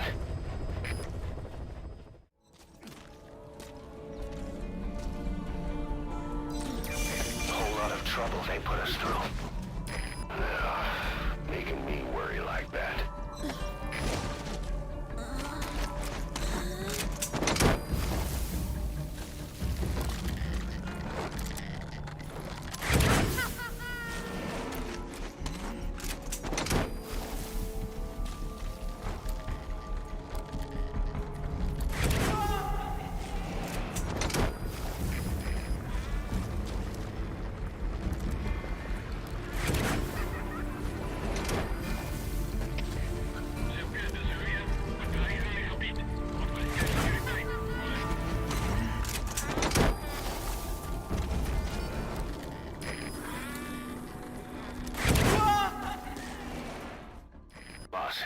As we suspected, the mastermind behind the kids' escape was Eli. It's hard to believe, but apparently he'd been plotting an armed uprising against us. He could be hiding something else too. Ocelot's gonna press him for answers. Get back here as quick as you can.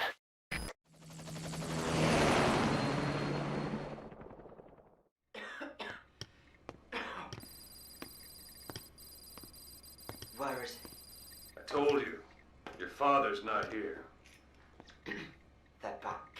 Yes, they're back. But don't get any bright ideas. Your quarters are under full surveillance. Your weapons privileges have been suspended. No more uprisings for you. Did you really think it would be that easy, Commander?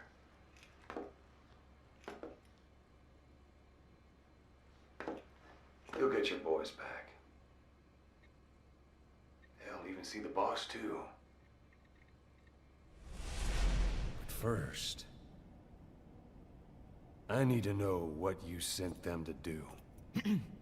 They wanted to leave. To their homelands. They wanted to go home. That's all. So they were just homesick then? Not quite. Militia warlords, PFs, the armies that murdered their families. Cousins, brothers, parents. They all had someone they wanted to kill.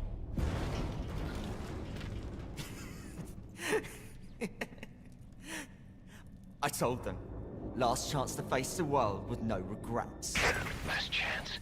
You better be ready for your drag back here. Ready to face the world as enemies.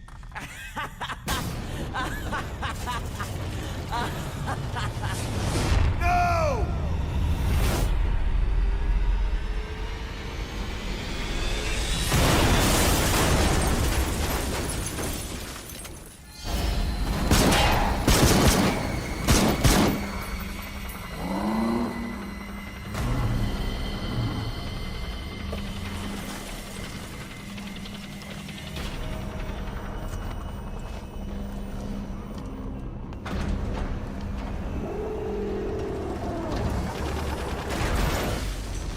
Not like you! Goodbye, Father. I don't need you anymore.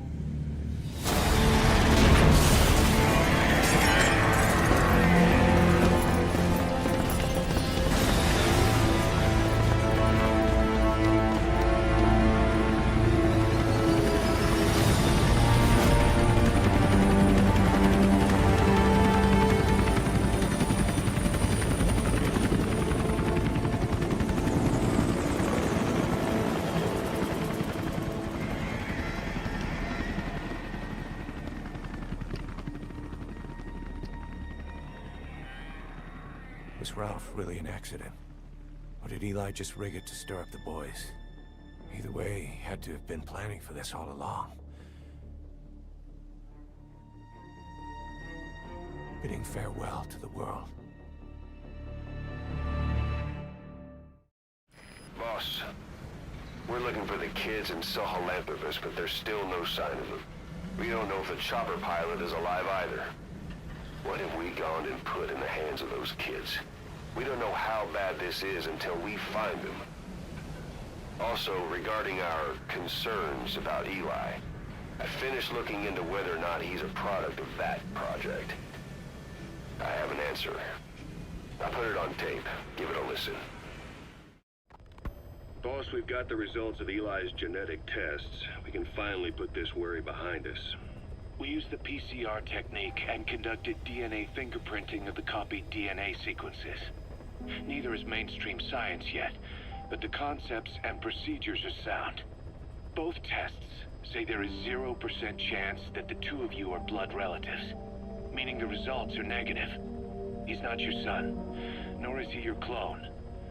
He's just another person. It was 12 years ago that Zero made plans to clone you. Eli's age and appearance certainly are a good fit. I admit the first time I saw him, I did a double take. But it looks like we were worried for nothing. Eli isn't your clone. Though you might still have one somewhere out there. But if Eli isn't the boss's clone, why does he seem so obsessed with him? Not to mention having one hell of an attitude for his age. I don't know. Learning the truth about himself, cursing the fact he's a clone, bearing a grudge against selfish adults, and coming to hate who he was cloned from. Big boss. If that were really the case, I could understand it. I might even feel a bit sorry for him. But no clone could have a totally different DNA fingerprint. And the test left no room for error. You yourself were there when we drew Eli's blood sample. Come to think of it, when we went to OKB-0, he'd snuck onto a chopper and was there. Yeah. He was acting strange even then. Or actually from a little before that time. That was exactly when we began these tests. Maybe he suspected something when we drew the sample, not knowing what we were doing to him, and becoming mistrustful of us. Hard to say. Eli's had an attitude problem from day one. So what is he then? Well, if he's gonna tell us that himself, we'll need to get him to open up more first.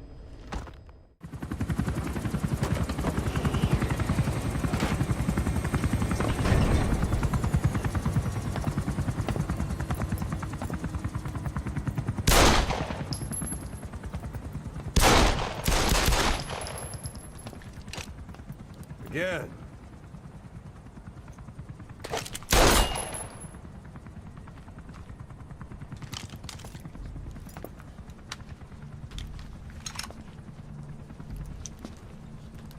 You see that in the movies? That's an automatic. Don't bother trying to dampen the recoil. You do that with a revolver. We Diamond Dogs are now a force to be reckoned with. We've got the world's attention. We're not some tribal militia. So don't act like one. You will learn how a real soldier fights. You will forget everything Hollywood taught you.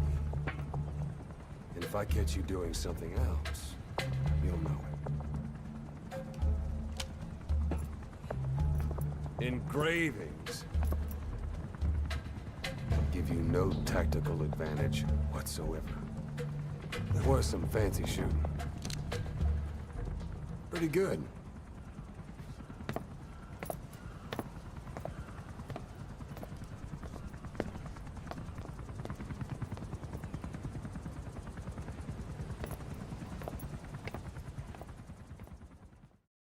Emmerich's finished development on that battle gear of his.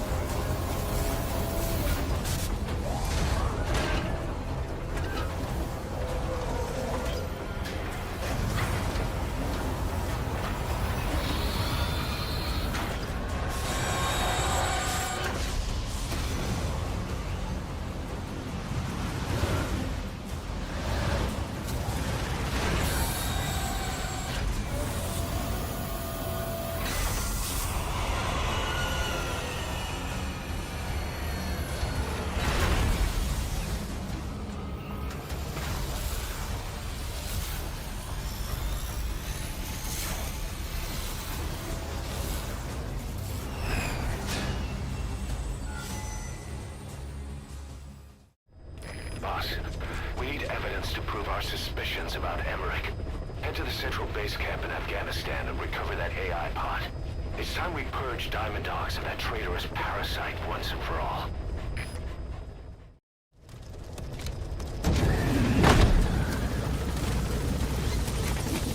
Be careful down there, boss.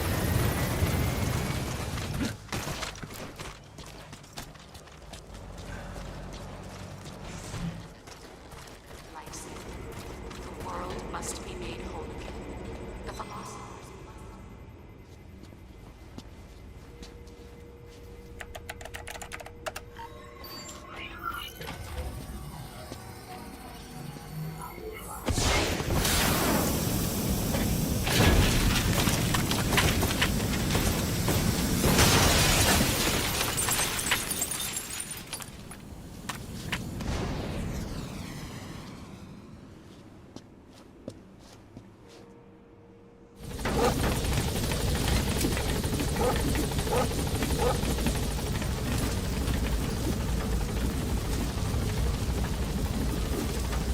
Gaining altitude.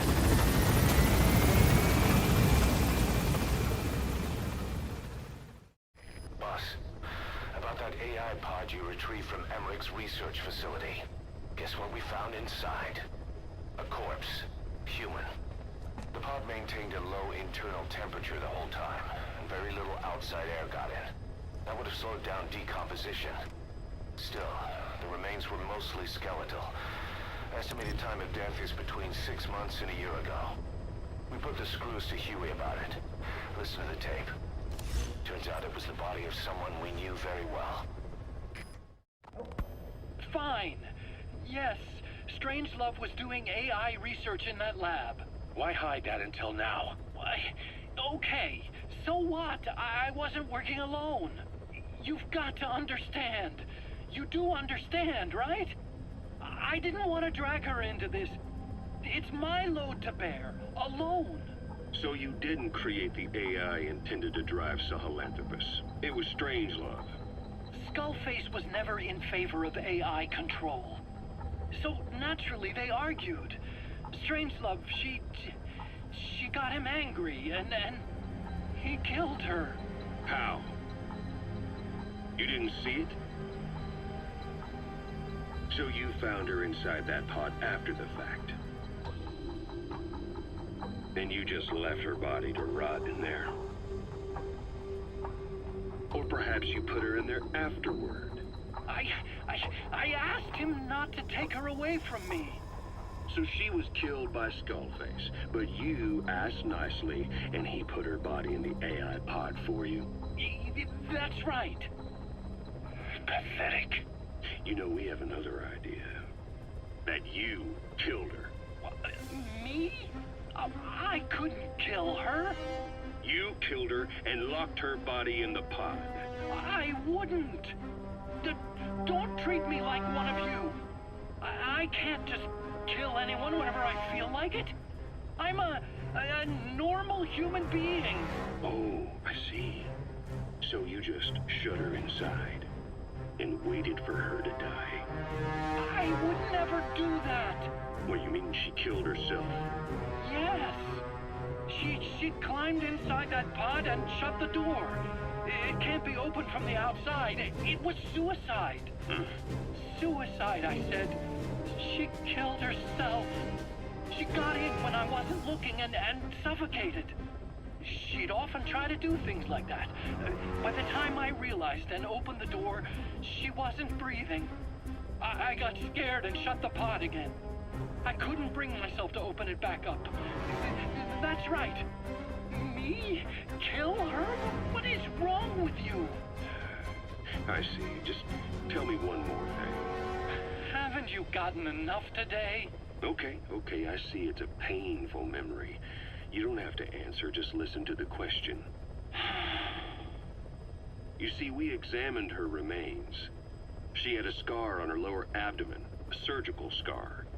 It had been stitched up and had fully healed, meaning it was long before her death. She had a child, didn't she? Your child. Where's the kid? How should I know? So there is a child. never seen his face. What do you take us for? They took it all. Even my child. I didn't even know he'd been born. I lost everything. How old would he be? It's 4 years since then. And you know it's a boy. Strangelove said so.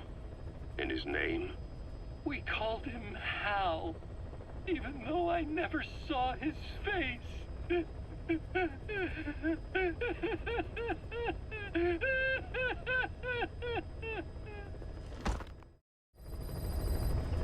About Eli hijacking Sahelanthropus. We know how he got it moving. It was Emmerich. He used the kids in the staff living quarters to carry out his repairs. We got the details on tape. You're gonna want to hear this. What was your goal in having the children repair Sahelanthropus? I just answered their questions. I had no idea they would actually try to fix it. I mean, can you imagine a child piloting it? Oh, sure. Easily.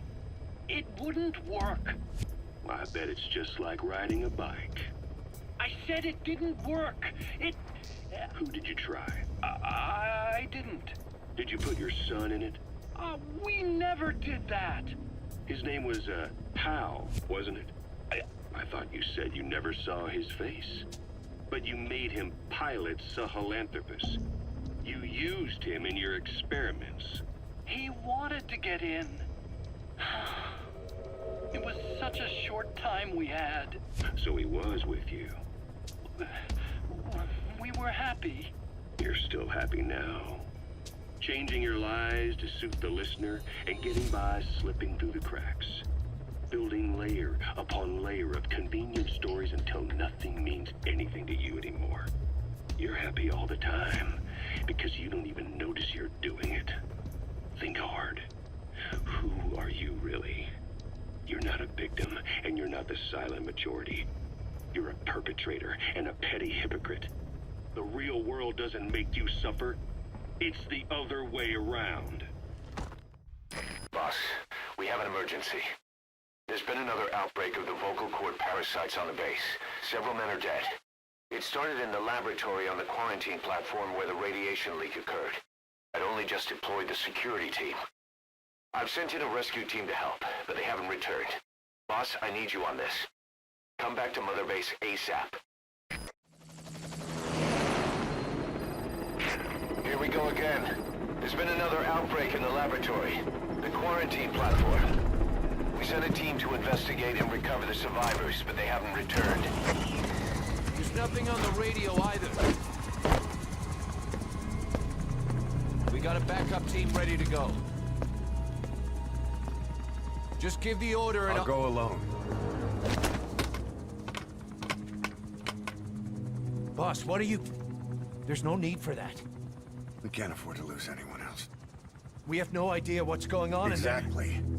Anyone still alive's at their breaking point. Last thing we need is another unit storming in. No telling how they'd react.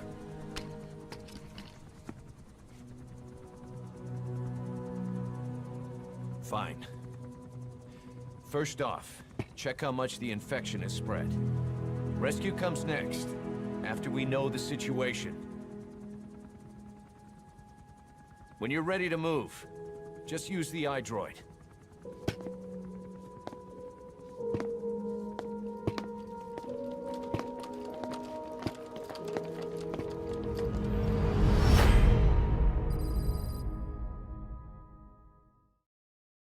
Boss, let's go over the situation again. We've got another parasite outbreak in the laboratory on the quarantine platform.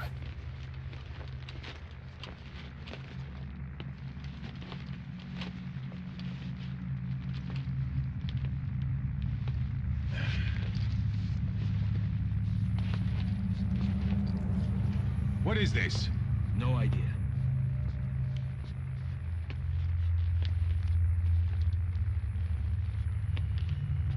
Damn it! Huh? What the? Shit!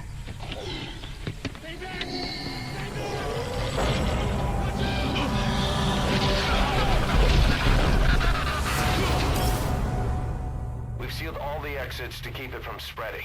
No one's getting out. One of the researchers inside managed to isolate the parasite behind the outbreak. He faxed over his findings. Code Talker's analyzing them now. Why this new outbreak, despite our inoculation? This is still unclear. Introducing the Wolbachia to the infected prevented symptoms during the last epidemic. The parasites lodge in the victim's throat, forming a mating pair. But the Wolbachia turns the male to female. Two females can neither copulate nor lay eggs. That's why the rescue team went in with more Wolbachia. But the outbreak still isn't under control. They should not be capable of laying eggs. Yet, we have a new outbreak. And the Wolbachia have no effect. I pray this is not some new strain. If it is, then someone may have brought it here. If there's a spy running around. For now, we must focus on discerning the outbreak mechanism. The cases show another alarming new development. It is now even more difficult to tell who is infected. The eggs propagate out of sight. No external symptoms. One who appears healthy may be dying on the inside. What the hell happened in there? Boss, I still can't raise the rescue team I sent in. We know how to proceed if we just knew how to ID the symptoms. Finding that out is part of your job in there.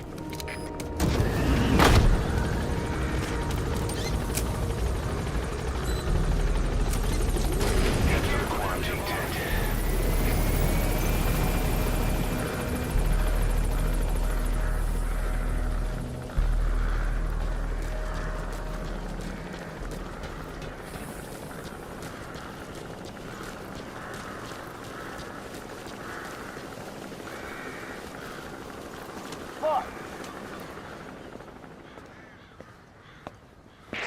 Hang on, Snake. We've just had a transmission from inside. Here's the audio. It all makes sense now. I win.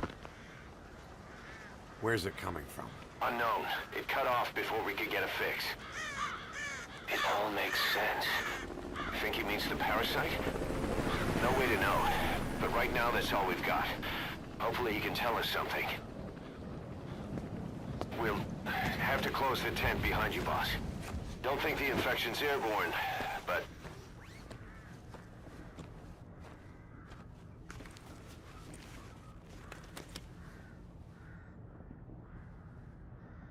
Find the source of that transmission, boss. Find our man. You never know.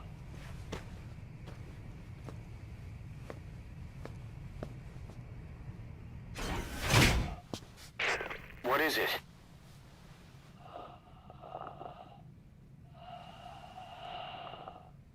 Something sweet.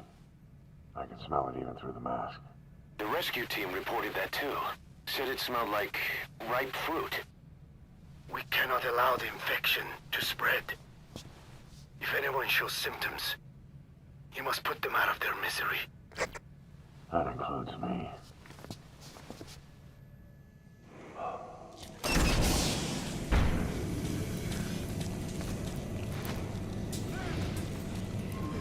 Guess the parasites killed him.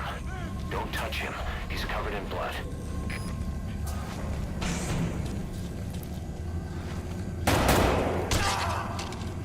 Stay back! Stay back!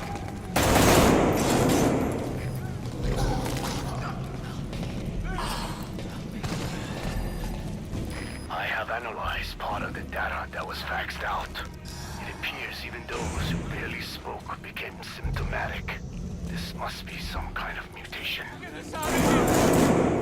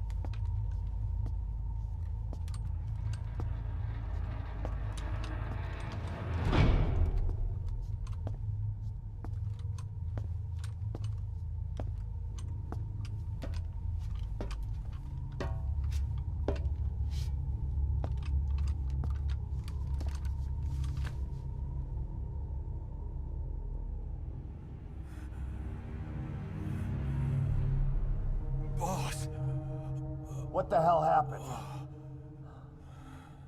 At least you're okay. What's going on? I win. I'm no snail.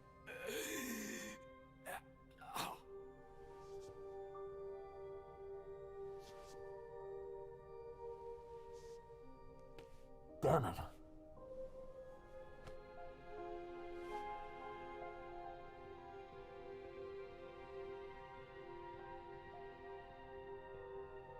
So he sent the transmission. Seems like he had a way of IDing who's symptomatic. But what was he trying to say? Snail. Yes, of course. It all makes sense now. Do not let anyone showing symptoms get outside. As infection progresses, it triggers an overwhelming urge to get out in the open. That's the parasite controlling them. Once outside, the birds will feed on infected bodies, spreading the parasite on land.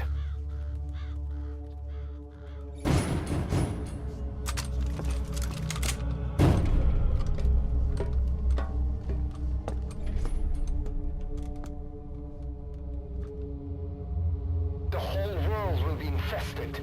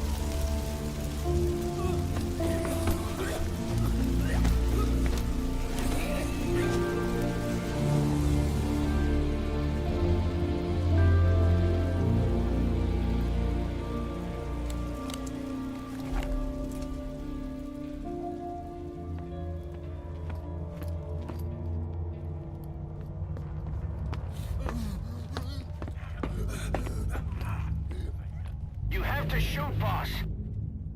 We can't let them outside. Damn it. We can't allow any contagious individuals to leave. Shoot, Snake. That's it.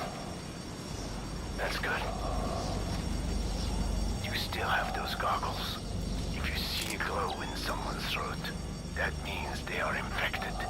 And all you can do is give them a quick death.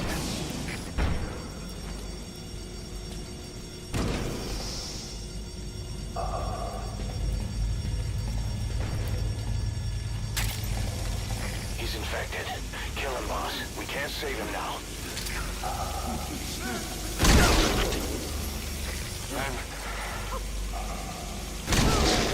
I'm sorry.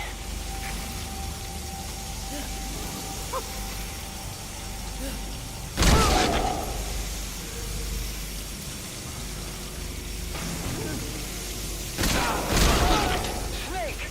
You just killed your own... Emmerich, what the hell? Nobody asked for your opinion. You expect me to just stand by and watch this? Somebody... Why?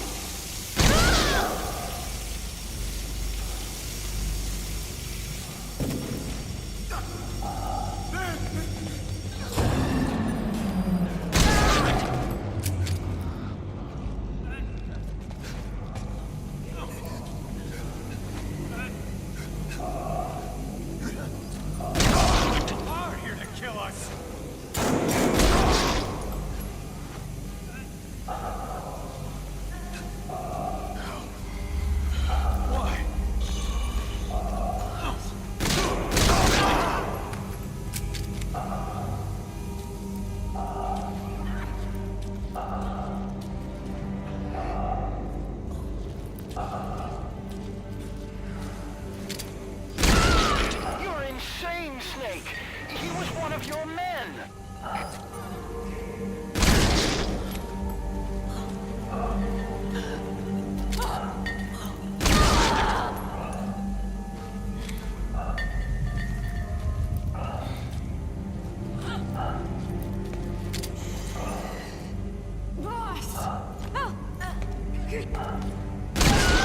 You yourself said we're a family! Or was it all lies?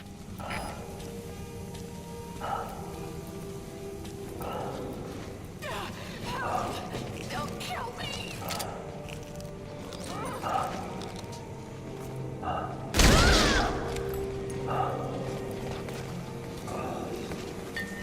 Kill me, boss! Kill me! Boss!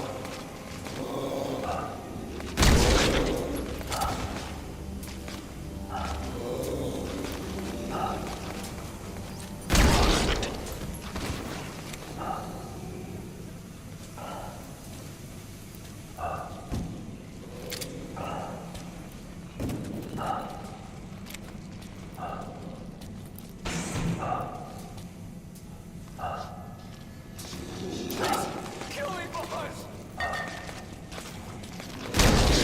Shooting your own men?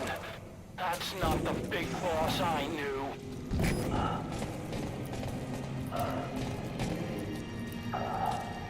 Crewmates! They're going outside! No, we're dead anyway.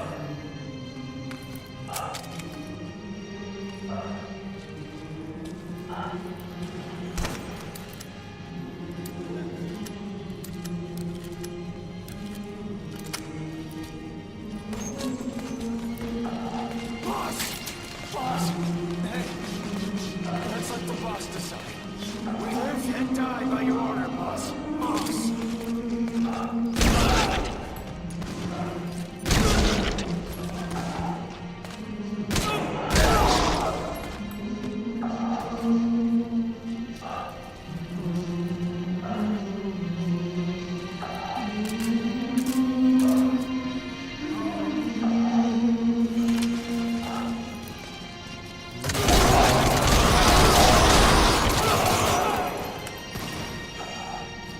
Hang on, boss. Is he wearing a mask? He might not be infected. Examine him with those goggles.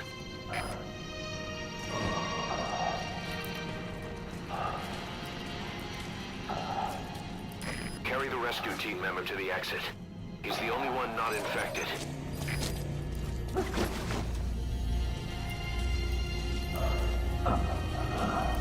Thank you, boss.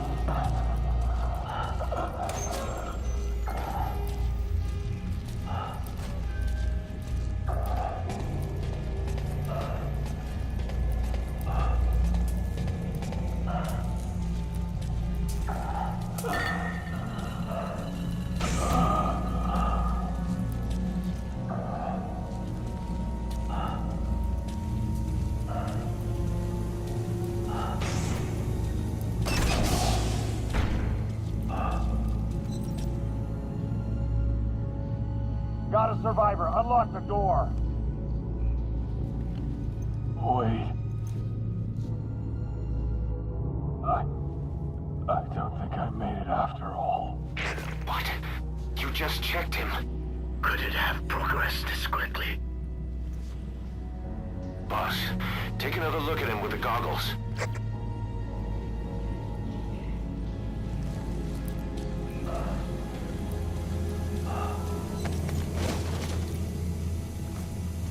He is infected. I don't believe it. Maybe it got in through my wounds. They're waiting now. All of them. Do it.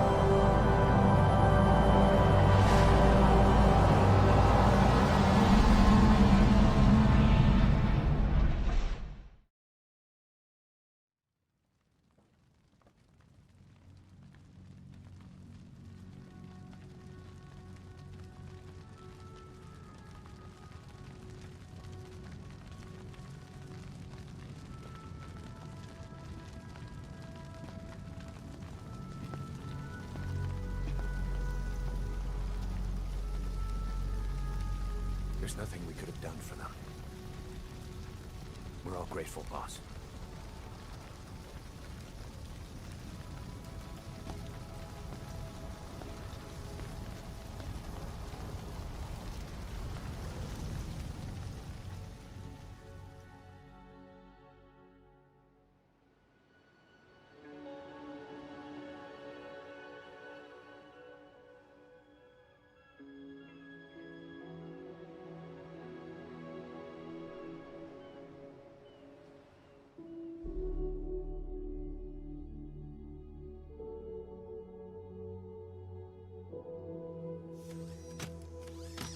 It's your fault!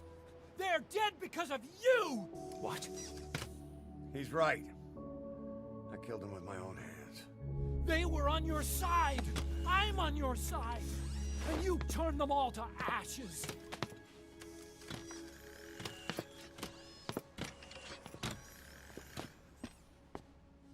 They wanted you to shoot. It was that or be burned alive. Come on. Let's get this over with.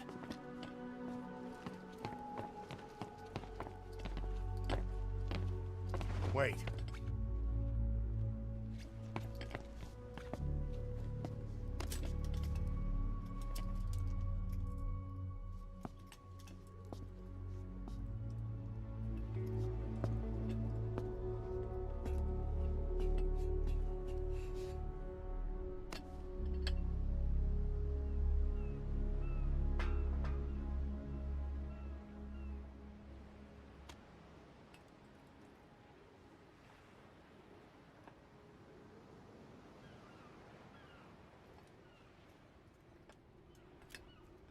I won't scatter your sorrow to the heartless sea.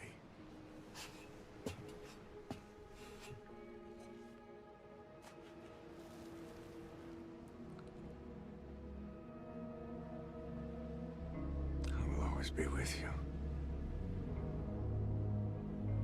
Plant your roots in me.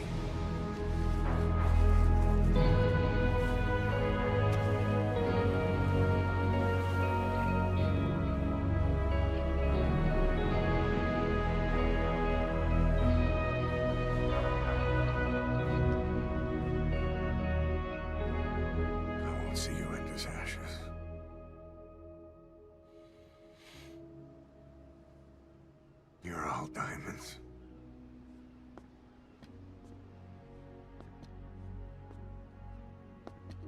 We're not burying them at sea. What then?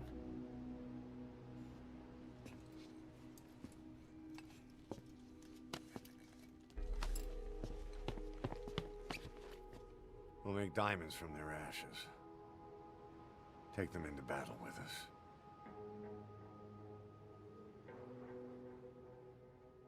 A shining light to our brothers in arms, even in death.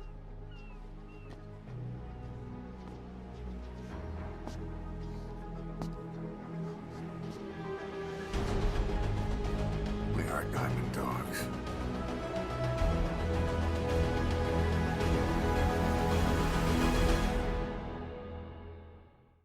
You got a minute? It's about the quarantine facility. We've more or less figured out what caused the mutation in the vocal cord parasites. It was the radiation from that scanner. And the one who installed it was Emmerich. I've added a tape recording of the interrogation. You should listen to it. Well, Doctor, I have the report on the incident at the quarantine facility. Assuming the vocal cord parasite underwent a mutation.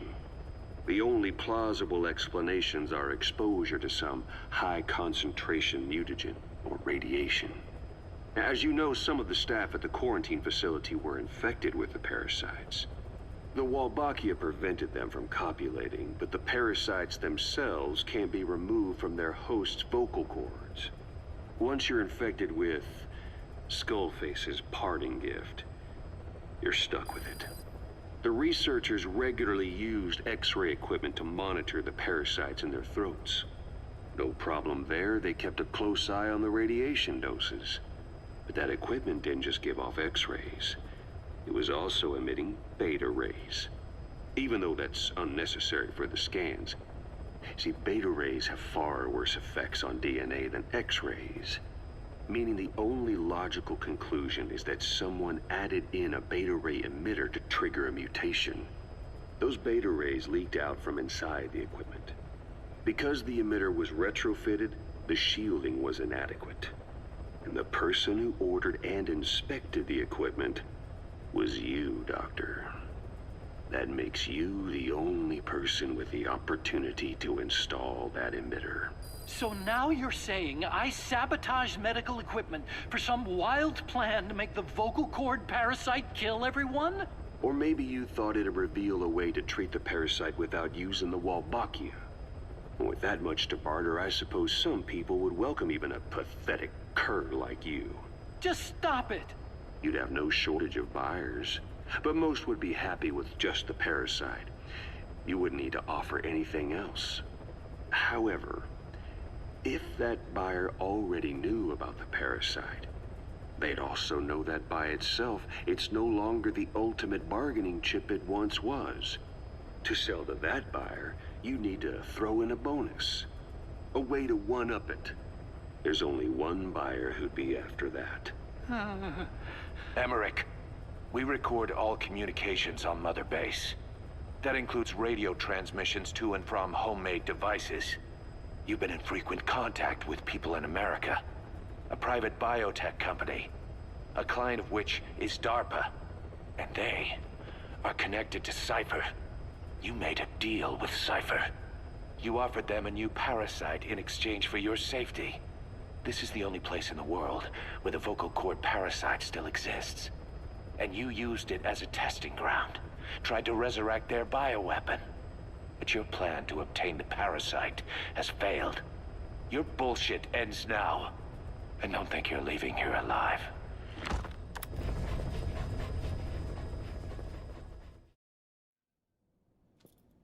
"9 years ago, this man acted as accomplice to the attack on Mother Base. He then provided support to Skullface. Conspiring with Eli, he repaired Sahelanthropus in secret.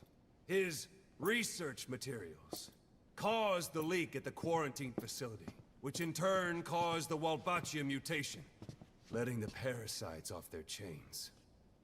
We lost a lot of good men. He also stands accused of murdering one of his own family, hiding the body. I haven't killed anyone. The rest is all wrong, too.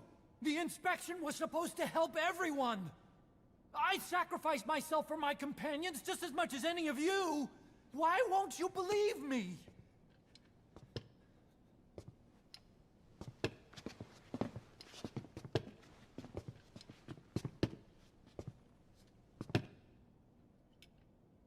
The prosecution calls a witness.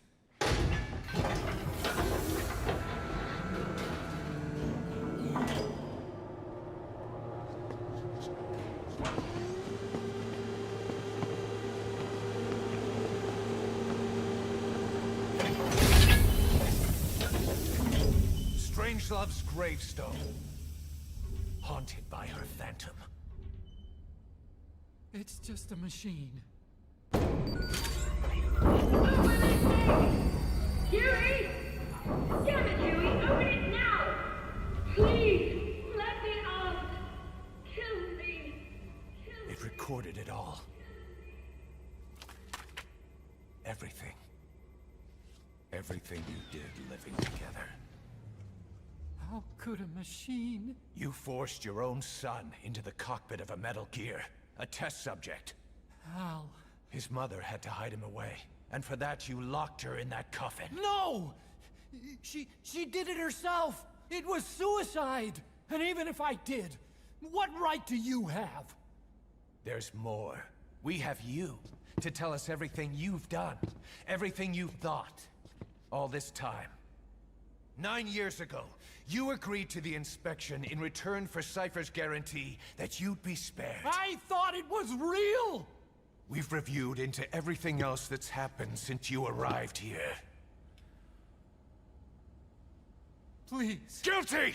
All counts. Kill him! Kill him!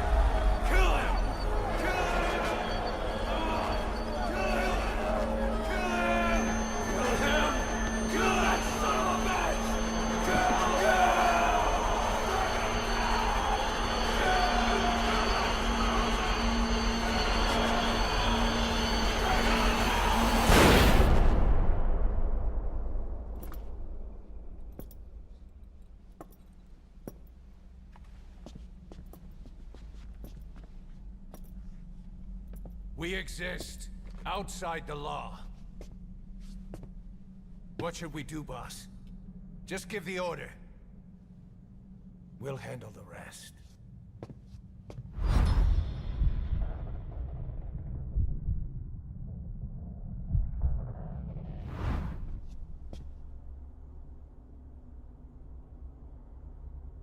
Prepare a life raft. Big enough for one. Food and water, too. Boss, he's leaving. He's responsible for all of this! Think of all the men! He didn't lose a damn thing! This is the enemy!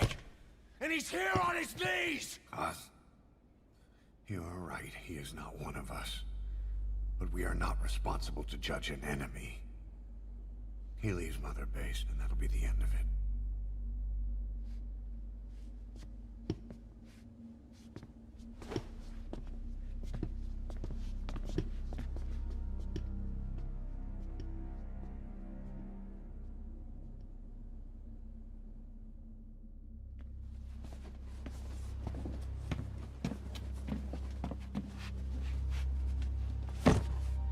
Get back! Don't touch me! I'm innocent! You're the murderers! Snake! You should be in this boat! There'd have been no inspection if it weren't for your precious nuke! I risked my life trying to save you all! How can you do this? Am I the only sane one here?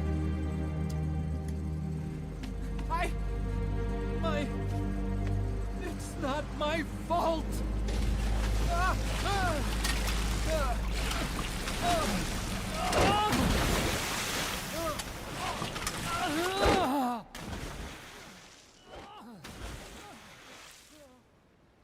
Look, you can't discard your phantoms forever, Doctor. Son of a bitch will make it, you know. I can see it now. In no time, he'll be telling tales about the black-hearted Diamond Dogs. The shining white knight, blabbering on about our injustice, hiding behind his fool's idea of morality. And all the other fools will stand around, nodding with every word he says. No. One day he'll see through the lies he's built up, realize what kind of man he really is. What goes around comes around. You can't run from yourself forever.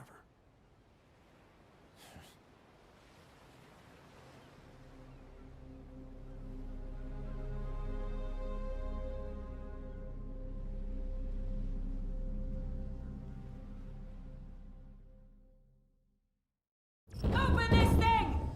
Huey! Damn it, Huey! Open it now! Please! Let me out! Kill me. Kill me!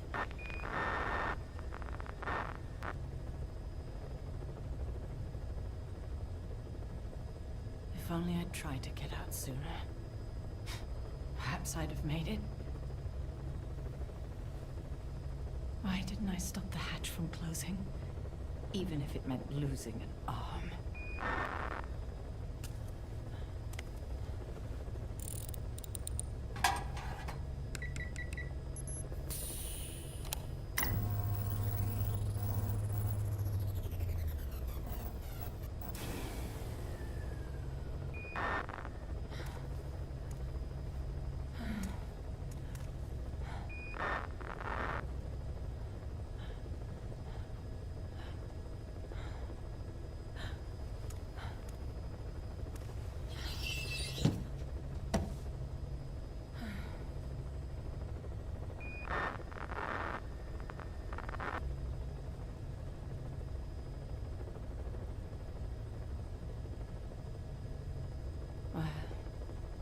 I'll stay a while.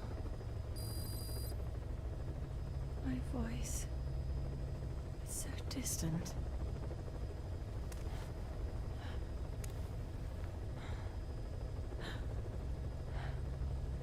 But you can hear me, can't you, Joy? I know you can. You're recording all of this. Deep down, in some memory board he'll never find. Duplicating it. Burying it under heaps of meaningless code.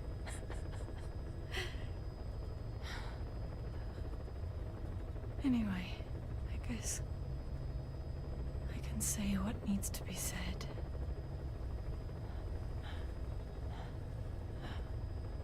I can still do that much. Talk to you.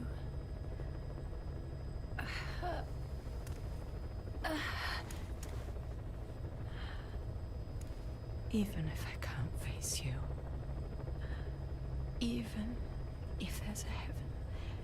Even if you're waiting there. I don't deserve to see you again. I don't deserve to love you.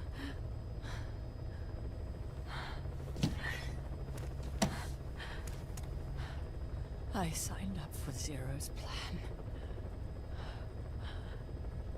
Even now that he's halfway to dead, his plan lives on, leeching away at the world. And it took your strength to make it happen.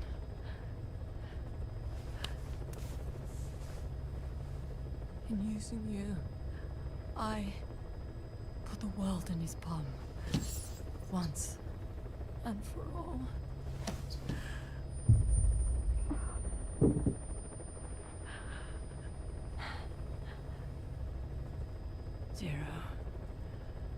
Zero, or whoever it is who's taken its name. They found me after the Caribbean. They made me simulate his will, so that even after the body was gone, that will would keep the world turning the way they wanted.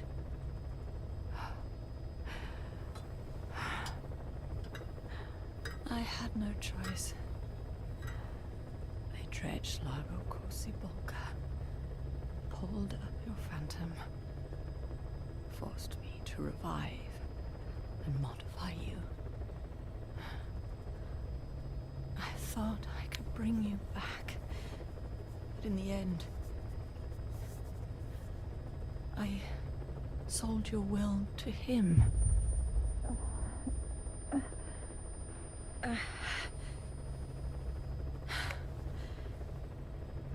Now this part is just one big shell.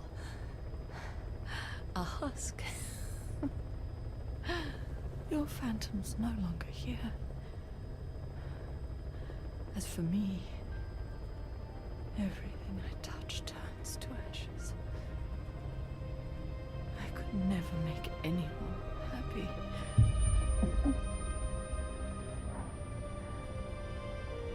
And now I'll never see my son again.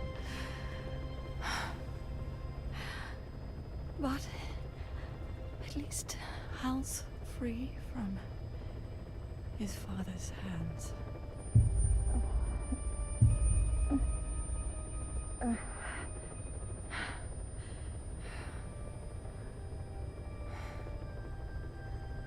Me, with child. Can you imagine? I wonder how you took the news. Were you jealous? I knew what I was doing. If I could pass your will onto a child I carried, my genes, your meme, a father would be irrelevant. If I did that, that child would be ours.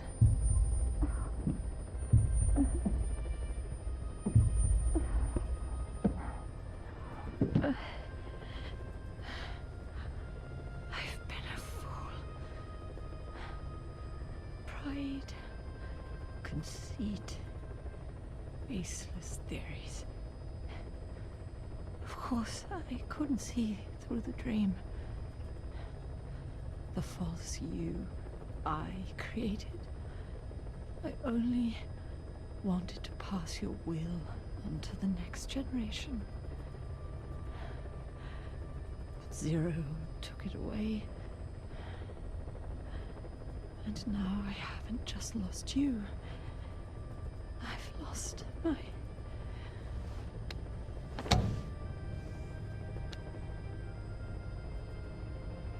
Oh, Hal, can you forgive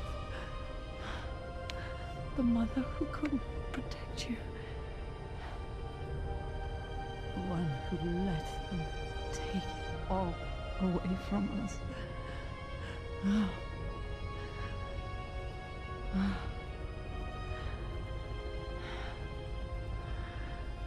There's still hope. You, the one he took away. He'll never break your will. The will to make this world the way you saw it could be. I buried code, just to be sure. Inside of you, there is an egg. And when someone finds it, when they crack it, there'll be nothing left to stop you. The world you envisioned will become a reality.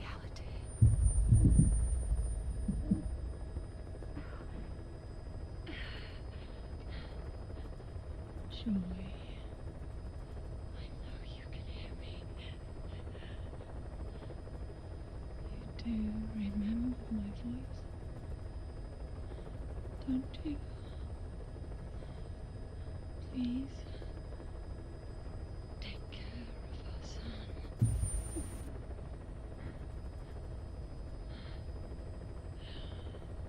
Hal,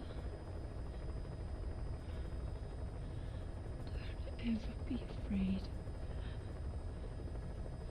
Whatever happens up there, she'll be watching over you. The system, the framework for your world will protect you. You don't need me. You just need to be strong enough for the both of us.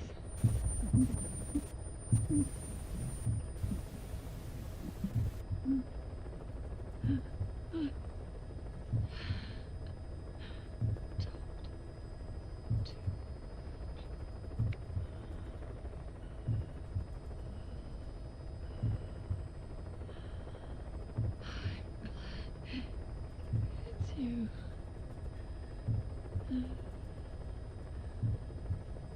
Here at the end, I think I hear your pulse.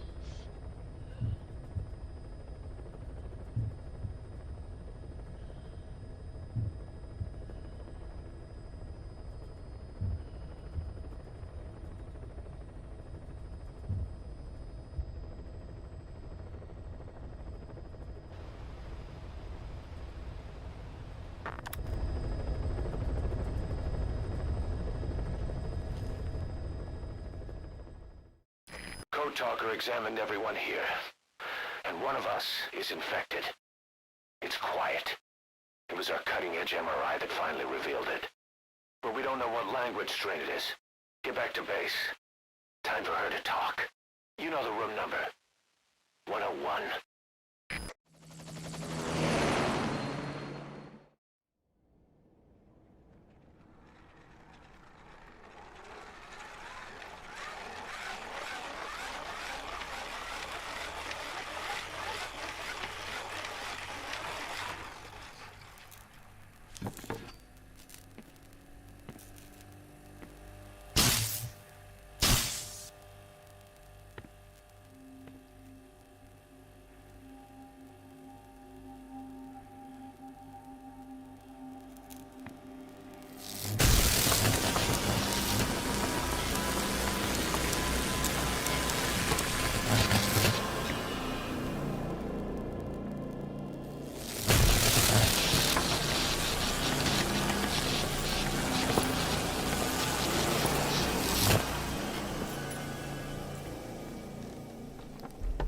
talk?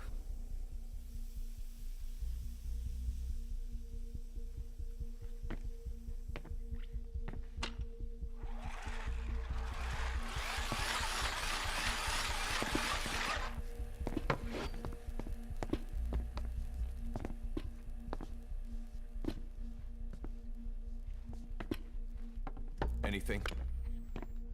Still living up to her name.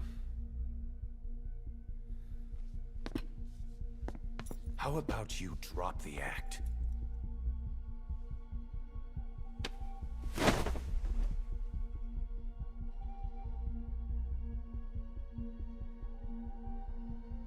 Who infected you with a parasite? We can't let her talk. Put it back. All I want's a name. That won't trigger anything. Tell me. Tell me!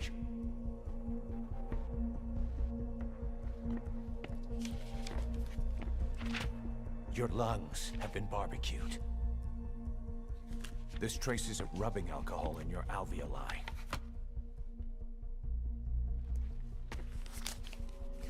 This was found adhered to your lungs, intact. A petal. White Star of Bethlehem. The hospital. Skullface sent you to Cyprus to kill Snake. You were burned inside and out. That should have been the end of it.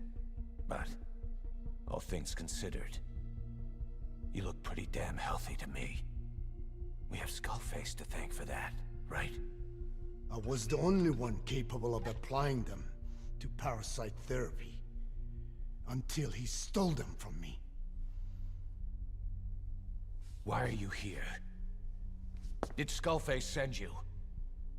Or did you have your own score to settle with the boss?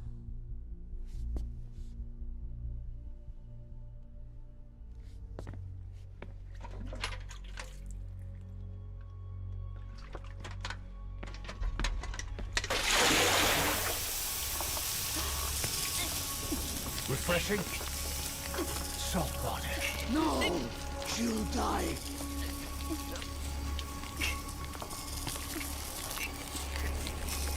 His life isn't yours to take. Enough. That's enough.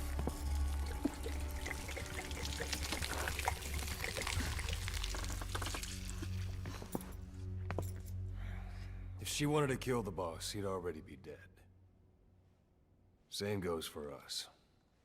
She's had plenty of chances. She can talk. She's not here to kill anyone. We're wasting your time. It doesn't matter why she's here. She works for you now. She's in love with the legend.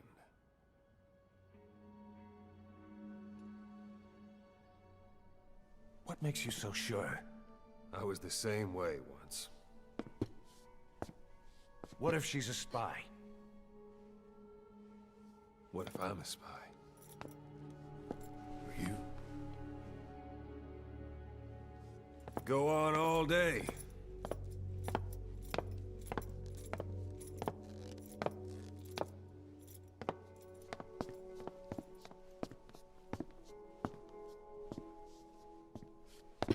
Boss. Let her go. She won't speak, so she can't spread the infection.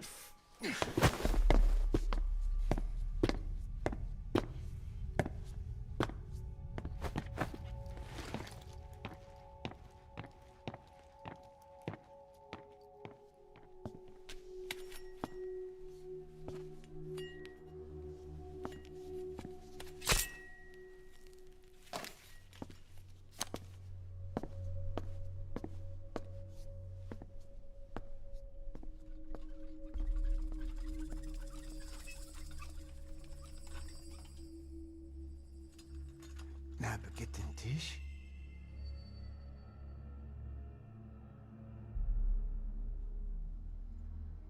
Nicht na gitten Tee. Oh.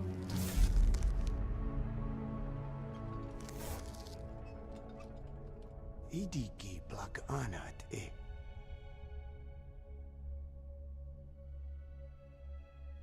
O. Ako kode dziś desni. Dne bizad.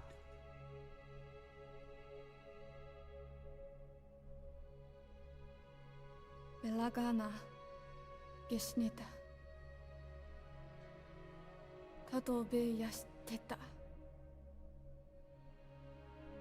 Asetota. Dodoにした。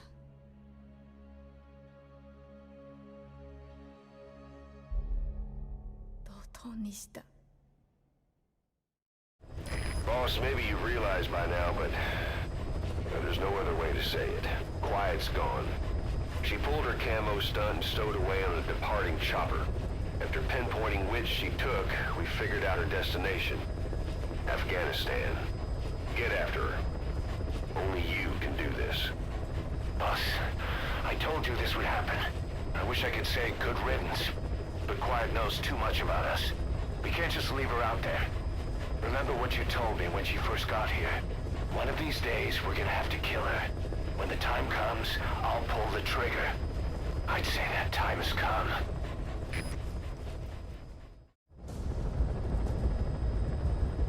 Boss, we've gone over the prisoner transport log you found.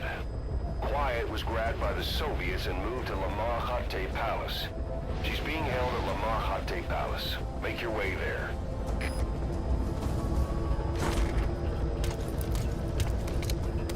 They lost a lot of men to her. Can't blame them for wanting payback. But why did she just let herself get captured? I think it is time you knew. Quiet was carrying vocal cord parasites. The English strain, to be precise. The third English pair. Skullface was using her as a vector. An ace in the hole if his assassination plan failed. I knew it, but Quiet chose not to speak. She told me the situation. Navajo. The only language to which the parasites do not react. If you found out, she could not remain among you. And yet, she refused the Wolbachia treatment. Why? Because part of her still wanted revenge. Against you. Revenge against the boss?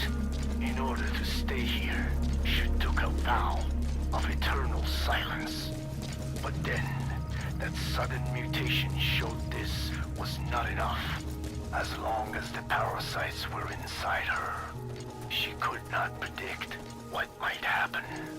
And that's why she took off? Sacrificing herself to make sure the English strain died with her? Maybe. Or maybe she only wants to infect the world. Whatever her plan, we can't let her go free. The vocal cord parasites are the last of Skullface's legacy. It's up to us to erase it. Boss, the targets are Quiet and the English strain she's carrying. Your objective is to extract her. But if worst comes to worst, she may have to be eliminated. Both her and the parasites. We don't know for sure what Quiet's up to, but we need to secure her ASAP. She's being held at Lamar Khatte Palace. Make your way there.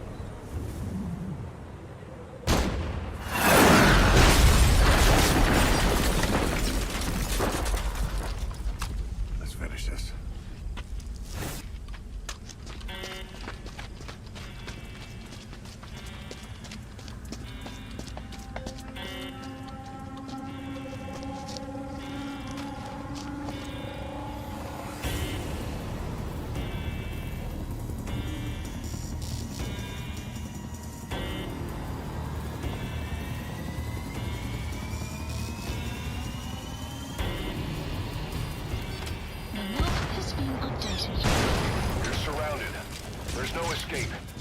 You and Quiet will have to take him out. Mission info has been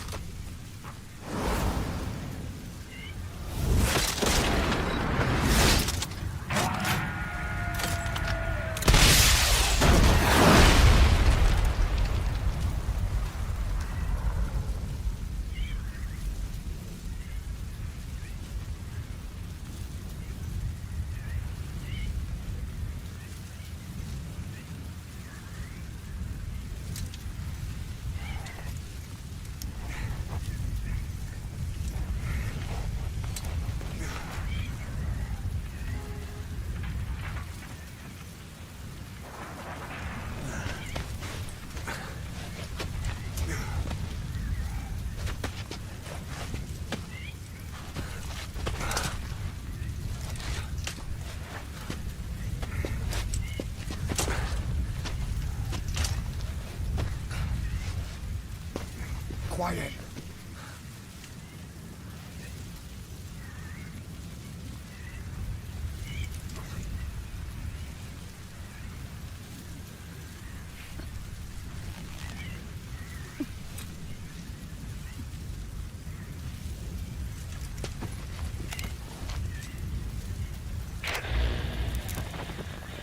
You...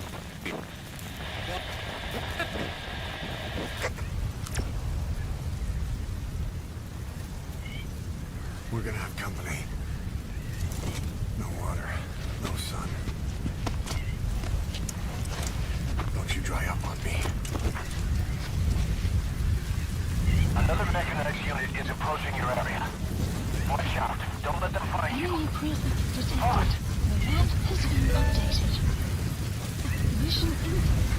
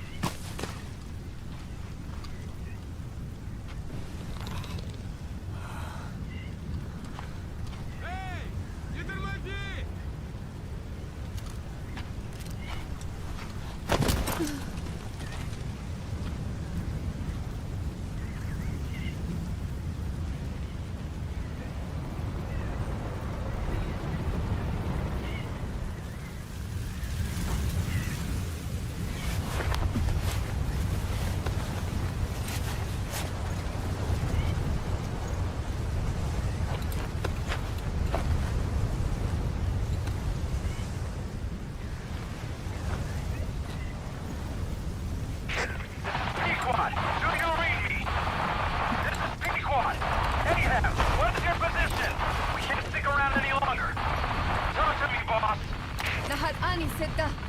Snifo. Ahab, I can't copy your transmission. Repeat. Tisho. Nishe. Nahat Ani tatsa. Again, I cannot copy. Can you repeat in English? This is Pequod. Ahab! Ahab, do you copy? Do you understand English? Hey! Do you copy? We can't stick around any longer. We have zero visibility. We're gonna have to pull back. Cutting transmission.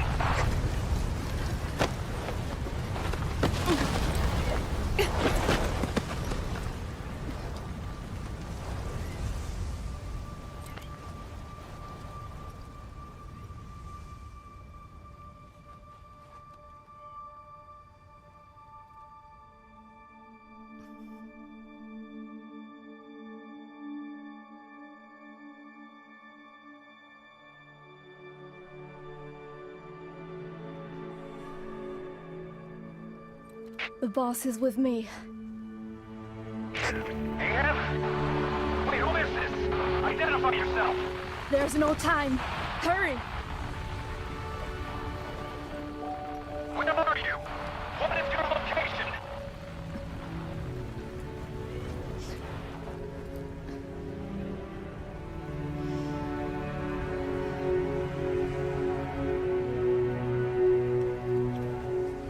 No, you're moving away from us. Circle back to your 8 o'clock. Copy that. Guide me to your location. Proceed to your 10 o'clock. Understood. Come back towards your 1 o'clock. Copy. 1 o'clock.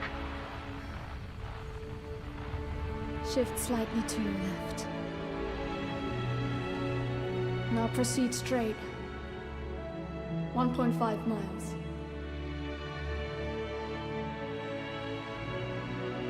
Slide right. A little more. Yes, there you go. 1 more mile. Strong winds approaching. Quick, adjust to your right.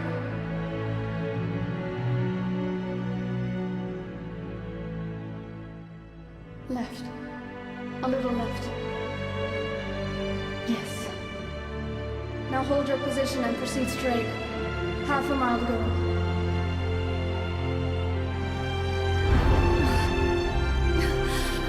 Pequod, I can see you. I have a visual. There you are, Ahab. Visual confirmed. Pequod, hurry! This way. You're... I didn't know you could be so talkative, Quiet. The boss is here. Hurry, Pequod. Please.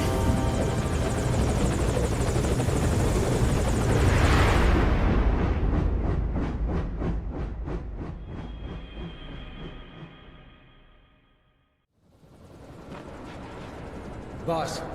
Boss! I gave you an anti-venom.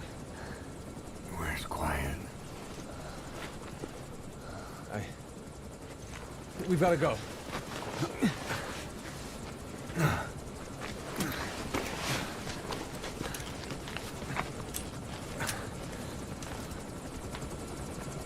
Let's go, boys.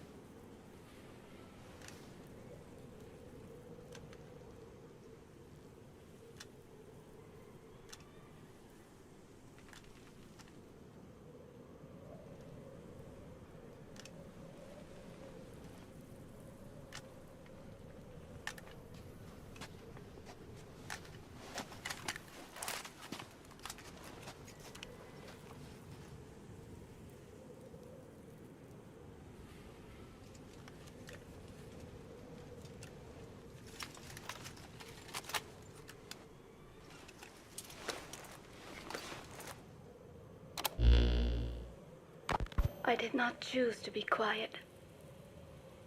I wanted to express my feelings to you. If only we shared a common tongue.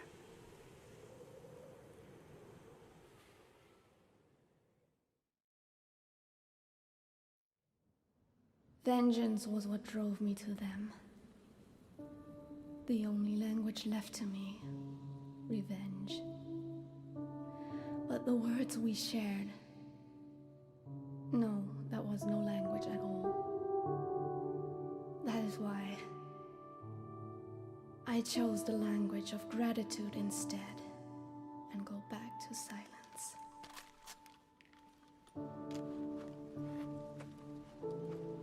I am quiet. I am the absence of words.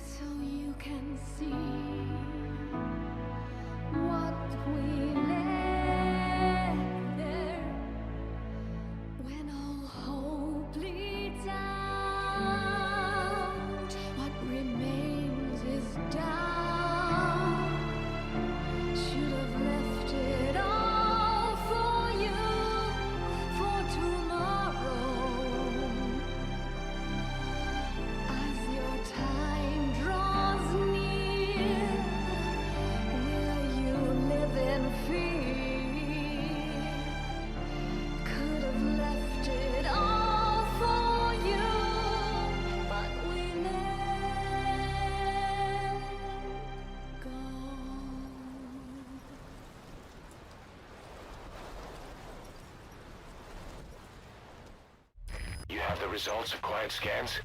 Yes, as I suspected. Her entire body underwent parasite therapy. The parasites compensated for her burnt epidermis and provide her blood with oxygen through cutaneous respiration instead of pulmonary respiration. In addition, they replaced the digestive organs she lost, and she receives carbohydrates through photosynthesis. Was Skullface responsible? There is no other possibility. Skullface ordered Quiet to assassinate Snake. Only she got set on fire instead when he woke up in that hospital. But then Skullface revived Quiet through his parasite therapy, at the same time infecting her with the English strain. That way, even if the assassination failed again, she could still kill all of us just by coming here. That was the third English mating pair. Correction. The first and only English pair to be carried by a person. So either because she wanted to get even with Snake, or because she was working for Skullface, Quiet approached Snake again. Though in the end, for whatever reason, she did not complete her objective. Some change of heart, perhaps. We want to hear it from her.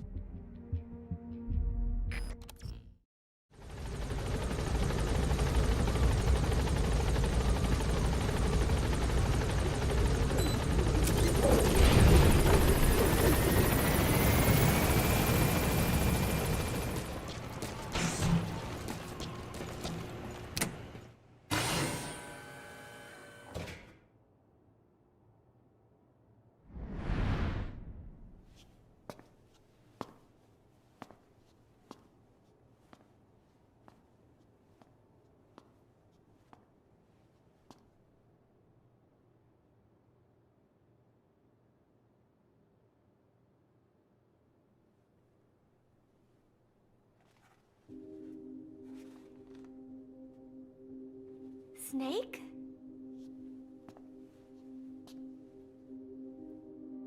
Paz. That's right. It's her. What about the bomb? We were able to remove the explosives. Both of them. Bomb! No, it's okay. There's another in my... It's all right, we got it out. There's another in my... The guided tour will be wrapped up by the time you get home. Make me proud. By the time they leave, I'll have the IAEA praising us as the poster boys for world peace. Out. Something's not right. Check her again.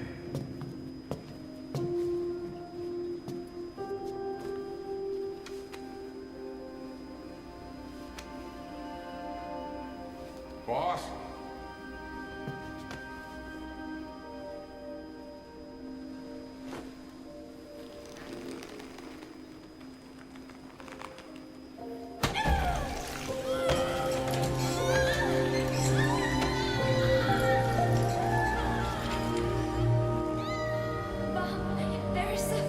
It's all right, we got it out.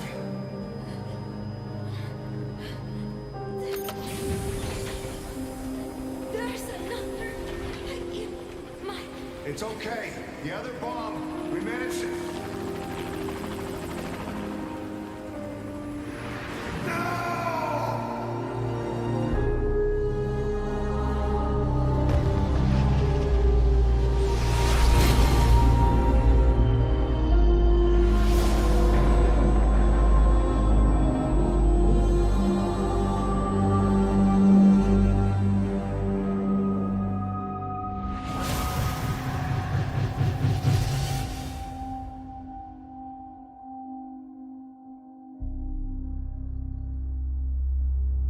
She hit the water hard, but somehow she managed to survive. Anyway, the shock triggered some kind of amnesia. Snake? Where is Professor Galvez? You mean? Yeah. She still thinks it's 1974. She's got no memory of anything before that either. Cipher, the KGB, nothing. It looks to be a kind of dissociative disorder. Dissociative amnesia, where memories are blocked out to protect the mind, and dissociative identity disorder, whole personality changes. What we're seeing seems to be a combination of the two. She truly believes she's nothing more than a student living in 1974. Peace Day was a lot of fun. I hope we can do it again. She doesn't respond to anything that conflicts with her internal timeline. Doctor's pretty sure she's not faking it. If she had her memory, just think what she could tell us about Cipher.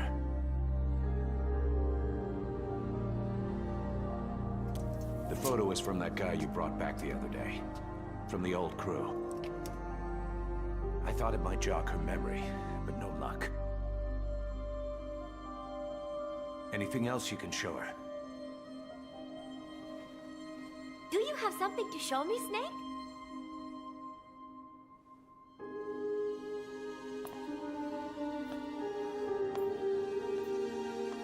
I give up. She's all yours.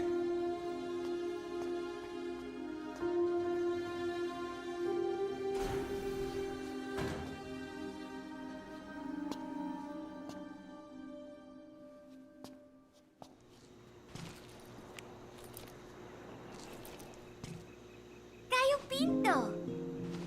Amanda and I taught Cecile how to make it. She picked it up so fast. I was really surprised. I guess Parisians have cooking in the blood. Are Cecile and Amanda doing okay? I wonder why they haven't visited.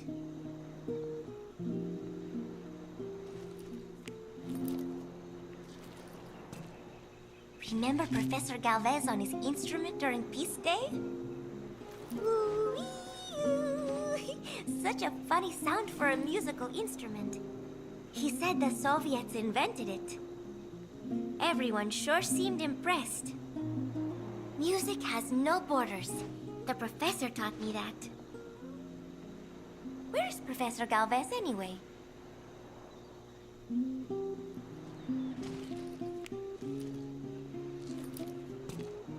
Oh, here's Nook.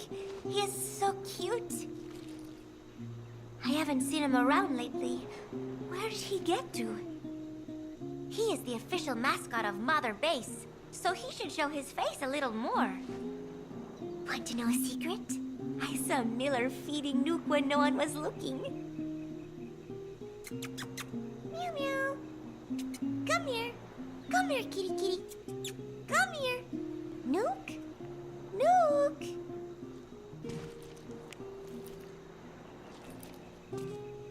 Who took this? Strangelove? Maybe when she rubbed that sunscreen on me. Oh, I'm trying not to remember it. But you know, despite her quirks, Dr. Strangelove is a good person. I wish you'd come and say hello.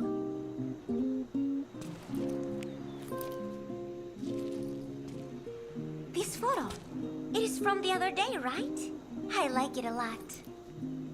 I look kind of silly, but it's got a peaceful feel to it. Peace Day was a lot of fun. Everyone cheered at the end, even though I missed a few high notes. We should have more events like that, Snake.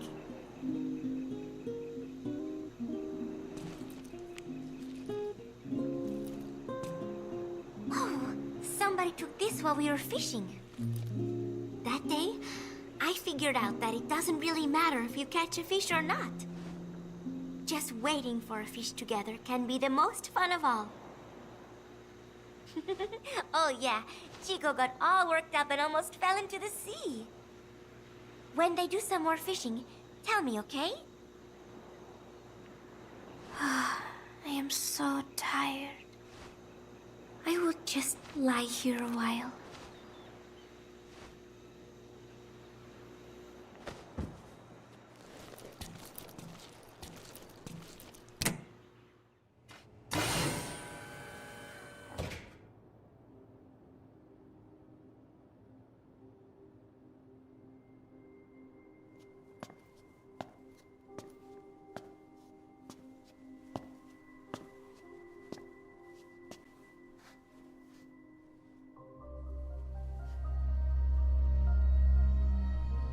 Boss.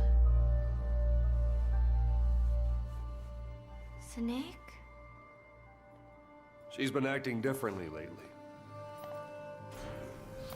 Before, she'd respond to conversation. Just as long as it didn't conflict with her timeline. But now, nothing gets a reaction from her. What happened? No idea. Well, Miller did go and tell her that Skullface is dead. If anyone should want revenge against him, it would be her. But it's not exactly like an angel of peace to cheer for someone's death. Now is it? There, take a look at this too.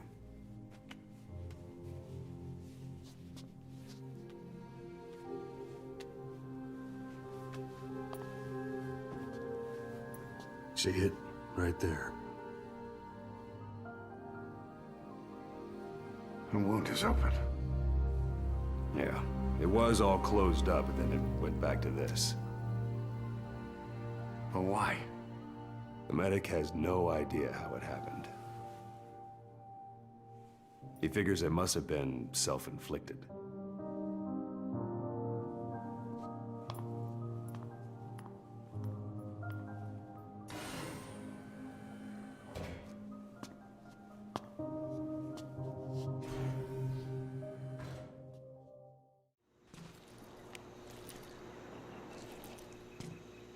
Football.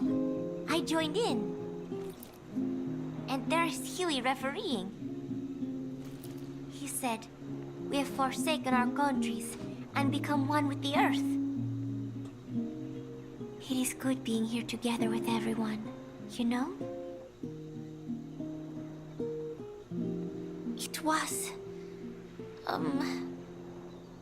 And then I... No, that is not right. But I am an angel of peace. I am a student.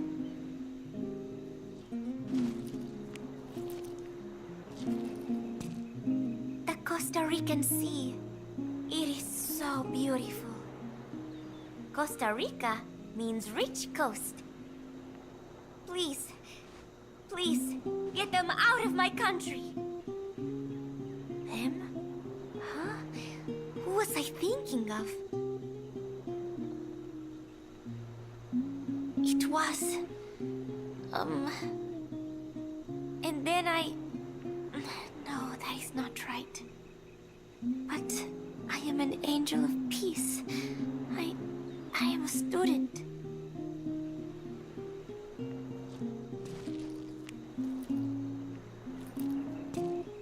One of the group birthday parties. They are something to look forward to every month. Miller was so funny at this one. When is the party this month? Last month was... I cannot remember. It was... And then I... No, that is not right. But I am an angel of peace. I am a student.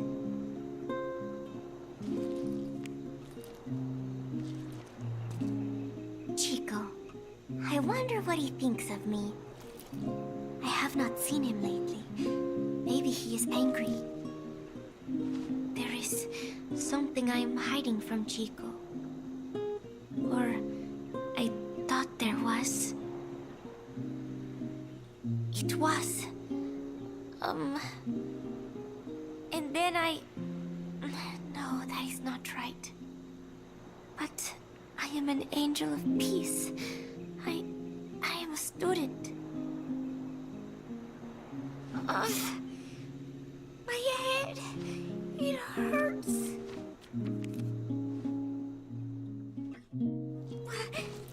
Snake?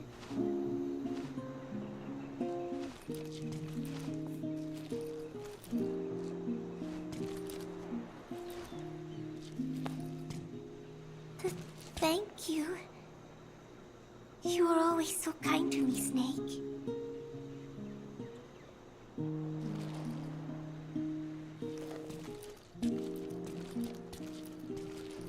Come back again, okay, Snake? There is going to be a kind of festival held on Mother Base. They are calling it Peace Day. Snake and his men may be without a nation, but they are still an army. And that means sometimes they have to fight the bad guys. Of course, they should not fight at all. It is obvious to me that any problem can be solved with reasonable discussion. Maybe Snake and the others think so too, because the idea is to set aside war for one day a year and relax in peace. I do not know how it came about, but apparently Snake and Miller got the idea while they were talking. And everyone on Mother Base went along with it. To think that deep down they all share a love of peace, that makes me happy. But never mind that. Somehow I have ended up singing on stage. Miller was all, "Come on, both our names mean peace. It will be great." Why does that mean we have to be in a band? Then he roped Professor Galvez in too, saying, hey, Galvez comes from Peace too. We are the perfect act.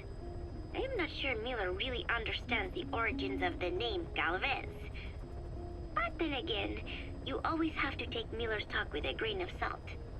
What I cannot believe is he went and told everyone we'd be performing together without even asking my opinion. Now everyone thinks it has all been decided. I like to sing, but I have never had to perform in front of a crowd. I do not think I'm up to this. But everyone seems to be looking forward to it. I guess I would hate to let them down.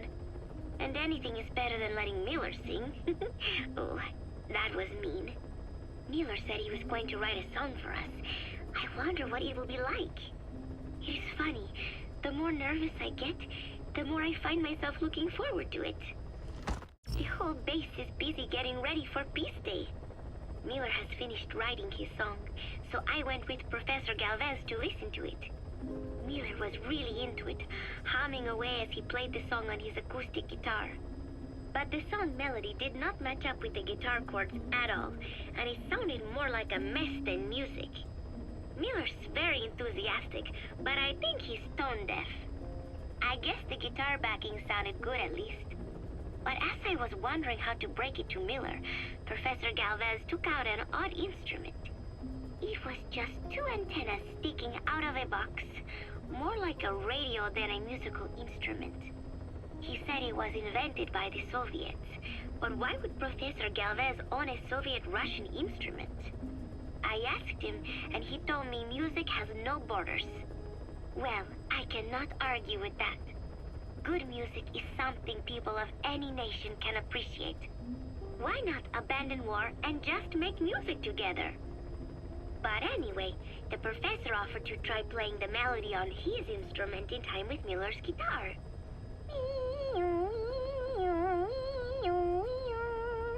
It was like something from another world. But somehow, it fit Miller's guitar backing really well. It even gave the song a charming, down-home kind of feeling. Miller was overjoyed. That is it! That is my melody right there, he said. It sounded totally different from when he sang it. But hearing the professor's version, I thought I could probably sing it. Then Miller hit me with the next bombshell. Buzz, you write the lyrics. I did not know whether to scream or to run out of the room. There was only 1 week left until Peace Day. So, as if putting me on stage to sing was not enough, Miller even expected me to write the lyrics.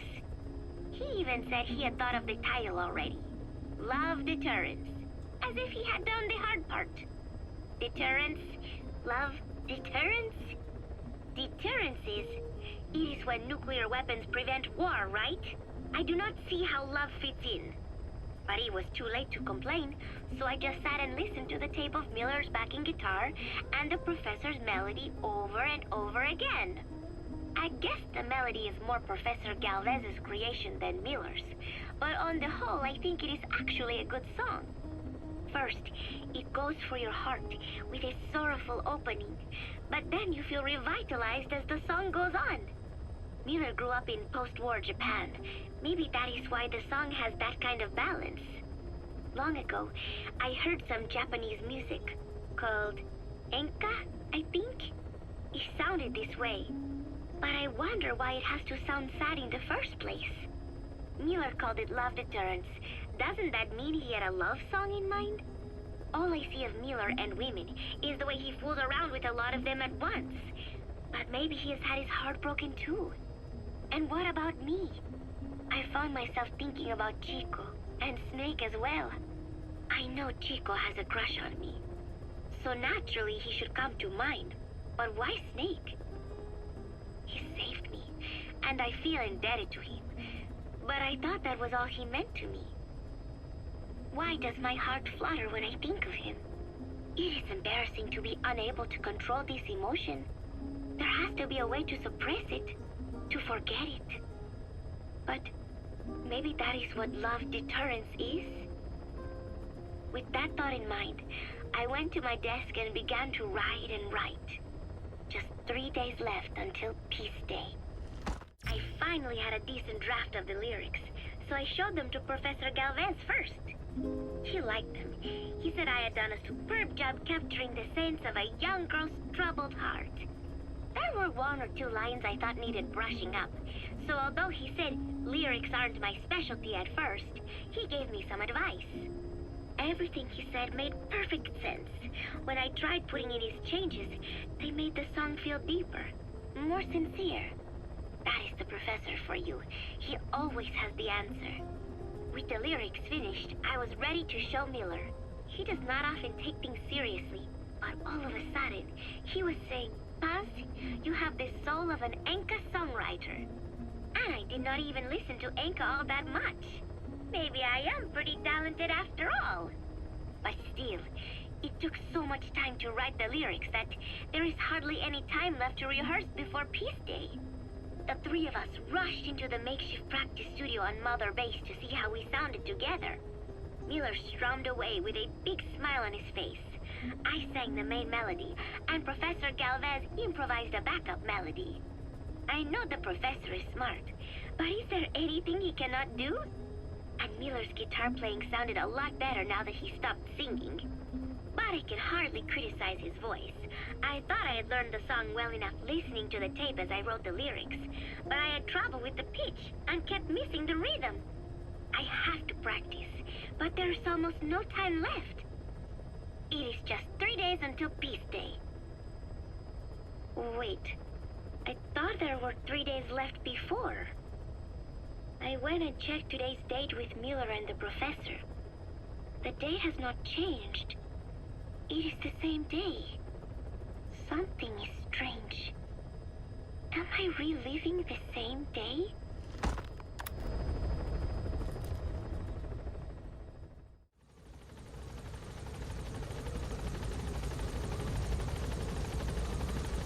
Just 3 days left until Peace Day. Something is strange. Am I reliving the same day? Boss! Welcome home.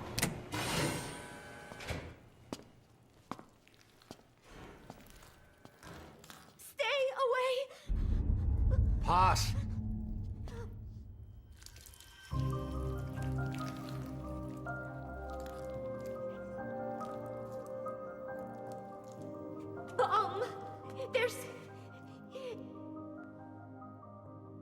There's another!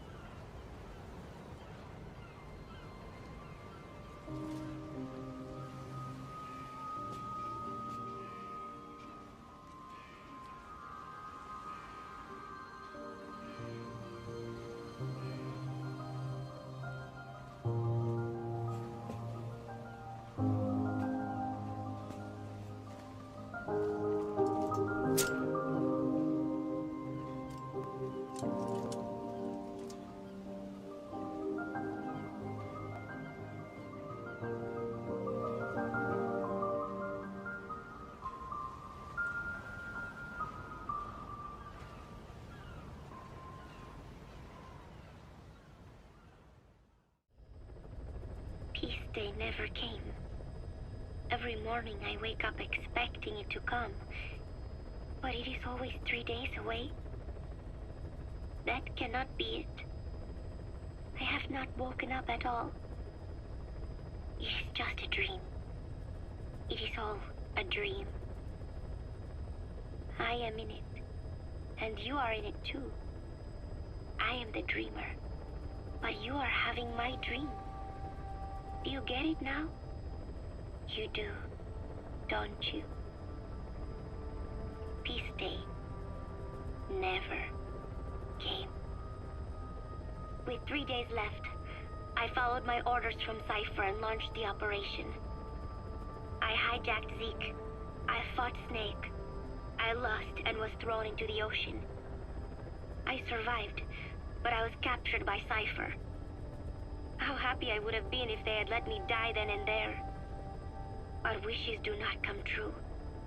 We just cling on to our dreams, our phantoms, mine and yours. But I think this one is coming to an end. After all, you have figured it out now. You can kill Skullface, murder Huey, slaughter Zero, burn the whole world down, and it still won't bring me back.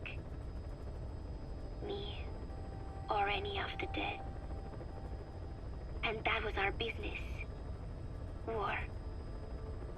We bought our daily bread with money paid to us for killing. Maybe us getting killed was just balancing the scales. You know, Mother Base was never the heaven we wanted it to be. But I was still happy to have lived with everyone there. It was such a short time. Such a hypocritical peace. But while I was on Mother Base, I was happy. So, I hope I am not the only one who looks back on those days with happiness. There is more to remember than hatred and rage. But of course, this is you thinking that I should think that. It is no mystery now. I am just a phantom. A fragment of the mind you have lost. The real me died a long time ago. But even so, more so, I can tell what you are really feeling. The real emotion that is locked away at the bottom of your heart. Let it fly out. Let it guide you. Live. I think it is my job to tell you that. That is why I exist. So this tape is the last one. Once you are done listening to it, I am one phantom limb that will be gone for good. My flesh, my bones, joining the silt on the ocean floor. But do not forget, as long as you remember me, I will always live within you. Not a phantom limb or a phantom anything. As part of your heart. I will always be your angel of peace. So, I know exactly how to finish. Say peace.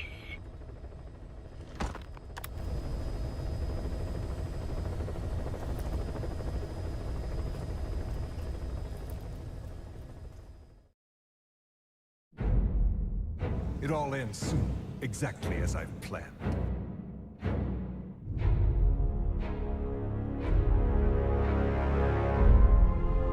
Help me, Snake.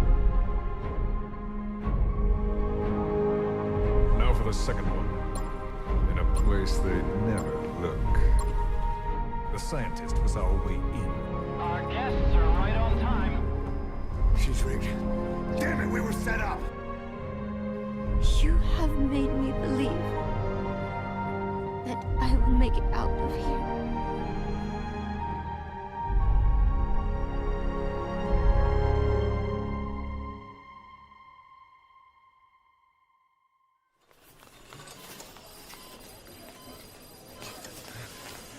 Don't you die on me, damn it! BB's dropping! Intubate, now! Cardiac arrest, he's in B-fib!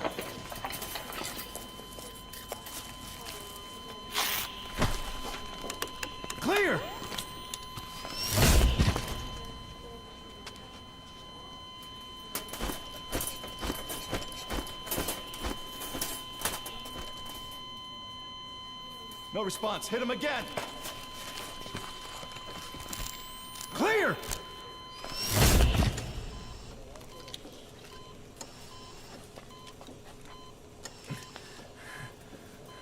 How's he doing? Well, he's stabilized, but it took too long. He's in a coma. What about him?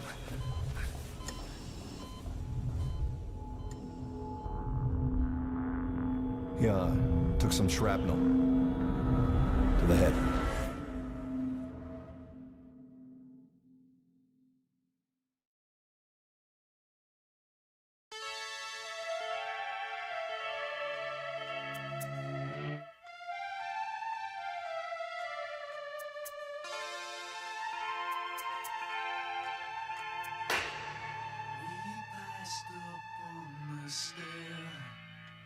We spoke of was and when, although I wasn't there. He said I was his friend, which came as some surprise. I spoke into his eyes, I thought you died alone a long, long time ago. Oh no, not me, I never lost control. Your face to face with the man who sold the world.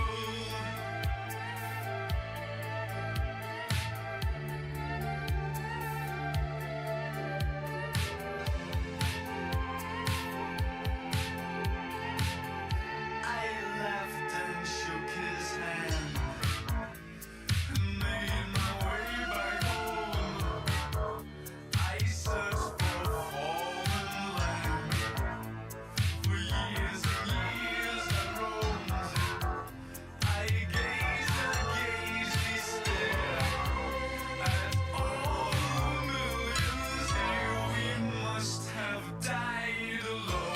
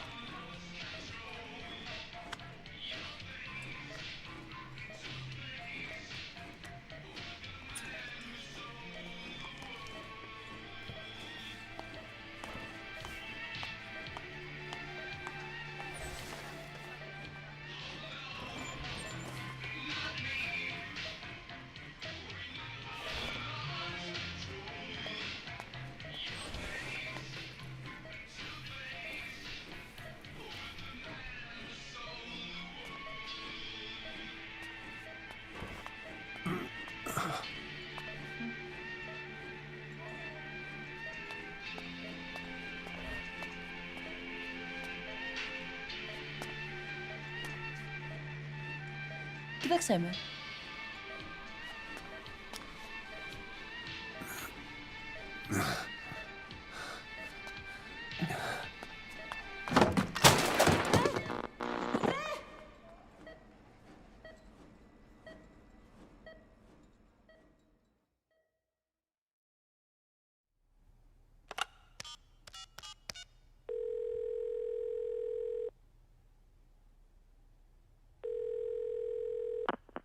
V has come to.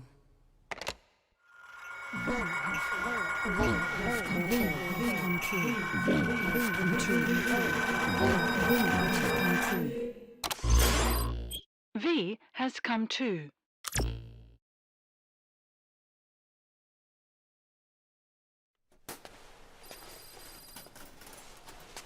Ακούεις με?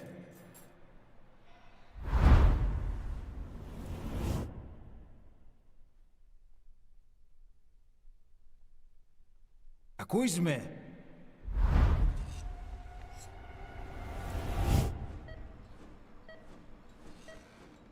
Can you hear me? Look at this. The fragments are lodged deep within your cell. This X-ray is of your upper body.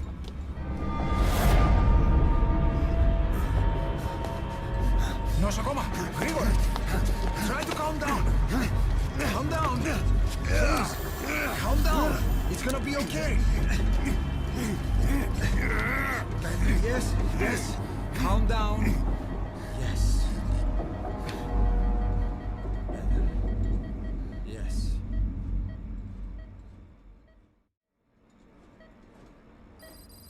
Έννετ σε κατάσταση πλαστική εγχείρηση. Κάποιος ήδη γνωρίζει ότι έχει ξυπνήσει. Διατρέχει μεγάλο κίνδυνο. Πρέπει να ενεργήσουμε άμεσα.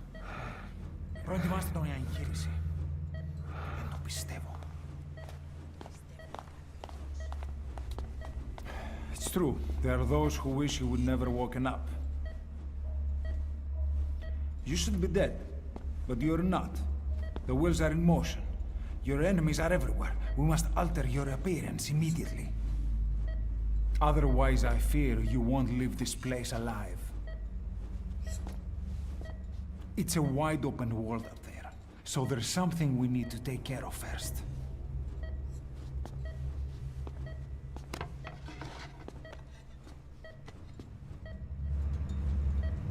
This is you, as you've lived until this day. I'm going to change your appearance. We have no other choice.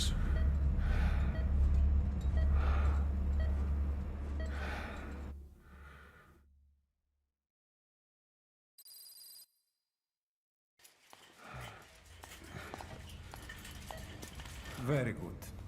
Now, let's remove these bandages. Your face has healed nicely. To tell you the truth, these bandages were more for your protection, to hide you from those who want you dead.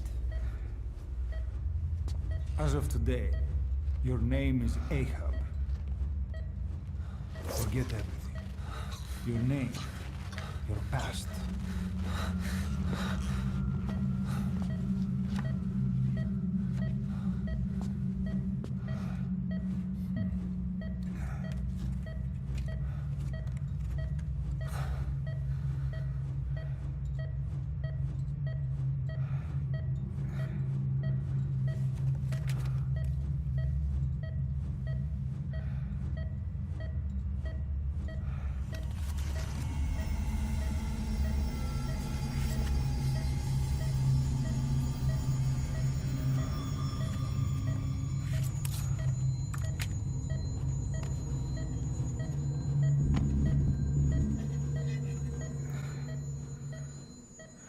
Everything feels all right?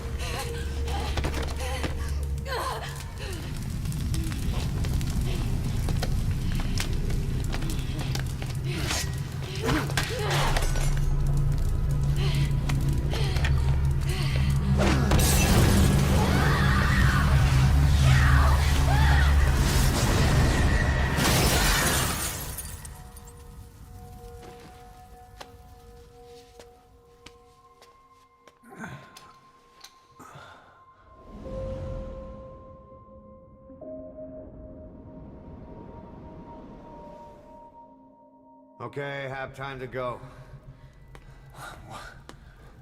What happened to the woman? The woman? We gave her a light. She took the short way down. Who are you? Who am I? You're talking to yourself. Been watching over you for 9 years. You can call me Ismail. What the hell is going on? Well, the good news is, you're in the land of the living. Bad news? The whole world wants you dead. On your feet, soldier. The whole place is coming down.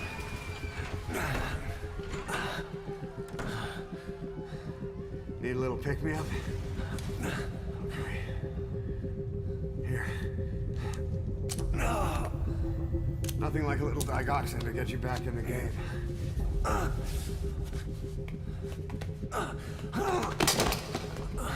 Come on!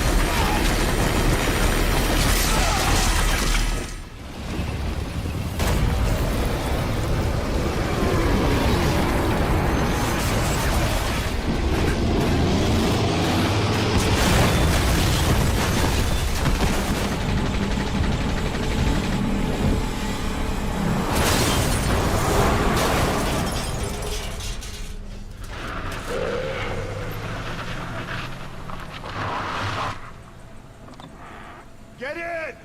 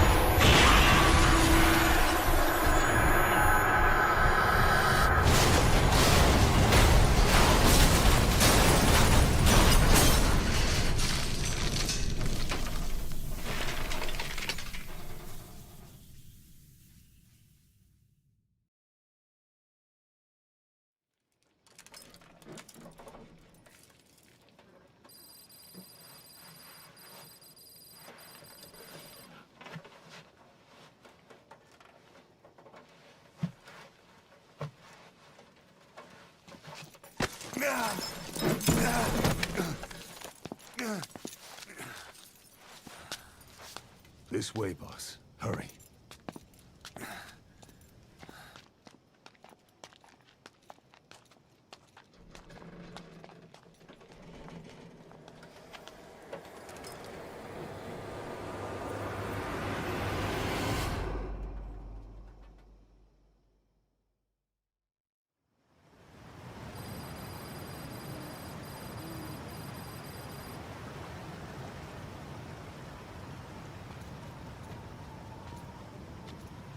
Use that bike. It's tuned up and ready to go.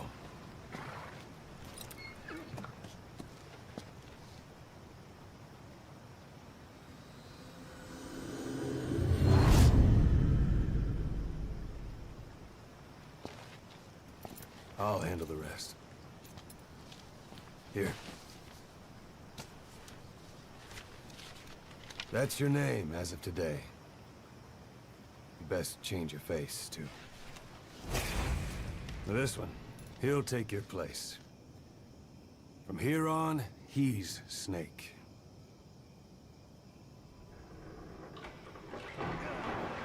He believes it, too. My very own Phantom, huh? Boss, the whole world wants your head. Don't worry, he can handle it. Move now, quickly. Aren't you forgetting something?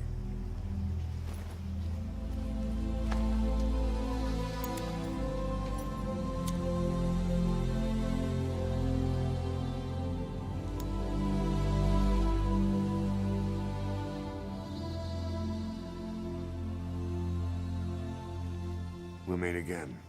Right.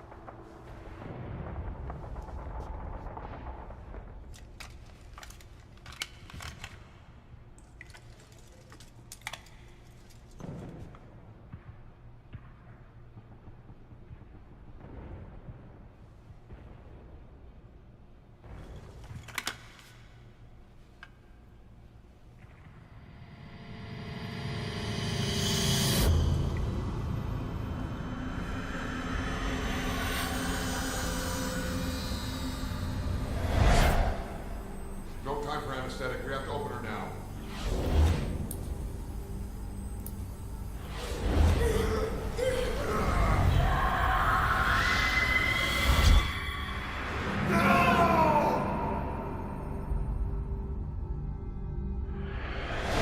Boss.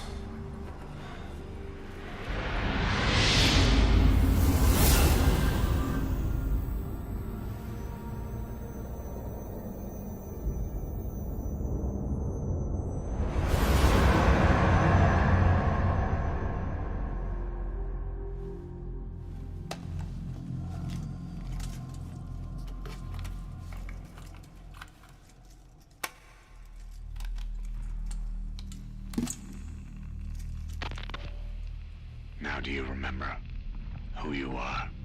What you were meant to do?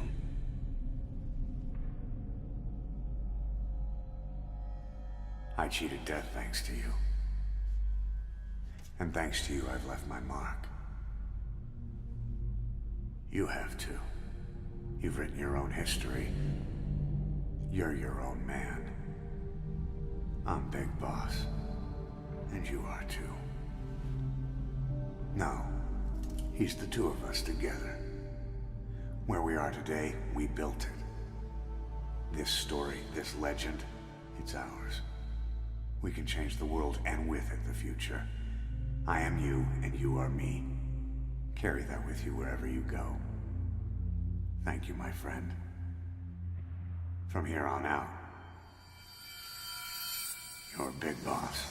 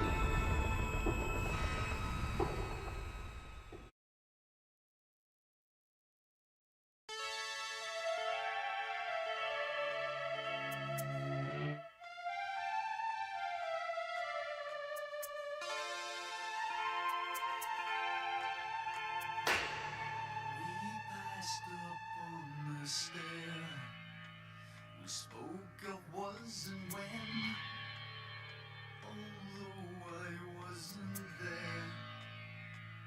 He said I was his friend, which came as some surprise.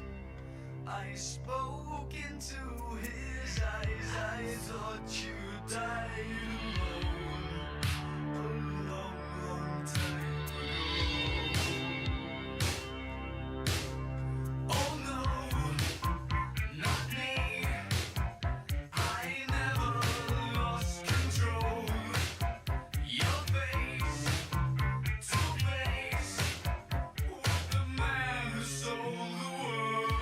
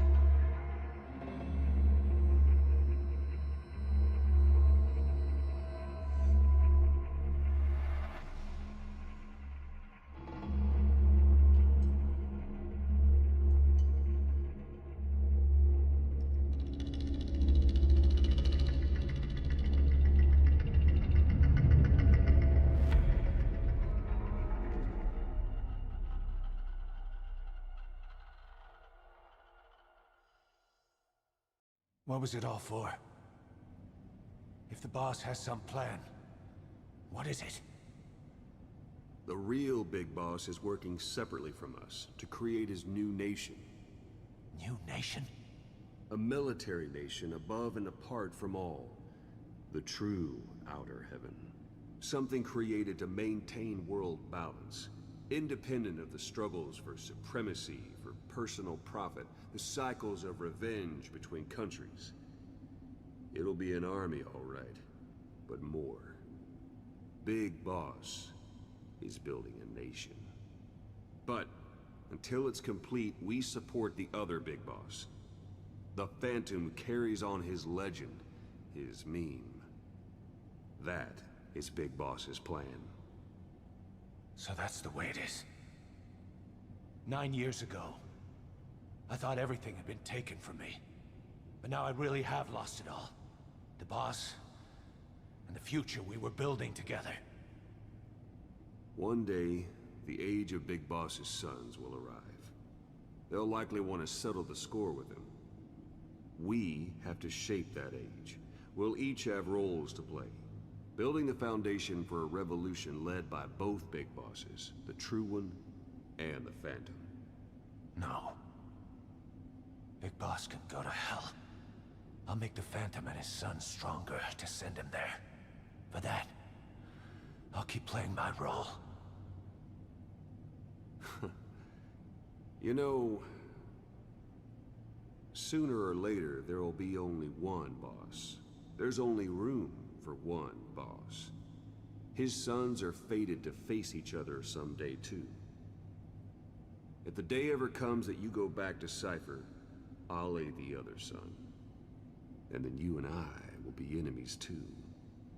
One of us will have to kill the other. Fine by me. I'll be ready for the new age. Until then, we'd better get used to coexisting.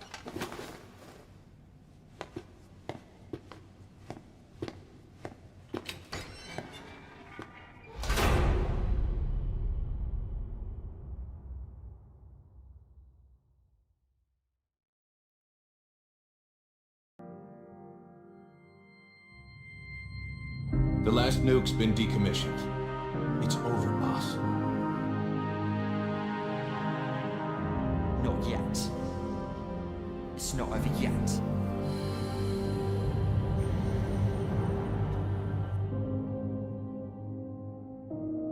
The world that the boss envisioned will finally become a reality, and it will make mankind whole again.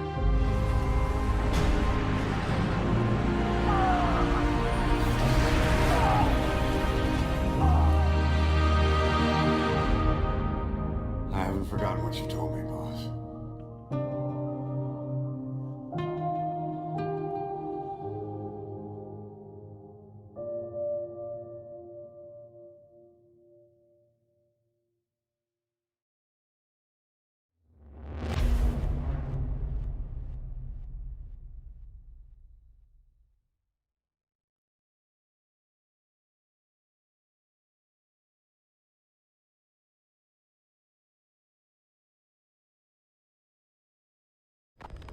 Boss, how are you back on your feet so quickly? There's a non-smoking ward. Boss. If I listened to everything the doctors said, I'd probably die in here. No point waking up after 9 years for that. Well, having you out of that bed makes things a little easier. Bad news, huh? Things are looking worse. Go on. They found out about you waking up, and the man on fire picked this time to wake up too. We'll have to move forward ahead of schedule. Miller already has the preparations underway. We'll have to wake up your neighbor, too. So he's not... He seems awake now. No. Well, he's not actively conscious yet, at least. He was a doctor, too. In his mind, that past no longer exists. Your past is his past now. He's going to be your Phantom, not some simple diversion. He'll act as the new big boss, and the act just isn't for Cipher. He'll be your face on the world stage, until the time comes for your resurgence. You make it sound easy. We've been busy over the last 9 years. His altered state of consciousness has helped us implant powerful suggestions through induced hypnagogia. He's experienced all your missions on record and shares all your knowledge and experience to make him believe that he is the one true big boss. No one around him will doubt that he's the big boss they know.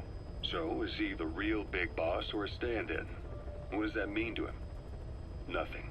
The human brain is capable of many illusions. Of pain, of the future. What happens from here depends on his skill. You can vouch for that. He was always the best man we had. But 9 years ago in that helicopter, he threw himself between you and the blast. In that moment, the man you knew died. He died protecting you. And now, by becoming you, he protects you again. This is just a detour in his journey to hell. And don't forget, it's what he wanted. He's in his dog days now. It's not just him. We'll be putting the people in this hospital in the line of fire. They'll be your shield and necessary diversion to buy us some time.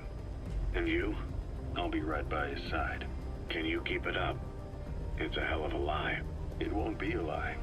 I won't know his secret either. I'll believe that he's the real big boss. I'll have no conscious knowledge of you. Where's the lie in that? Self-hypnosis. It's nothing new in my line of work. Manipulating memories, the past. That's not all. When the time is right, I need to remember that you're the real boss. In a world, it's double think. In this year, 2 + 2 = 5. And I want you to do the same. Right. His bodyguard? Correct. It won't be long before this hospital comes under attack. We'll wake him up right away, but he won't be back to full health in time. We'll need to take him through his final paces. Yeah. I want to see his face again. All right, John. I've never forgotten you in these 9 years, but I have to forget you now. Adam, I'm counting on you. What's up? About the 1972 project. Les Enfants Terribles. You never did like the French. All that Catherine the Great aristocratic pompousness gets to me, that's all. Palace talk. They can keep it. Les enfants terribles. You terrible children. That madness Zero started. Or the start of his madness. You found out something new? The plan itself was abandoned in '76. ATGC dismantled the project, and their account with DARPA was closed. So I was worried about what happened to you. Your sons. They're no sons of mine. And they're sure as hell not me. Just a bunch of cells grown in a lab? What they are is much sicker than that. Well, Zero doesn't think so. Eva doesn't either. To them, those boys are your clones. They're you, down to the last hair. And? The first boys were raised free range, like we thought. Both of them. David has never left the States, but the other, Eli, has disappeared. Might as well call it abandoned. They're through with him. Where is he? He was in England, Zero's home ground. Apparently he traveled to Africa after that, but that's where he escaped from Zero's care. Just like that? Why? Who knows? Maybe he found out about his birth. If he's alive, he'd be 11 or 12 by now. Old enough to think and act for himself. So he might still be alive? On his own, there? I wouldn't bet on it. John, if he is alive, what's the plan? I have nothing to say to him. Treat him like a human being, just another person. It's me. Ocelot. It's been quite a while. Yeah, I'll say.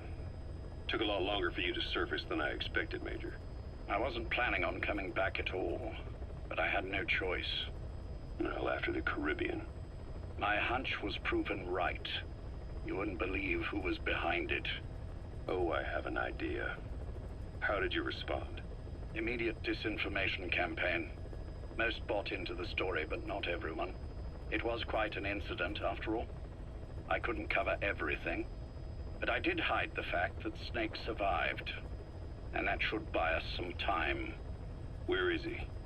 En route to an old foxhole of mine. A base in the British sovereign area of Cyprus. The military hospital at Dikelia? Ava's leading the operation. Ava? Following your orders? Funny, isn't it? That we should all reunite like this. This is an emergency.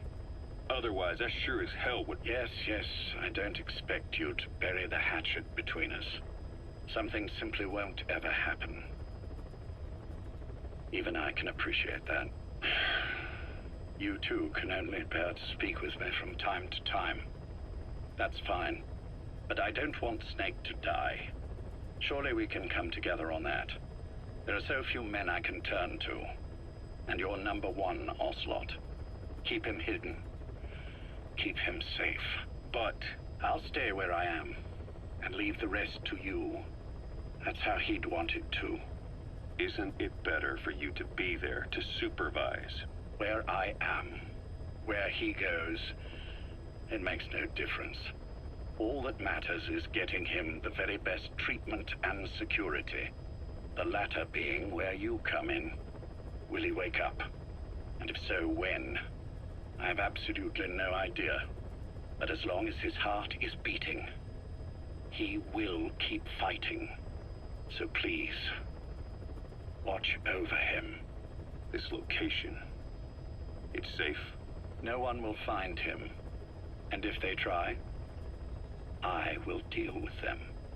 The information must be suppressed. Which is what you do best. Guess you're still at the top of your game, huh? Anything but. I'm sick, Ocelot. Donald's taken over a great deal. He'll be handling this situation from here on as well. Though I wish it weren't so. This will probably be the last time you and I speak. So, you won't say no, will you? I have no choice. Thank you. Save your thanks.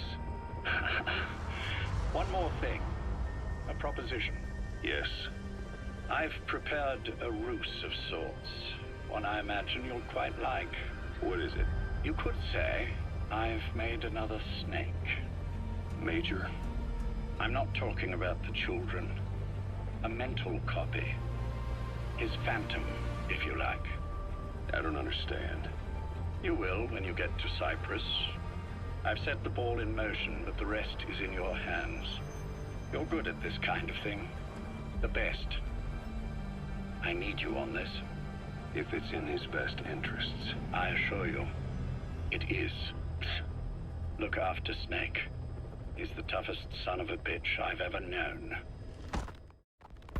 Yes, it's me. You weren't in hospital long. I had trouble finding you.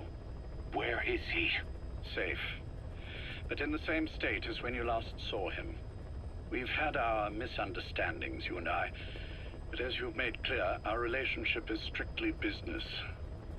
Therefore, I will limit this conversation to the business at hand.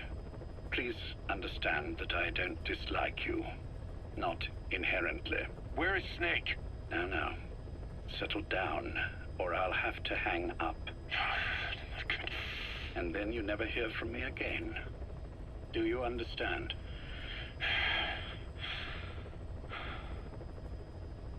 First, about your boss. I had him moved once he was stabilized. I'm sure it came as quite a shock to you when you woke up. You'll have to forgive me. I told him to stop putting me under. Surely you understand. Specialized medical treatment in places like that can be positively nightmarish. We couldn't have left him there forever. And to be honest, I wasn't entirely comfortable leaving matters in your hands. Don't take it the wrong way. Anyone looking for him would be looking for you.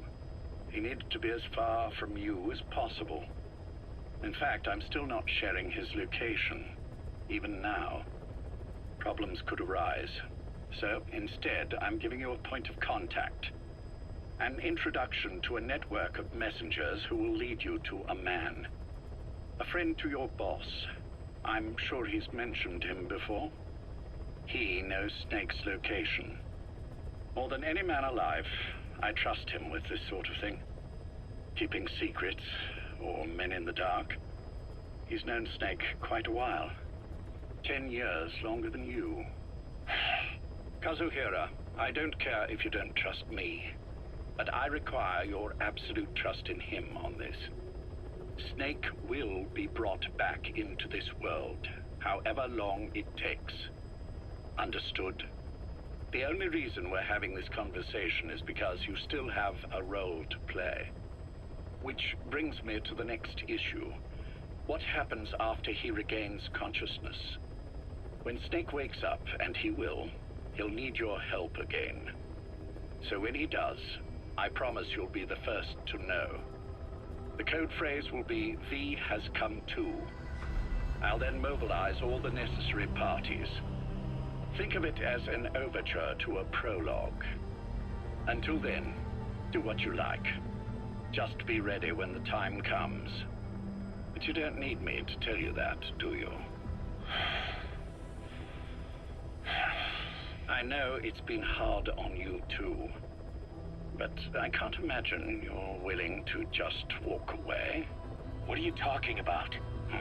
If what you're saying is true, then this is like wrapping a rope around your own neck and throwing it over a branch. What's your play in all this?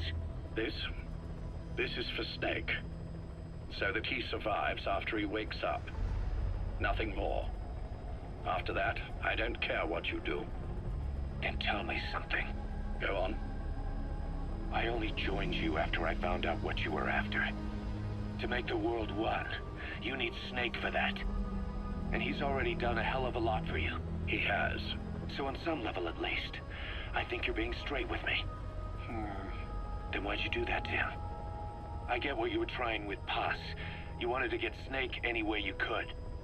But after that, what you did, how could you do that to him? After that wasn't me. You may not believe this, but I never intended for any of this to happen. My organization has many arms.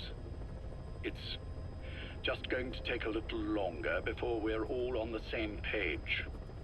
I admit I may have been lax in my supervision, but something like that will not happen again.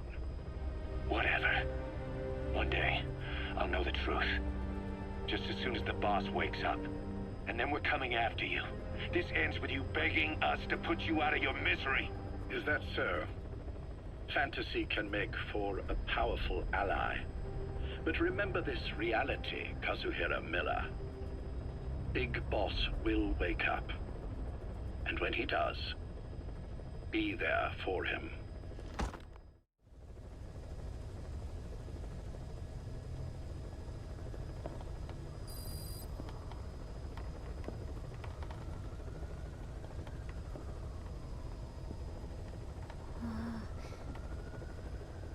Huh?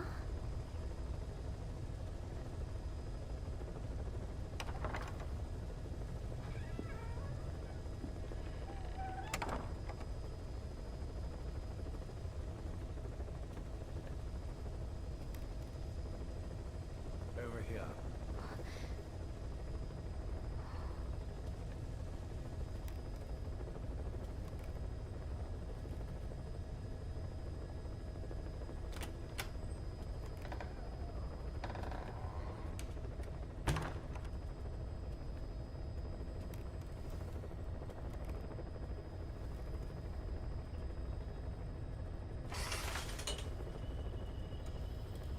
Hello?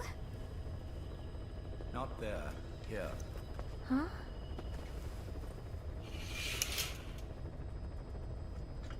Thank you for coming.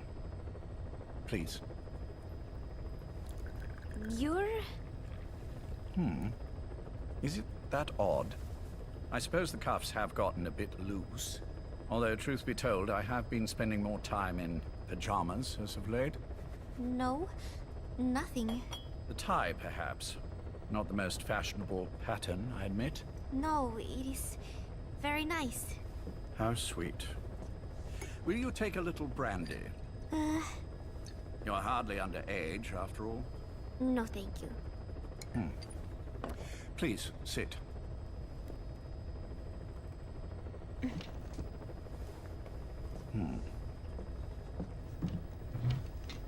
Pacifica Ocean. What? Ah, yes. You've already begun. Not bad. A schoolgirl through and through. Even he won't suspect otherwise. Here you are. Thank you.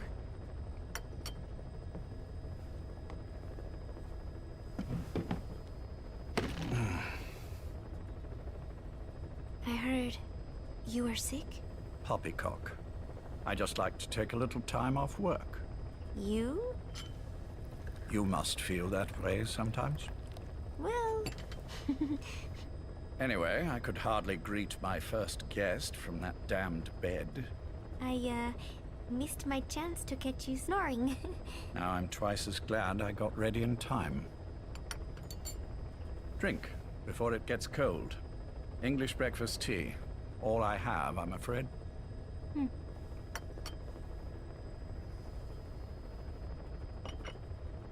There were 8 candidates before you, meaning you will be the 9th Paz Ortega Andrade. What happened to the others? They're in the next room. They've been taking it easy these past few months. They... Do you see any windows here? No?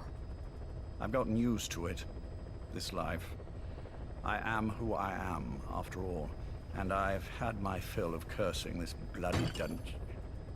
Excuse me. But I can't help sometimes wishing I could see the stars. What should I do?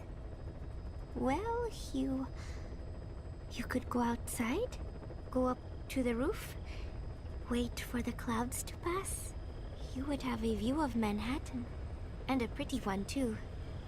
But once the wind blows, and the clouds pass, you can look up and see a sky full of stars, even here. You've had a hard time getting to where you are. Yes. Sewer rats lead better lives. I know. Extreme training, starvation, days spent without sleep. Abandoned, hurt, and all but killed in every way imaginable. Some of your compatriots died. Others betrayed you, left you for dead. And you did the same to them. But through it all, you survived, and you alone made it here. Just look at you. I can see everything you've been through. Yes. Consider this mission a reward for the mountain you've climbed. Thank you. Yes, well, you know what's next. Yes. And you are prepared? Yes. I believe you. That ever so slight tan. Not the type you'd get on the West Coast. If I didn't know better, I'd say you really did grow up around the equator. But it runs deeper than that. One look at you, and I see a wide-eyed student yearning for peace. Born and raised in Central America. I can see it all. How much preparation have you done? A little. You'll be perfect for this, to strike back at Snake. I'll share everything I know about him. But you mustn't forget who you're dealing with. If he were to get the better of you, well, I deeply regret having put you in that position. But beyond that, I'm putting my life in your hands. You can trust me, Cipher.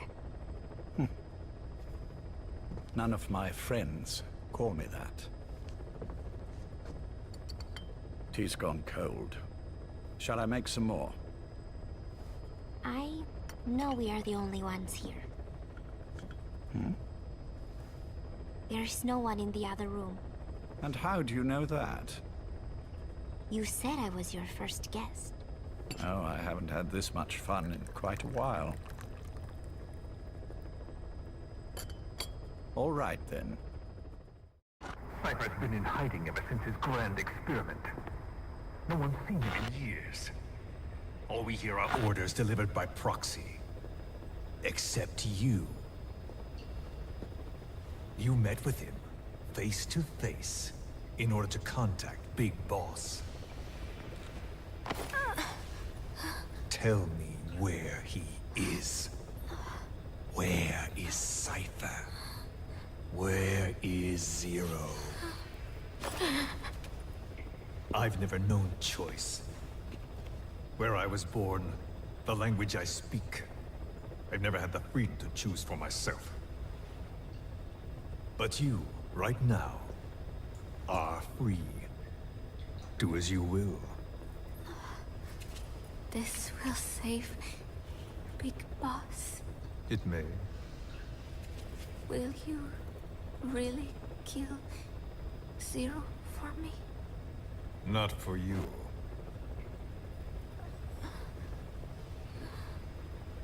All right. Zero is Hell's Kitchen, 10th Avenue. He is undergoing treatment there. Not exactly Hyde Park. His medical needs keep him from moving around. That is why he summoned me there. The other residents are of varying race and ages, but in reality, all 40 units are Cipher personnel. It took him 10 years to replace the original occupants. He's got places like this all over the world. No better place to hide a needle than a stack of needles. Zero is on the top floor. A room with no windows and no doors. Even the elevator does not reach it. Officially, the floor does not exist.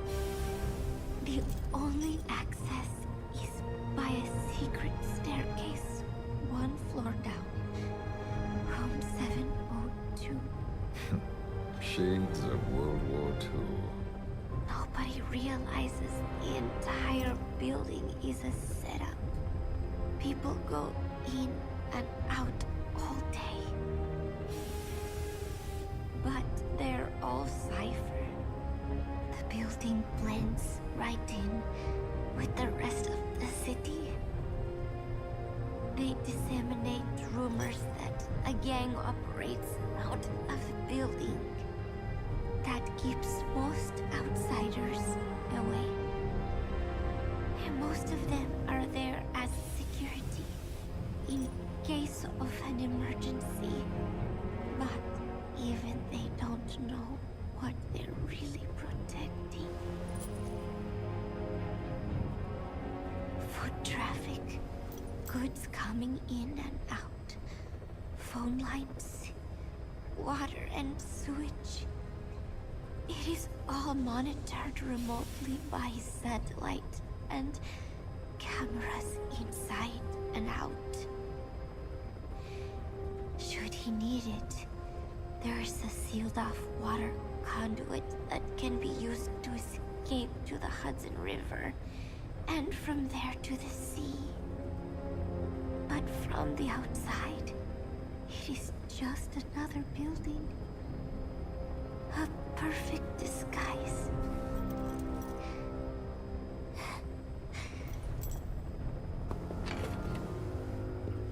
So the Major believes zero suspicion equals total security.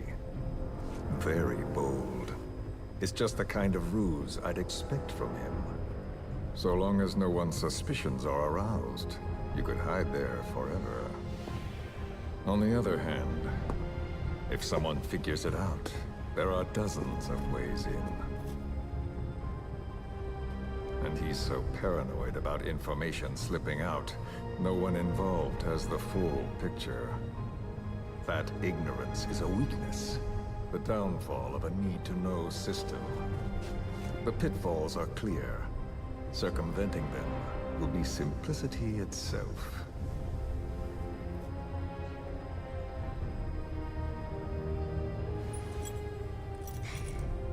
You hate him, don't you? Hate? He never left me to die. I owe him my life. I'm bound to repay the favor. Any way I can. But that's not what you really want to know. What you want to know is, do I hate Big Boss?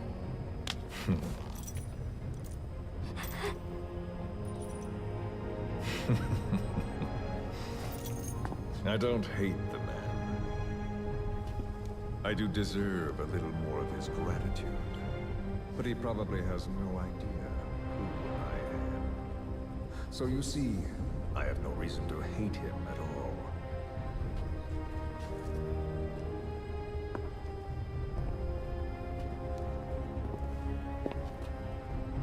I mean to have my revenge against Zero. It's not petty hatred or resentment. Nothing so personal. Even the hottest lava eventually cools, becoming a mountain. And that mountain becomes the land. Scalding steam comes back down as rain, forming rivers, draining into the sea. It's then that nature's order sets in. Now I'm merely a part of that cycle. Just like Zero. And you.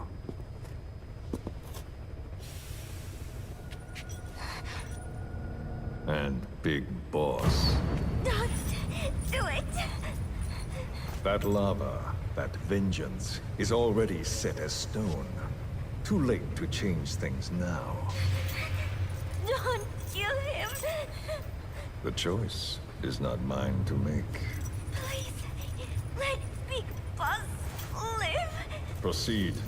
Please!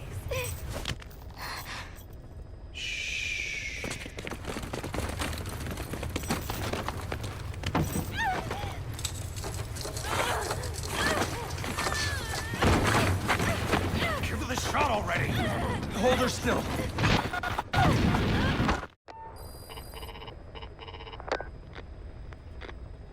Major, I wondered whether you'd really call. Exer, I presume this was your doing? Do you like my gift? I've been searching a long time for this. It is what you were looking for, yes. The winged dagger of a comrade lost to the sands of Egypt. He served under the boss back in Rayforce. I delivered this pin to her after his death. We were both so very young. From that moment on, she never let it leave her side. She was still carrying it in Selinoyarsk. How about the back?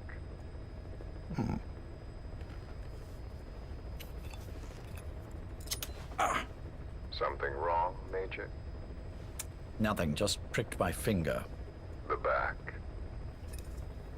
The scar is there, just as I remember it. And this white stitching on the back. From the white berets the SAS wore in the early days. Major? 30th of December, 1941. It's the inscription I made the day he died. Of course. His body was never recovered. This pin badge is the closest thing he has to a gravestone. When I gave it to her, she just kept on running her finger over the inscription. Never again, she uttered, as if reprimanding herself for his death. She pressed hard, embedding the inscription itself into her finger. You see, it's why this spot on the back looks shinier than the rest. He was our brother in arms. So... Yes, it's real. Thank you. There's no doubt about it. Good. Now I have no regrets. What do I owe you? Nothing. Just want to talk for a moment. Very well, then. It's about our man, Major. He's been making some moves. Miller? Yes, I know. Rhodesia, is it? Yes, and up to his old tricks again. No matter. He'll stumble soon enough. Although he is under my jurisdiction now. And that's what you want to talk about? Not exactly.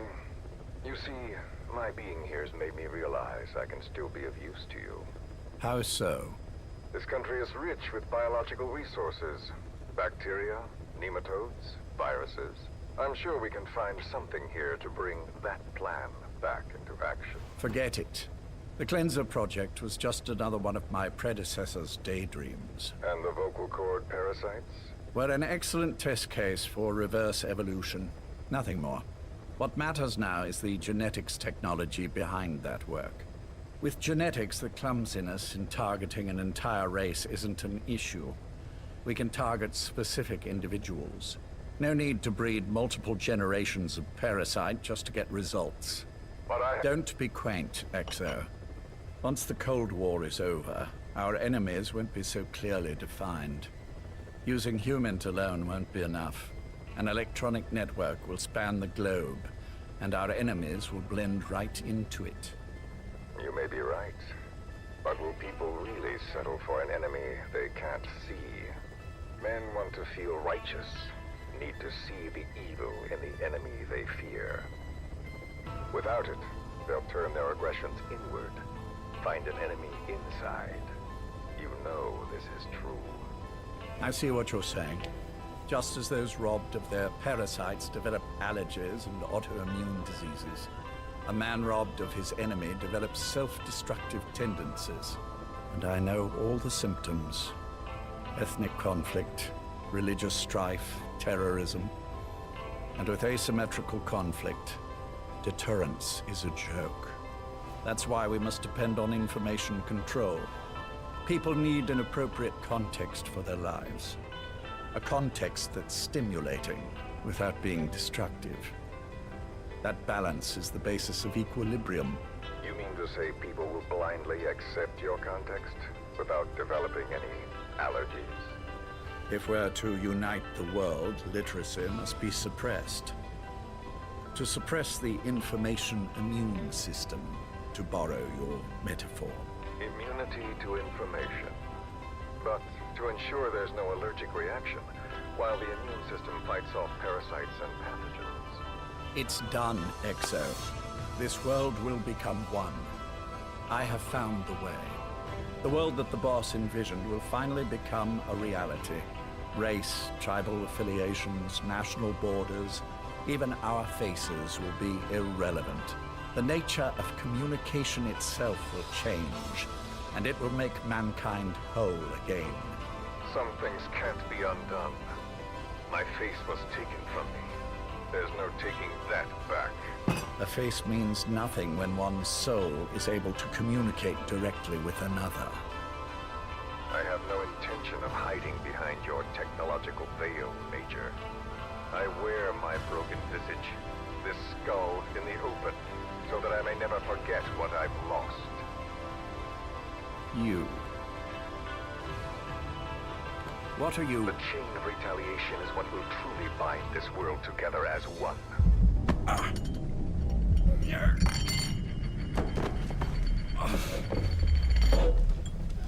Major? You son of a... The pin. You... Yes, the pin.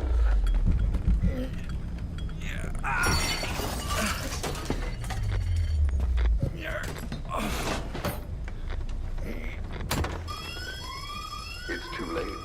They can't extract it. You see, Major, some things can't be undone. How did you find me? The girl. You made her talk. I'm sorry I couldn't visit or thank you in person, but it has been lovely chatting. And now that I know you're no longer interested in the garden, it's time for you to step aside. You're a busy man, lots to do, so I've left you a little time. Go to hell! How dare you? You planned this all along. Had your own agenda. All these years. Now you see, the world can never truly become one. But the boss... I've been... You've been wrong.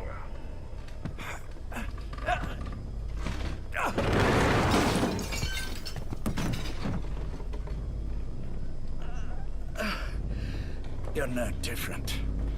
Just like him. None of you understand the world she saw. I would say the same to you, Major.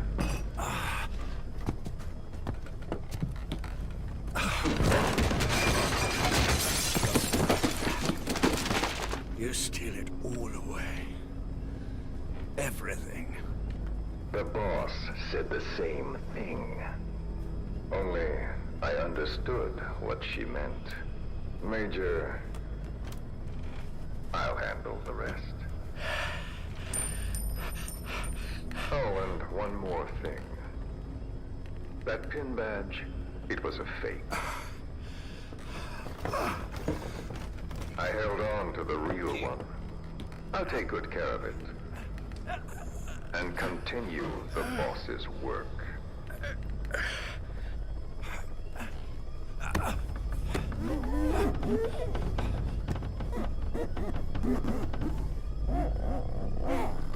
Jack.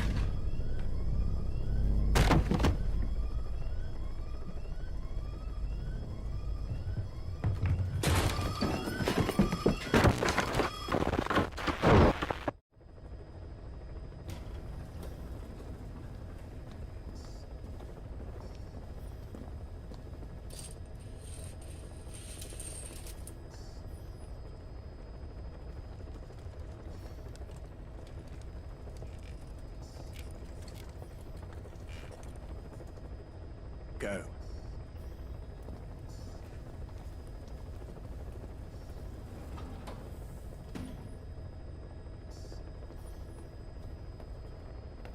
I almost thought you wouldn't come. Well, you're supposed to visit hospital before you die. But how did you get here? My friends at the SAS know how to keep a secret. The trip to the airport was a little dramatic, but the rest was easy. Still, I've had smoother rides. Oh, look. Scalded myself with my tea. I won't be staying long. I understand.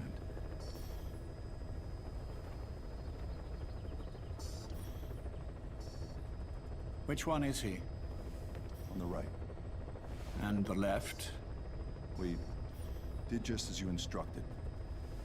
Has either of them awoken? Neither of them, no. Not once? Not in 2 years. Their weekly EEGs show stable activity levels. There's been practically no change.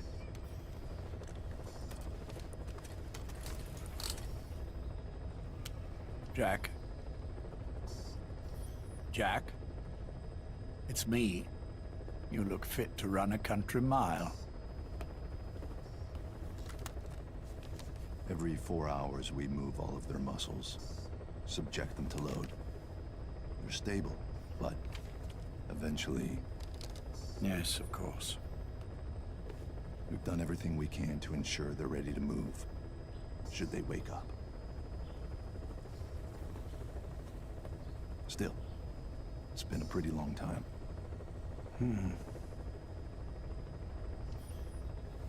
How long will they be here? Indefinitely. It's too dangerous to move them. And so far, no one knows they're here. I see. I am most grateful to you. And I need you to keep it up. We'll do everything we can. Can you give us a moment? Of course.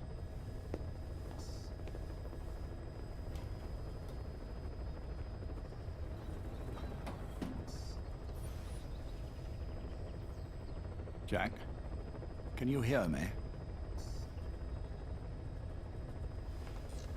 Nice place, isn't it?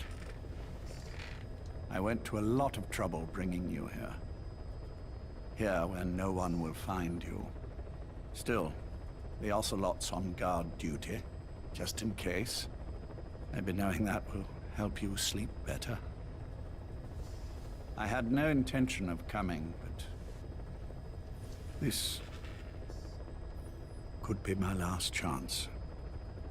If you'd just come to see me first. Do you remember the last time I visited you in hospital? Our first mission together. After the boss threw you in that river. Broke your arm. Ah, the good old days. I never told you this, but I had another team at my disposal back then, with a very special man leading it. Maybe he didn't like the arrangement. In any case, this man, he seems to have done something to me. Which is why I'm quite sick myself. Up here, there's nothing they can do. I always was the forgetful type, as you know. I'm all right for now, but they say it's a one-way street. If you don't wake up soon, I won't remember you when you do.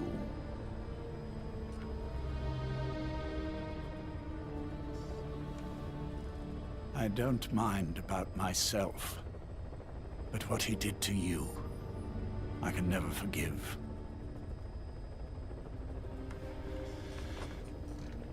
I've sent him to Africa, and I doubt he's coming back.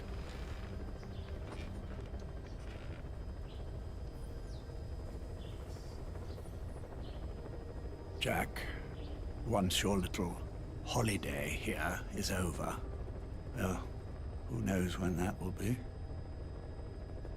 But anyway, I probably won't be around. I'll be somewhere even you can't find me. A tombstone chiseled into the code of a machine. That is all I leave to mark my existence.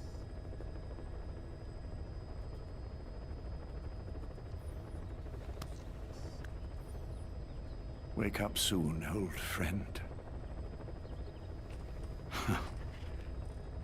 Time is running short.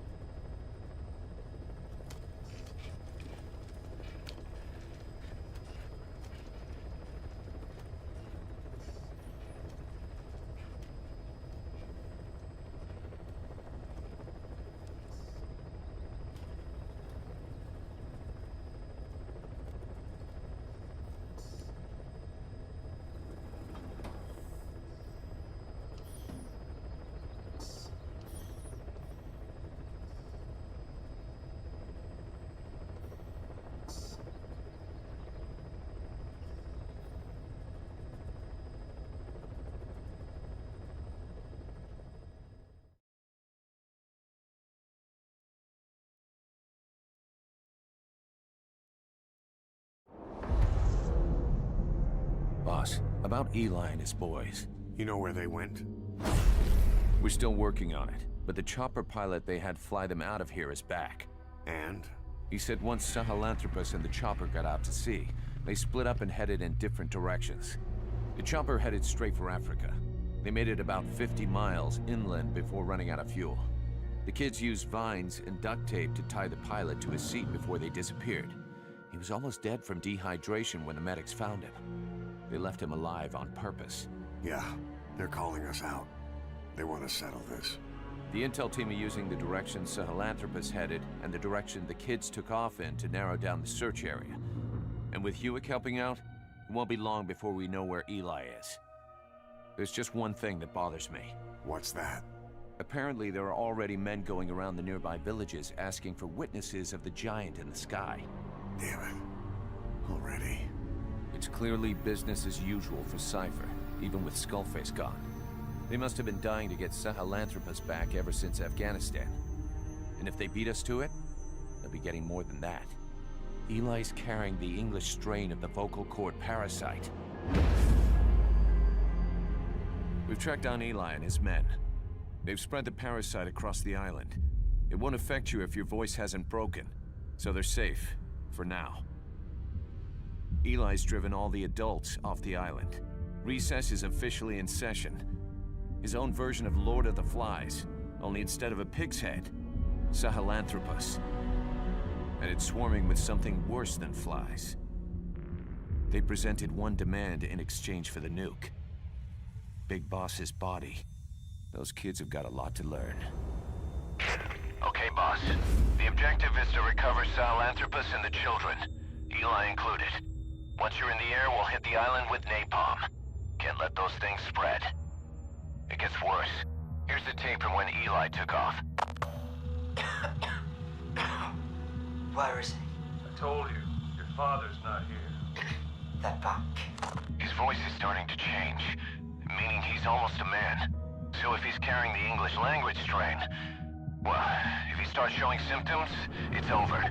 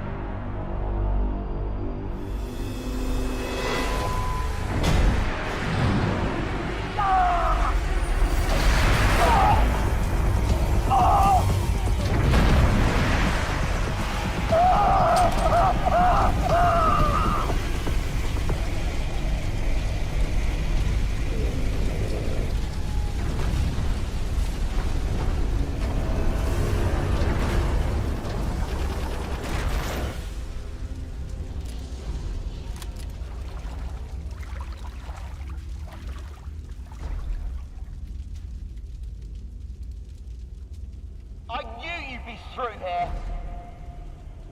You're not a kid anymore. You can call your own shots. But at this rate, you'll be dead before you have a chance. I'm free to die however I wish. Yes, free.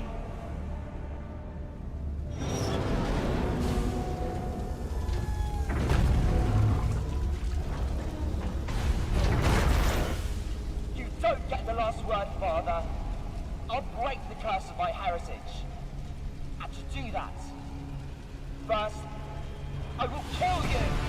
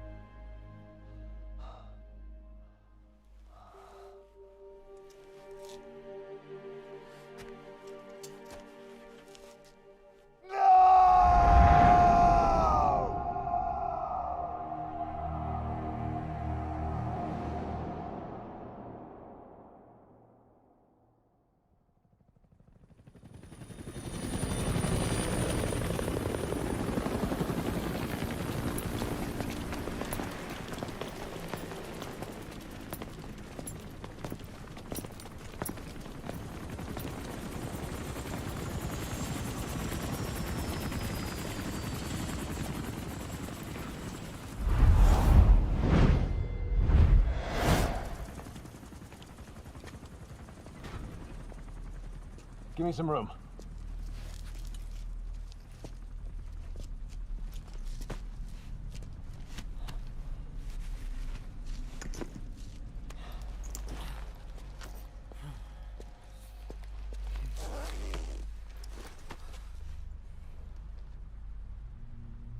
He'll be all right. The vest took the bullet. Get him on the chopper. We'll patch him up at base.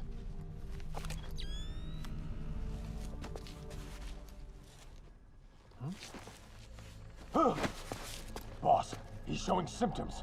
Huh? What?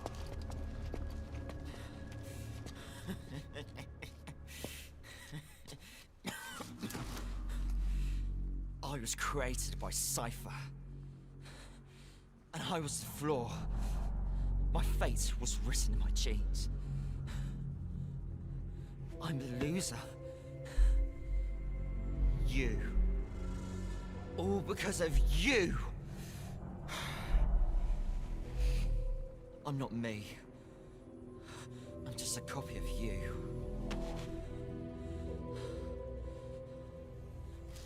I will surpass my father. Destroy my father. Destroy you! I'll kill all of Cipher. I'll destroy your precious world.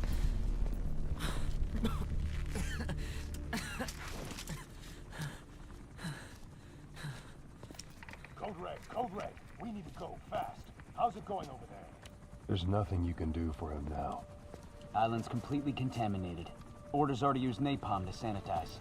Sanitize every square inch. Prepare to drop. We're pulling out. Move! Code Red.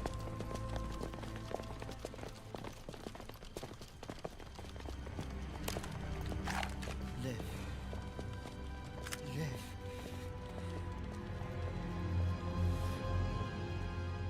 You're one hell of a soldier.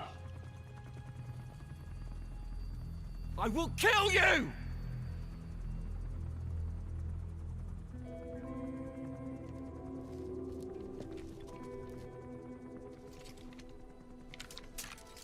That's right. Don't blame yourself. Blame me.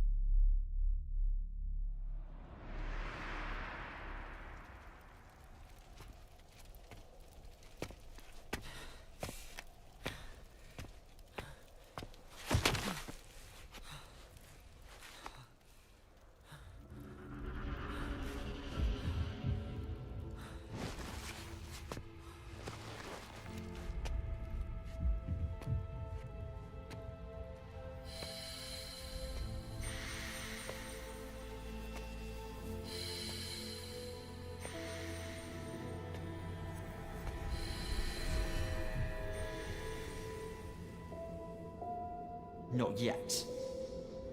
It's not over yet.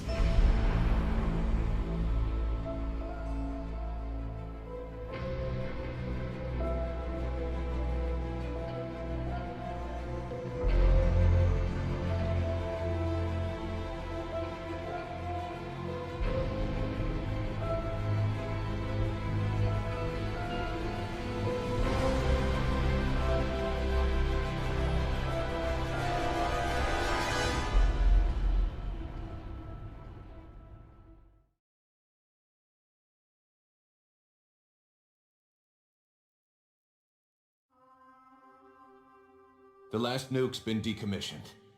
It's over, boss. I thought this day would never come. But while we can rejoice, we must never relax. The last nuke was deactivated. That is a fact. But the knowledge that built it is still out there. How long the world remains nuke-free is up to us. Will this moment persist?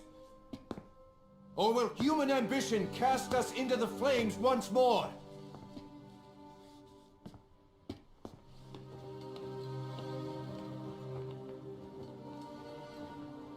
Our duty is to pass on what we've learned to the next generation. The memories, the experiences, the sins. Only when our children show the wisdom not to forge new spears. Only then will we be truly triumphant.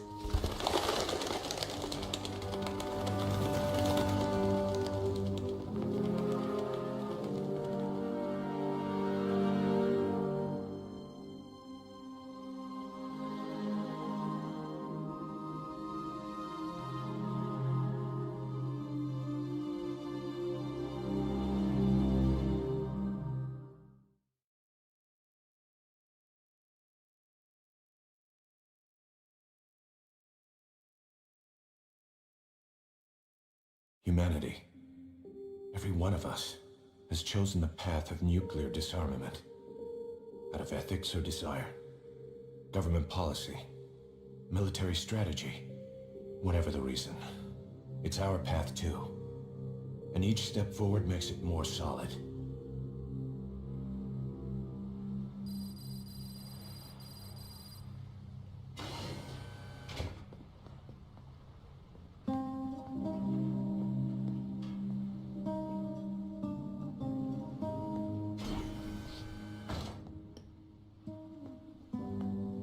Patients have stabilized, but there's no telling how many will make it. The warhead we seized ruptured during transport. Recovering the leaked material exposed each of them to several hundred rats. Environmental contamination was kept to a minimum, thanks to their efforts. Heroes, every one of them.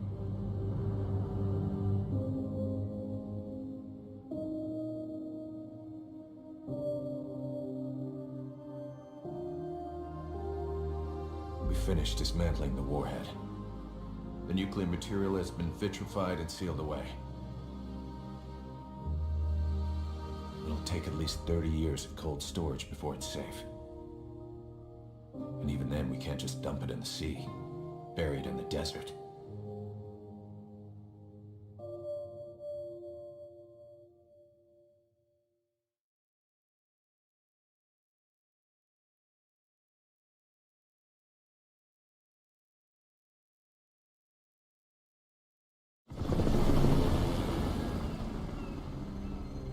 Nuclear disarmament. Boss, we can't let this achievement go to waste. And that means we'll have to get stronger.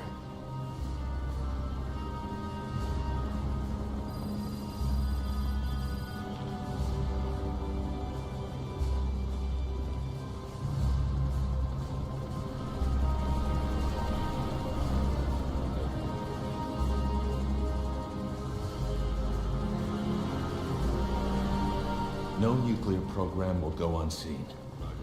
Someone manages to build another nuke, we'll be there to shut him down. Gotta love the irony.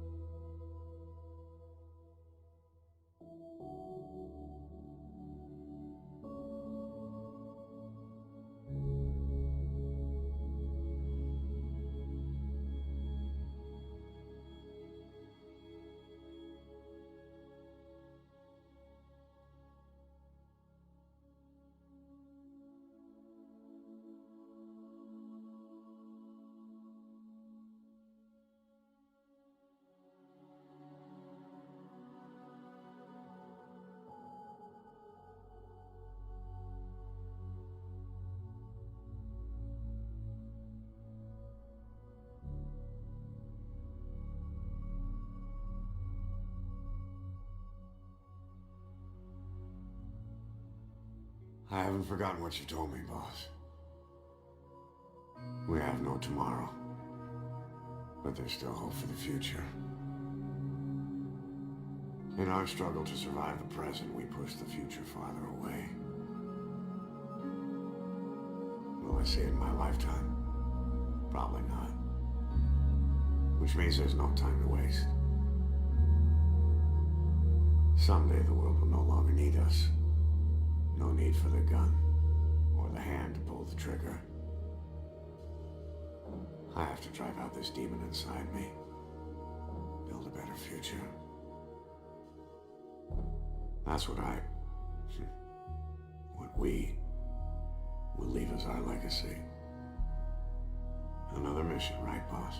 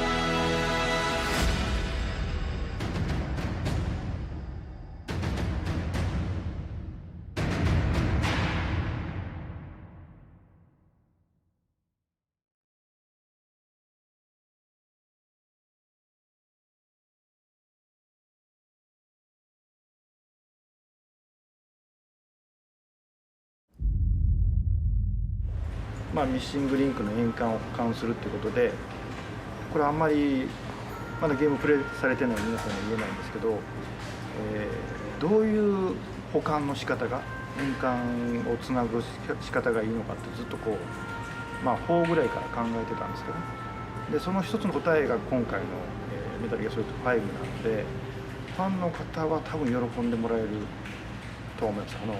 誰もがやったことないことをチャレンジしてますので、しかもゲームでしかできなかったことをしてますし、28年間というシリーズじゃないと不可能なことをやっているので、ぜひ喜んでいただければと思います。最後の最後まで、可能な限り、挑戦も含めて、メタルギアソリッド5を作り込みましたんで、安心して遊んでいただけるものになっていると思います。結構長い間お待たせしましたけど、また甲斐がある仕上がりになっていると思いますので、ぜひ楽しんでください。本当にありがとうございました。